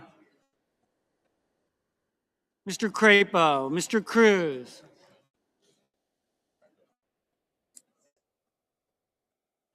Mr. Curtis, Mr. Daines, Ms. Duckworth, Mr. Durbin, Ms. Ernst, Mr. Fetterman, Mrs. Fisher, Mr. Gallego, Mrs. Gillibrand,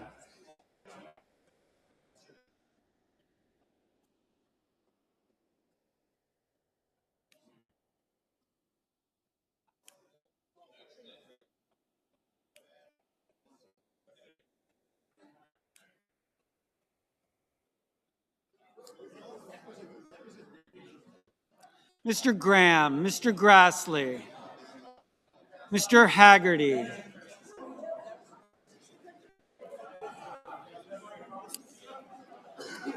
Ms. Hassan, Mr. Hawley,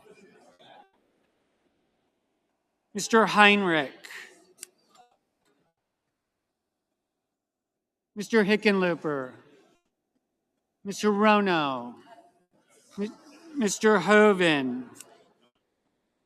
Mr. Husted,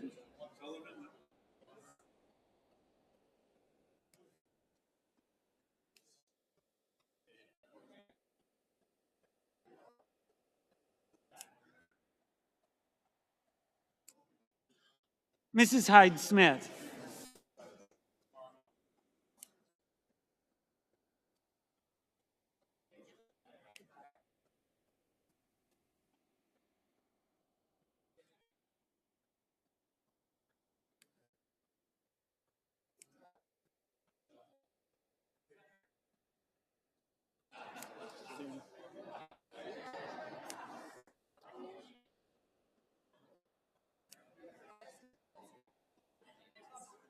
Mr. Johnson, Mr. Justice, Mr. Kane, Mr. Kelly, Mr. Kennedy,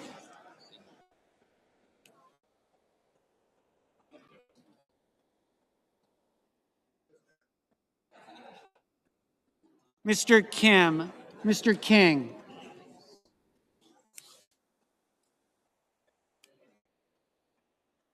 Ms. Klobuchar, Mr. Langford, Mr. Lee,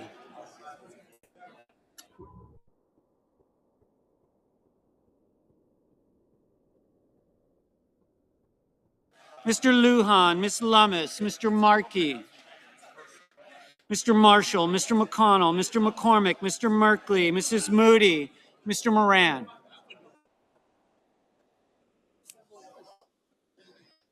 Mr. Moreno, Mr. Mullen, Ms. Murkowski, Mr. Murphy,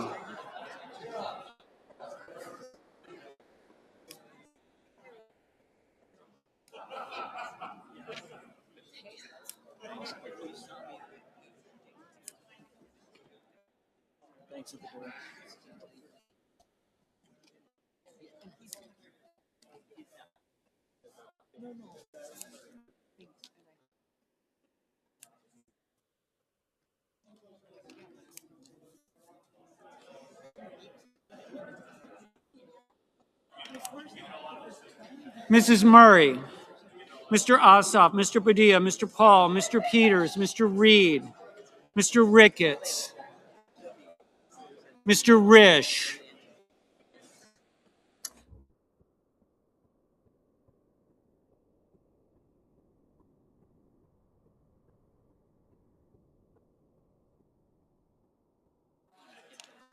Ms. Rosen, Mr. Rounds, Mr. Sanders, Mr. Schatz, Mr. Schiff, Mr. Schmidt, Mr. Schumer, Mr. Scott of Florida, Mr. Scott of South Carolina, Mrs. Shaheen, Mr. Sheehy, Ms. Slotkin, Ms. Smith, Mr. Sullivan, Mr. Thune, Mr. Tillis, Mr. Tuberville, Mr. Van Hollen, Mr. Warner, Mr. Warnock,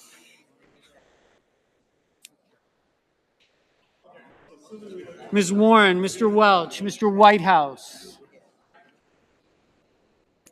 Mr. Wicker, Mr. Wyden, Mr. Young.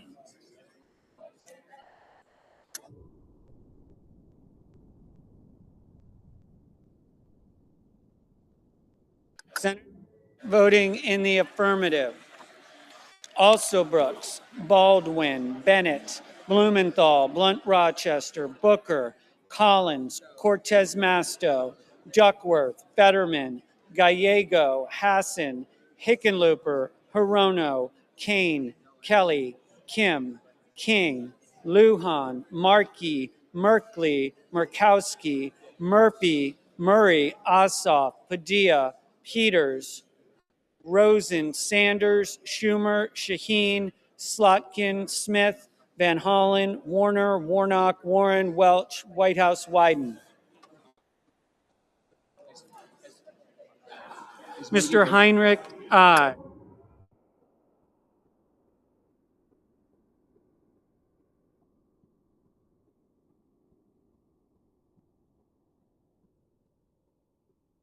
Mr. Durbin, aye.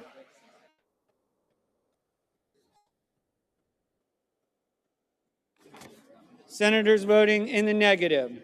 Banks, Barrasso, Blackburn, Bozeman, Britt, Budd, Capito, Cassidy, Cotton, Kramer, Crapo, Cruz, Curtis, Daines, Ernst, Fisher, Graham, Grassley, Haggerty, Hawley, Hovind, Husted, Hyde-Smith, Johnson, Justice, Kennedy, Langford, Lee, Lummis, Marshall, McConnell, McCormick, Moody, Moran, Moreno, Mullen, Hall, Ricketts, Rounds, Schmidt, Scott of Florida, Scott of South Carolina, Sheehy, Sullivan, Thune, Tillis, Tuberville, Wicker, Young.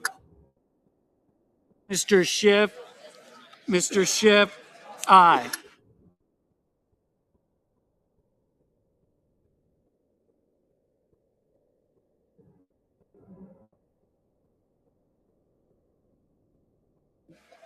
Mr. Schatz, aye.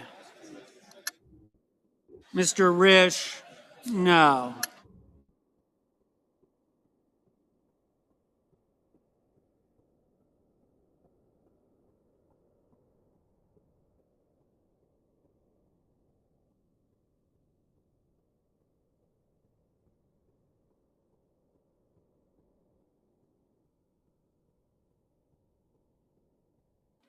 Mr. Cornyn, no.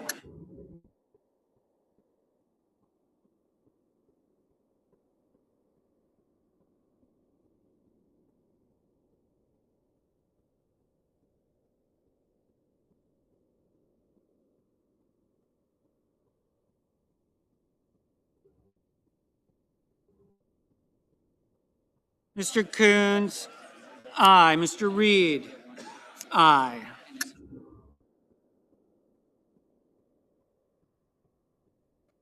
Ms. Cantwell, aye.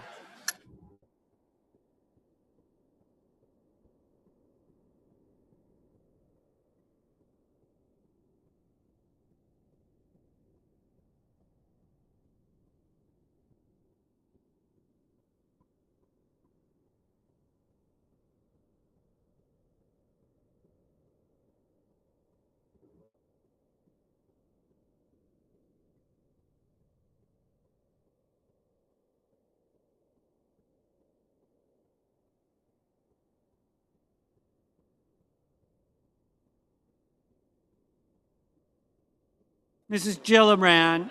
Gillibrand, aye.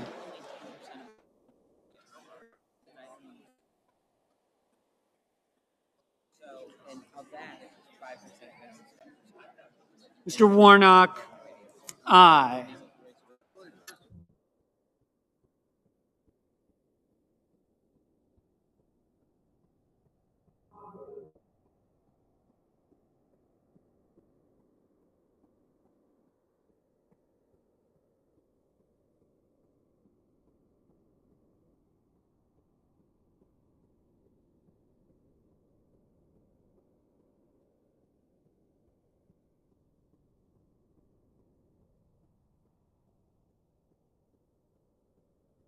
Ms. Klobuchar. Aye.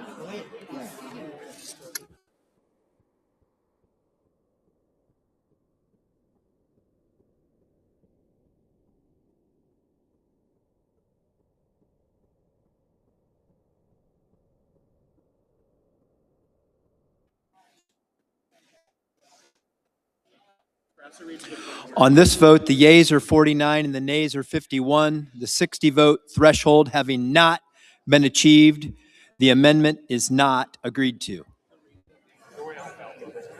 Mr. President, Chair recognizes the senator from Oregon. order in the House chamber, please. Senate will be in order. Mr. President, order in the chamber, please. Senate will be in order. I call up my amendment 4287 and ask that it be reported by number. Clerk will report the amendment by number. Senator from Oregon, Mr. Merkley, proposes an amendment numbered 4287. Mr. President, Senator from Oregon.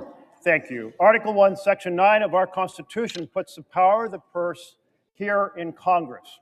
Our founders considered this the difference between a democratic republic, where the people's representatives design, choose the programs, and fund them, and an authoritarian state, where a king decides what the programs are.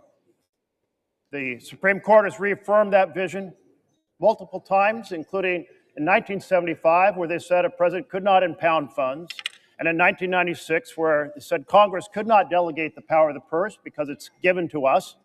But an aberration has occurred, an aberration in which a president can slow walk funds, ask for Congress to undo the law that funded a program at the end of a fiscal year, utilize a grace period, and then the program reaches the end of the year and poof, like Cinderella's carriage, it turns into a pumpkin.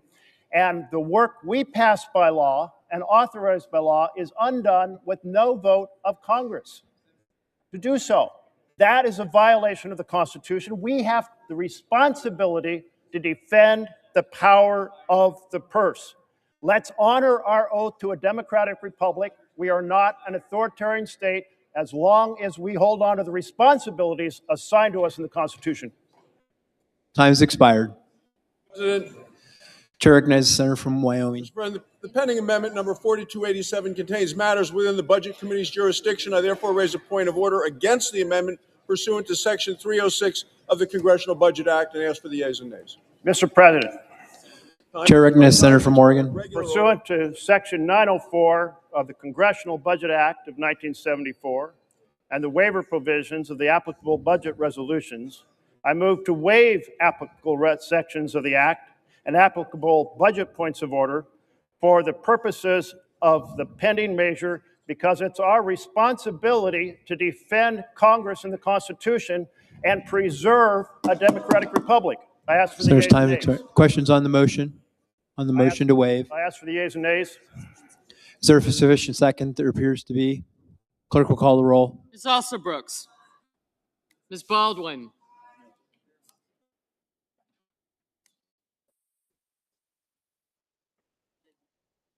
Mr. Banks. Mr. Barrasso.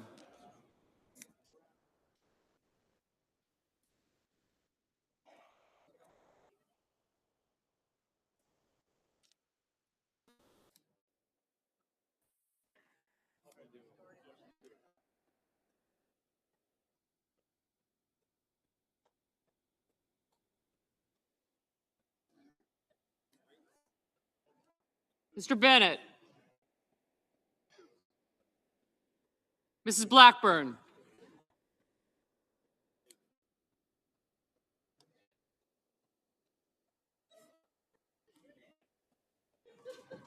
Mr. Blumenthal.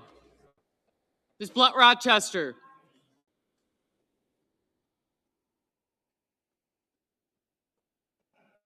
Mr. Booker.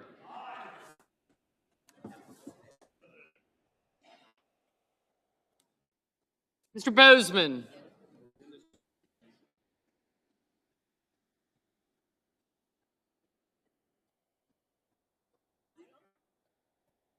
Thank you.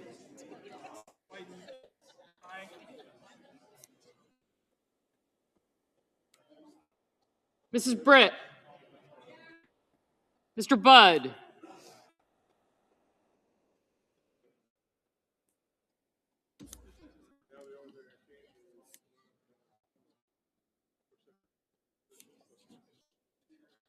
Ms. Cantwell,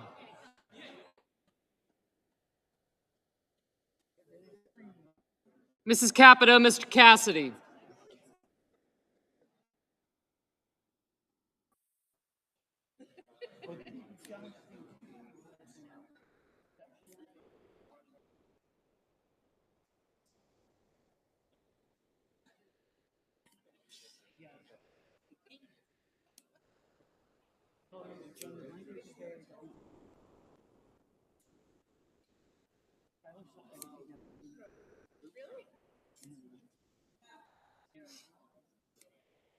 Ms. Collins,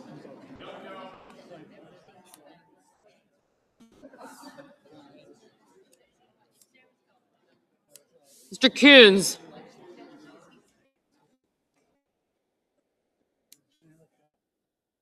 Mr. Cornyn, Ms. Cortez Mastro, Mr. Cotton, Mr. Kramer, Mr. Crapo, Mr. Cruz, Mr. Curtis, Mr. Daines, Ms. Duckworth, Mr. Durbin,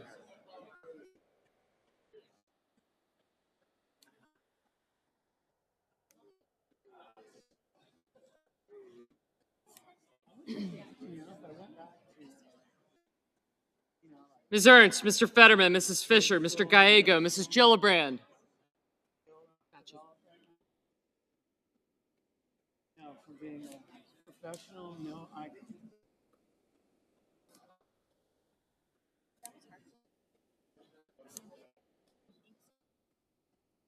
Mr. Graham, Mr. Grassley, Mr. Haggerty, Ms. Hassan,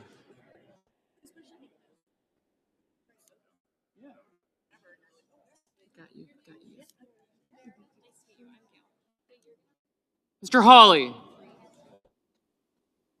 Mr. Heinrich,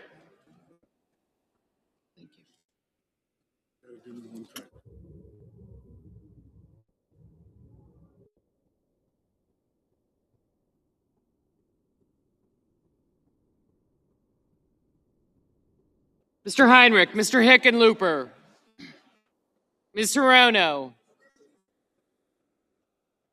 Mr. Hoven, Mr. Husted, Mrs. Hyde-Smith, Mr. Johnson, Mr. Justice, Mr. Kane, Mr. Kelly, Mr. Kennedy,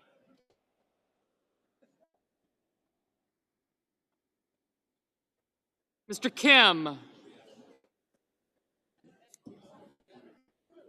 Mr. King, Ms. Klobuchar, Mr. Langford, Mr. Lee, Mr. Lujan,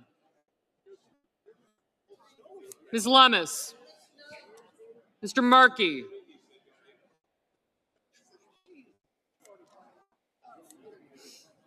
Mr. Marshall, Mr. McConnell, Mr. McCormick, Mr. Merkley, Mrs. Moody, Mr. Moran,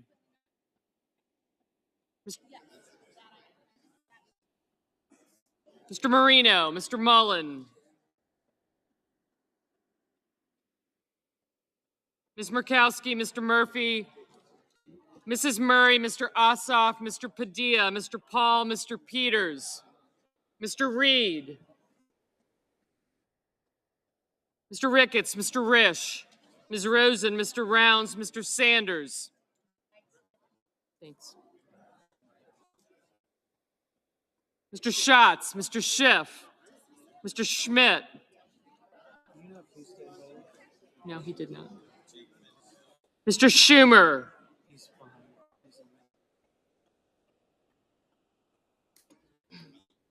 Mr. Scott of Florida, Mr. Scott of South Carolina. Mrs. Shaheen.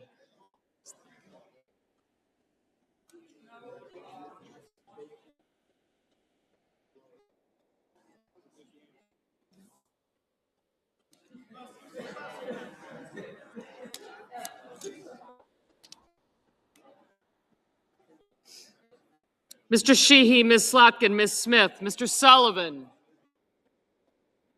Mr. Thune, Mr. Tillis, Mr. Tuberville, Mr. Van Hollen, Mr. Warner, Mr. Warnock, Ms. Warren, Mr. Welch, Mr. Whitehouse, Mr. Wicker, Mr. Wyden, Mr. Young,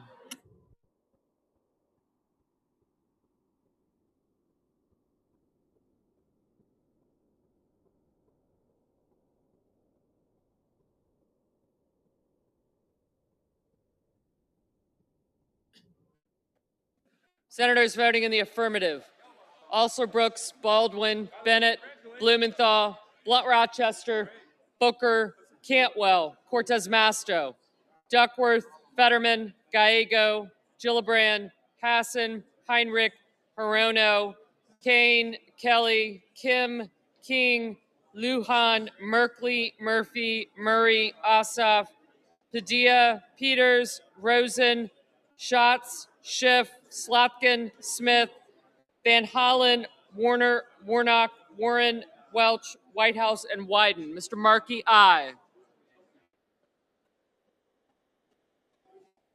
Senators voting in the negative: Barrasso, Blackburn, Bozeman, Britt, Budd, Capito, Collins, Cornyn, Cotton, Kramer, Crapo, Cruz, Curtis, Daines, Ernst, Fisher, Graham, Hoven, Husted, Hyde-Smith, Johnson, Justice, Kennedy, Lankford, Lee, Lummis, Marshall, McConnell, Moody, Marino, Murkowski, Paul, Ricketts, Risch, Rounds, Schmidt, Scott of Florida, Sheehy, Sullivan, Thune, Tillis, Tuberville, Wicker, and Young. Mr. Sanders, aye. Mr. Reed, aye. Mr. Durbin, aye. Mr. Coons, aye. Mr. Moran, Mr. Banks, no. Mr. Moran, no.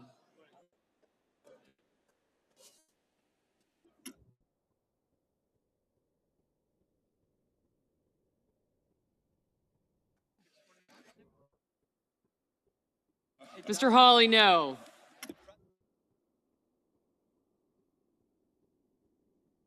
Ms. Klobuchar, aye.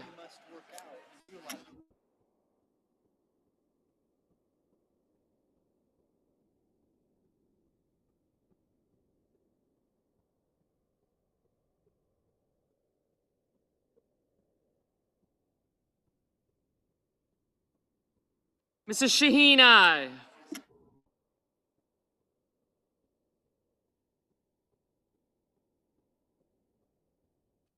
Mr. Grassley, no.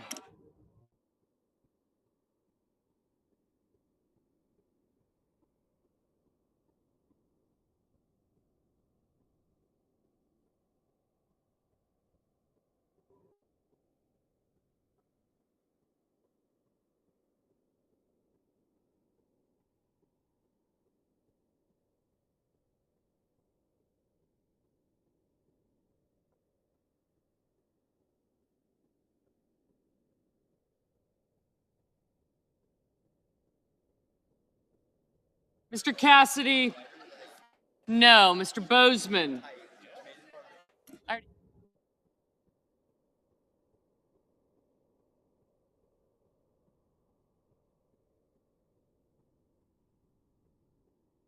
Mr. Hickenlooper, aye. Hope you have a good week. Mr. Schumer, aye.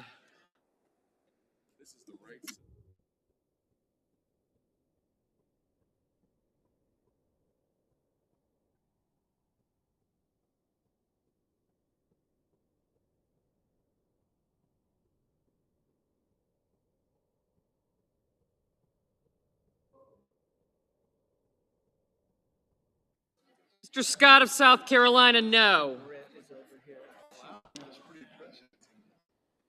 I already have it.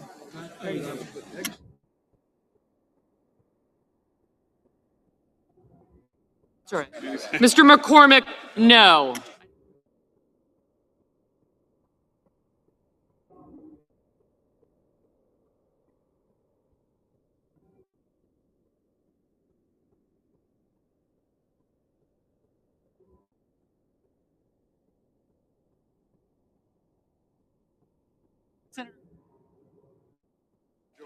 Mr. Mullen, no.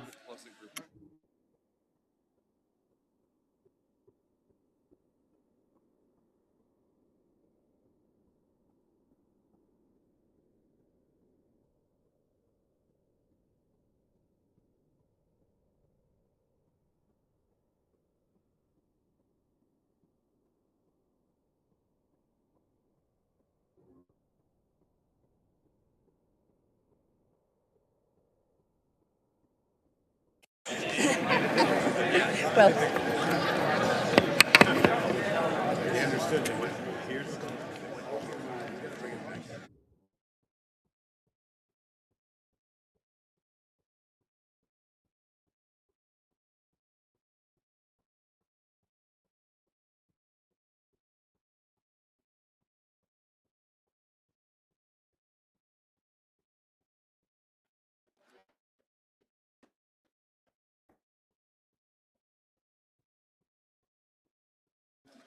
On this vote, the yeas are 47 and the nays are 52.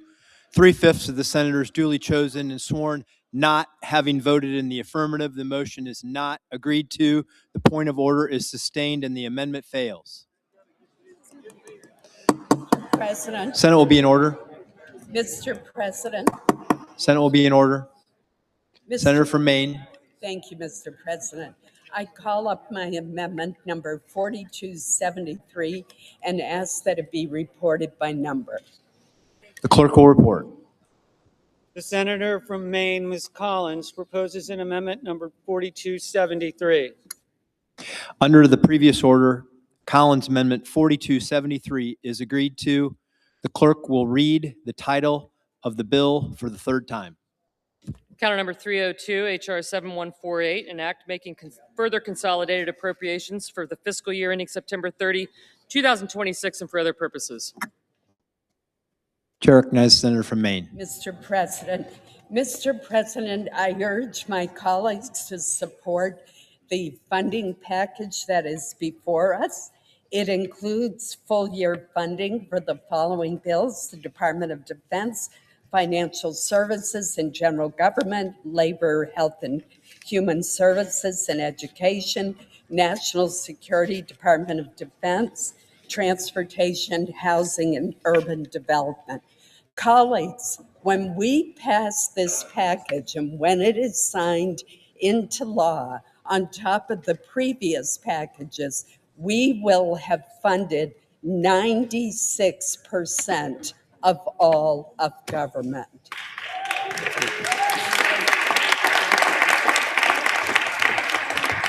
Mr. President, the package also continues funding for the Department of Homeland Security for 2 weeks to allow us additional time to evaluate further changes in ICE procedures beyond those that we have already included in this bill. Mr. President, let me end by thanking our Appropriation Committee members for the tremendous efforts that they put into getting us to this wonderful achievement.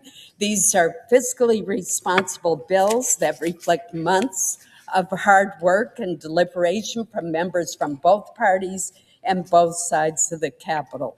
Enacting this package will represent a major milestone and show that Congress can work together in a bipartisan manner to carry out our Article 1 responsibilities and deliver real results for the people that we are honored to represent. Thank you, Mr. President. Again, my thanks to the leadership and to the committee members and, of course, to our great staff. I urge my colleagues to support this important package. Thank you, Mr. President.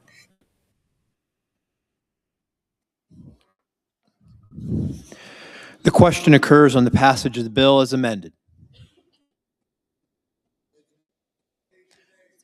Is there a sufficient second?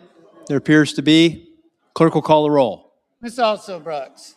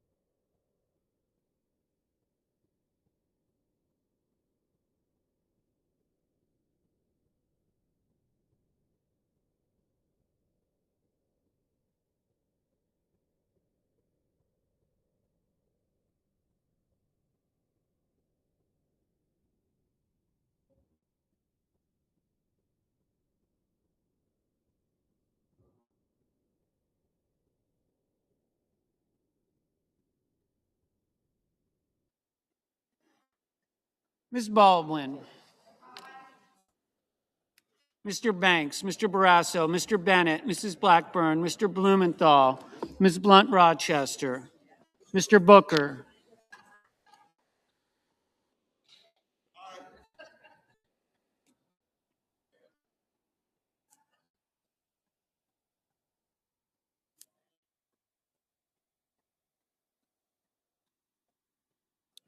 Mr. Bozeman, Mrs. Britt, Mr. Budd, Ms. Cantwell, Mrs. Capito, Mr. Cassidy, Ms. Collins,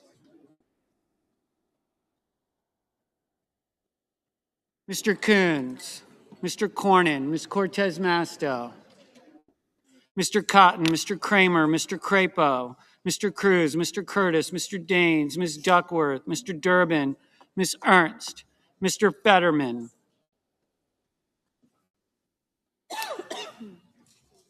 Mrs. Fisher, Mr. Gallego, Mrs. Gillibrand, Mr. Graham,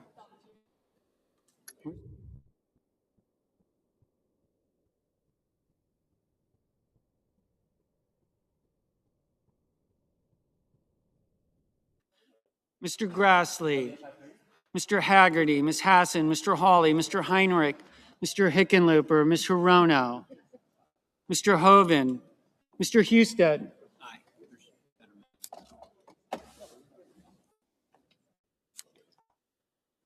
Mrs. Hyde-Smith, Mr. Johnson, Mr. Justice, Mr. Kane, Mr. Kelly, Mr. Kennedy, Mr. Kim, Mr. King,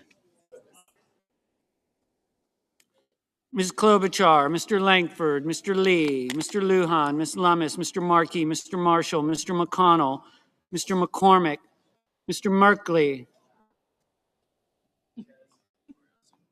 Mrs. Moody, Mr. Moran, Mr. Moreno, Mr. Mullen, Ms. Murkowski, Mr. Murphy, Mrs. Murray, Mr. Ossoff, Mr. Padilla, Mr. Paul, Mr. Peters, Mr. Reed, Mr. Ricketts, Mr. Risch, Ms. Rosen, Mr. Rounds, Mr. Sanders,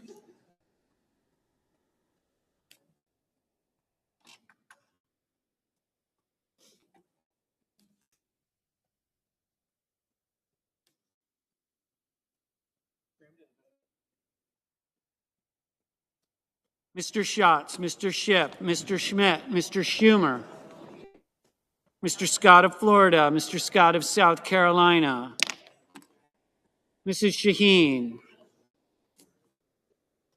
Mr. Sheehy, Ms. Slotkin, Ms. Smith,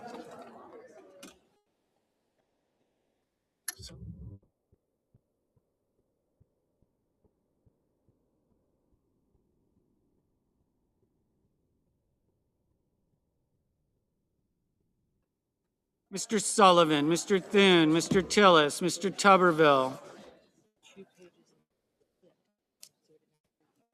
Mr. Van Hollen, Mr. Warner, Mr. Warnock, Ms. Warren, Mr. Welch,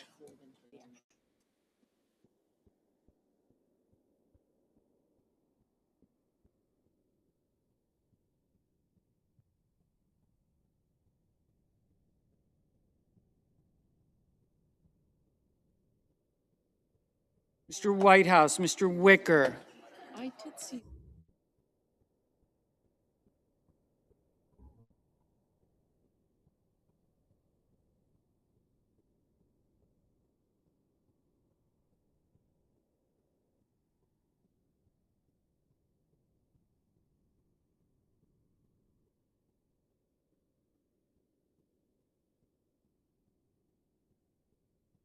Mr. Wyden, Mr. Young,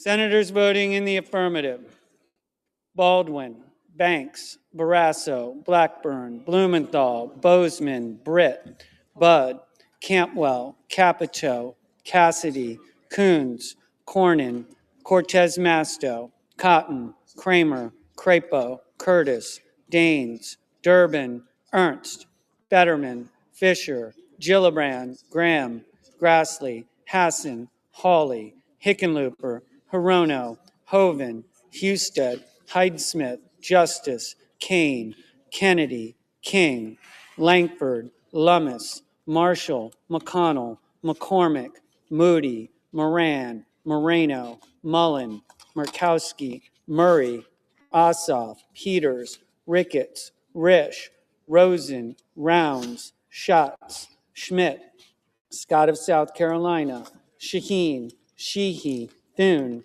Tillis, Tuberville, Warner, Welch, Whitehouse, Wicker, Young. Senators voting in the negative: Also Brooks, Bennett, Blunt Rochester, Booker, Cruz, Duckworth, Gallego, Heinrich, Johnson, Kelly, Kim, Klobuchar, Lee, Lujan, Markey, Murphy, Padilla, Paul, Sanders, Schiff, Scott of Florida, Slotkin, Smith, Van Hollen, Warnock, Warren.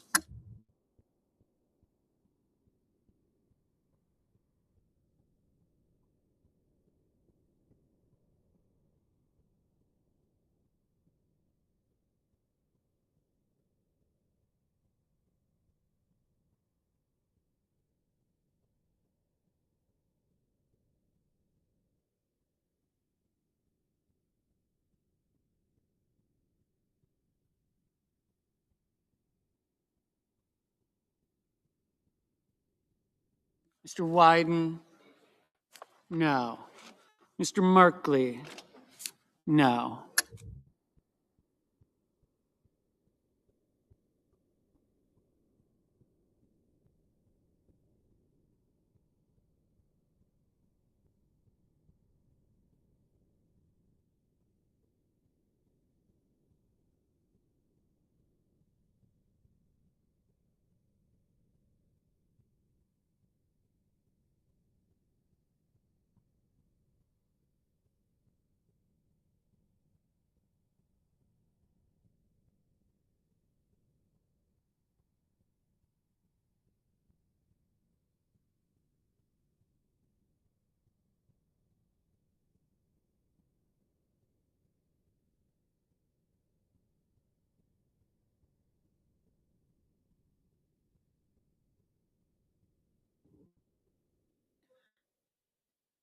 Mr. Schumer, aye.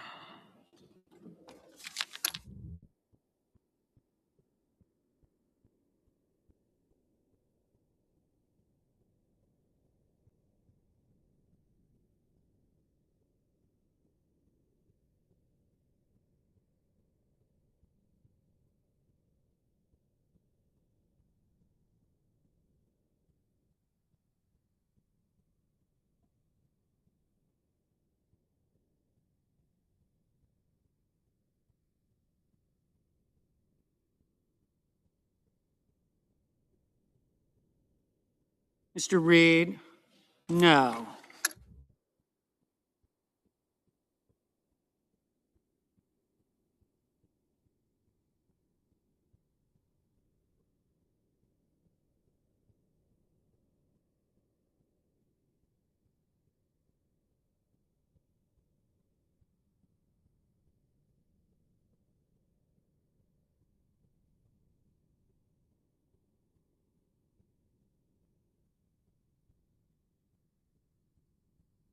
Mr. Sullivan, aye.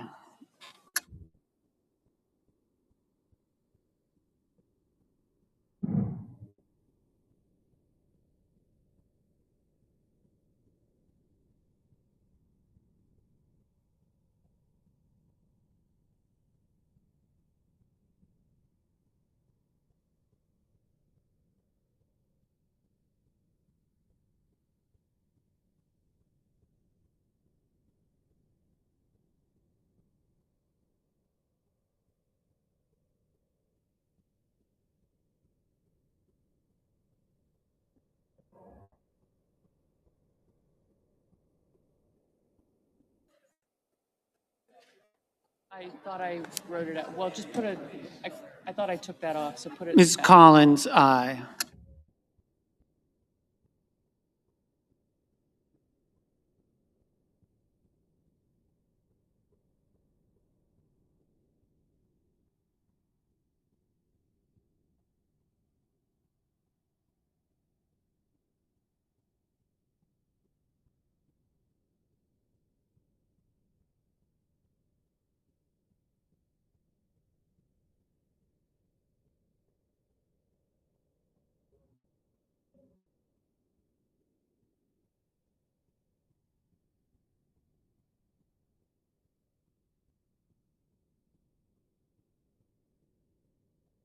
Mr. Haggerty,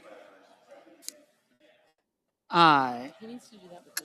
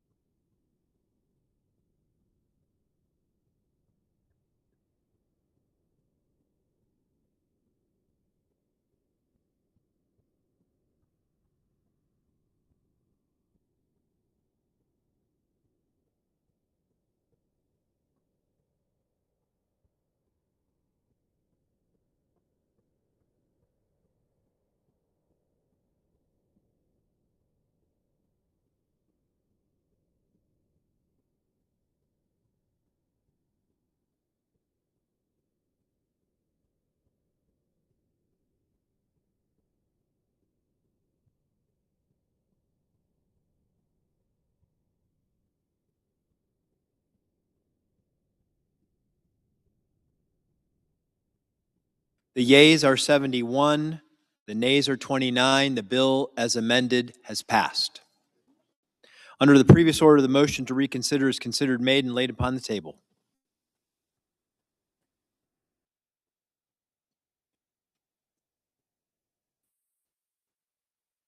Mr. President. Chair recognizes the majority leader. Thank you, Mr. President. Mr. President, I move to proceed to executive session to consider calendar number 610. The question is on the motion. All those in favor say aye. Aye.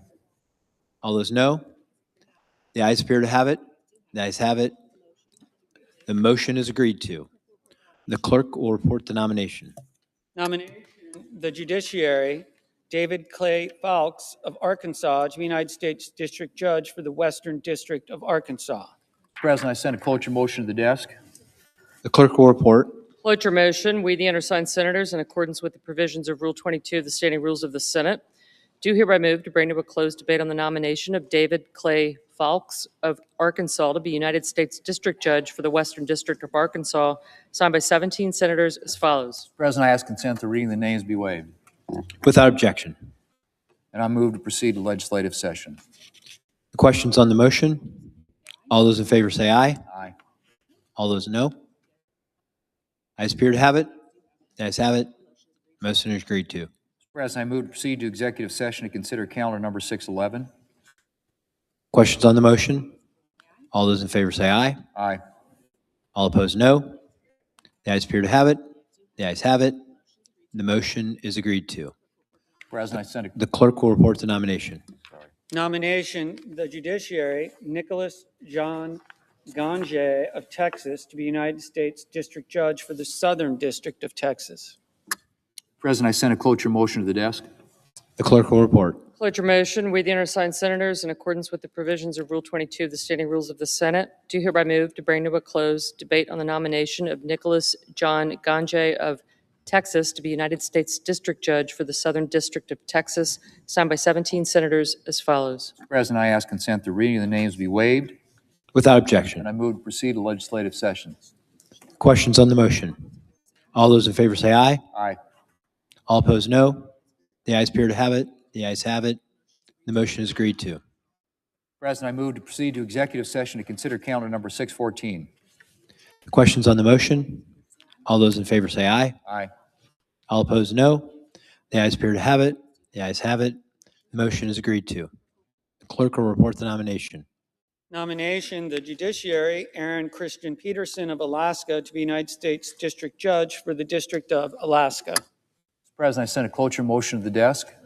The clerk will report. Cloture motion, we, the undersigned senators, in accordance with the provisions of Rule 22 of the Standing Rules of the Senate, do hereby move to bring to a close debate on the nomination of Aaron Christian Peterson of Alaska to be United States District Judge for the District of Alaska, signed by 17 senators as follows. Mr. President, I ask consent to reading the names be waived.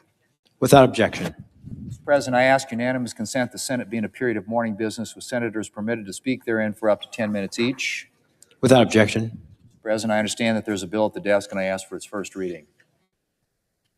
The clerk will read the title of the bill for the first time. H.R. 7147, making further consolidated appropriations for the fiscal year ending September 30, 2026, and for other purposes. Mr. President, I now ask for a second reading, and in order to place the bill on the calendar of the provisions of Rule 14, I object to my own request. Objection is heard. The bill will be read for the second time on the next legislative day. Mr. President, I ask unanimous consent the Senate proceed to consideration of S.Res. 595, which is at the desk. The clerk will report. Senate Resolution 595, congratulating the Indiana University Hoosiers football team for winning the 2026 College Football Playoff National Championship and completing an undefeated 16-0 season. Without objection, the Senate will proceed. Mr. President, I ask unanimous consent the resolution be agreed to, the preamble be agreed to, and the motion to reconsider be considered and made and laid upon the table with no intervening action or debate. Without objection. President, I ask unanimous consent that the Senate proceed to executive session to consider the following nominations in block. Calendar number 625 through calendar number 627, calendar number 628, with the exception of Brigadier General Kirk E. Gibbs and Brigadier General Eric S. Strong, calendar number 629 through calendar number 644. All the nominations are on the Secretary's desk. that the nominations be confirmed and blocked, the motion to reconsider be considered made and laid upon the table with no intervening action or debate, that no further motions be in order to any of the nominations, the President be immediately notified of the Senate's action, and the Senate then resume legislative session. Without objection. President, I ask unanimous consent that when the Senate completes its business today, it stand adjourned until 3 p.m. on Monday, February the 2nd, that following the prayer and pledge, the journal proceedings be approved today, the time for the two leaders be reserved for their use later in the day, and the Senate be in a period of morning business with senators permitted to speak therein for up to 10 minutes each. Finally, notwithstanding Rule 22, the cloture motion with respect to calendar number 610, David Fulks, ripen at 5:30 p.m. Without objection. Mr. President, if there's no further business to come before the Senate, I ask that it stand adjourned under the previous order following the remarks of Senators Coons and Murray. Without objection.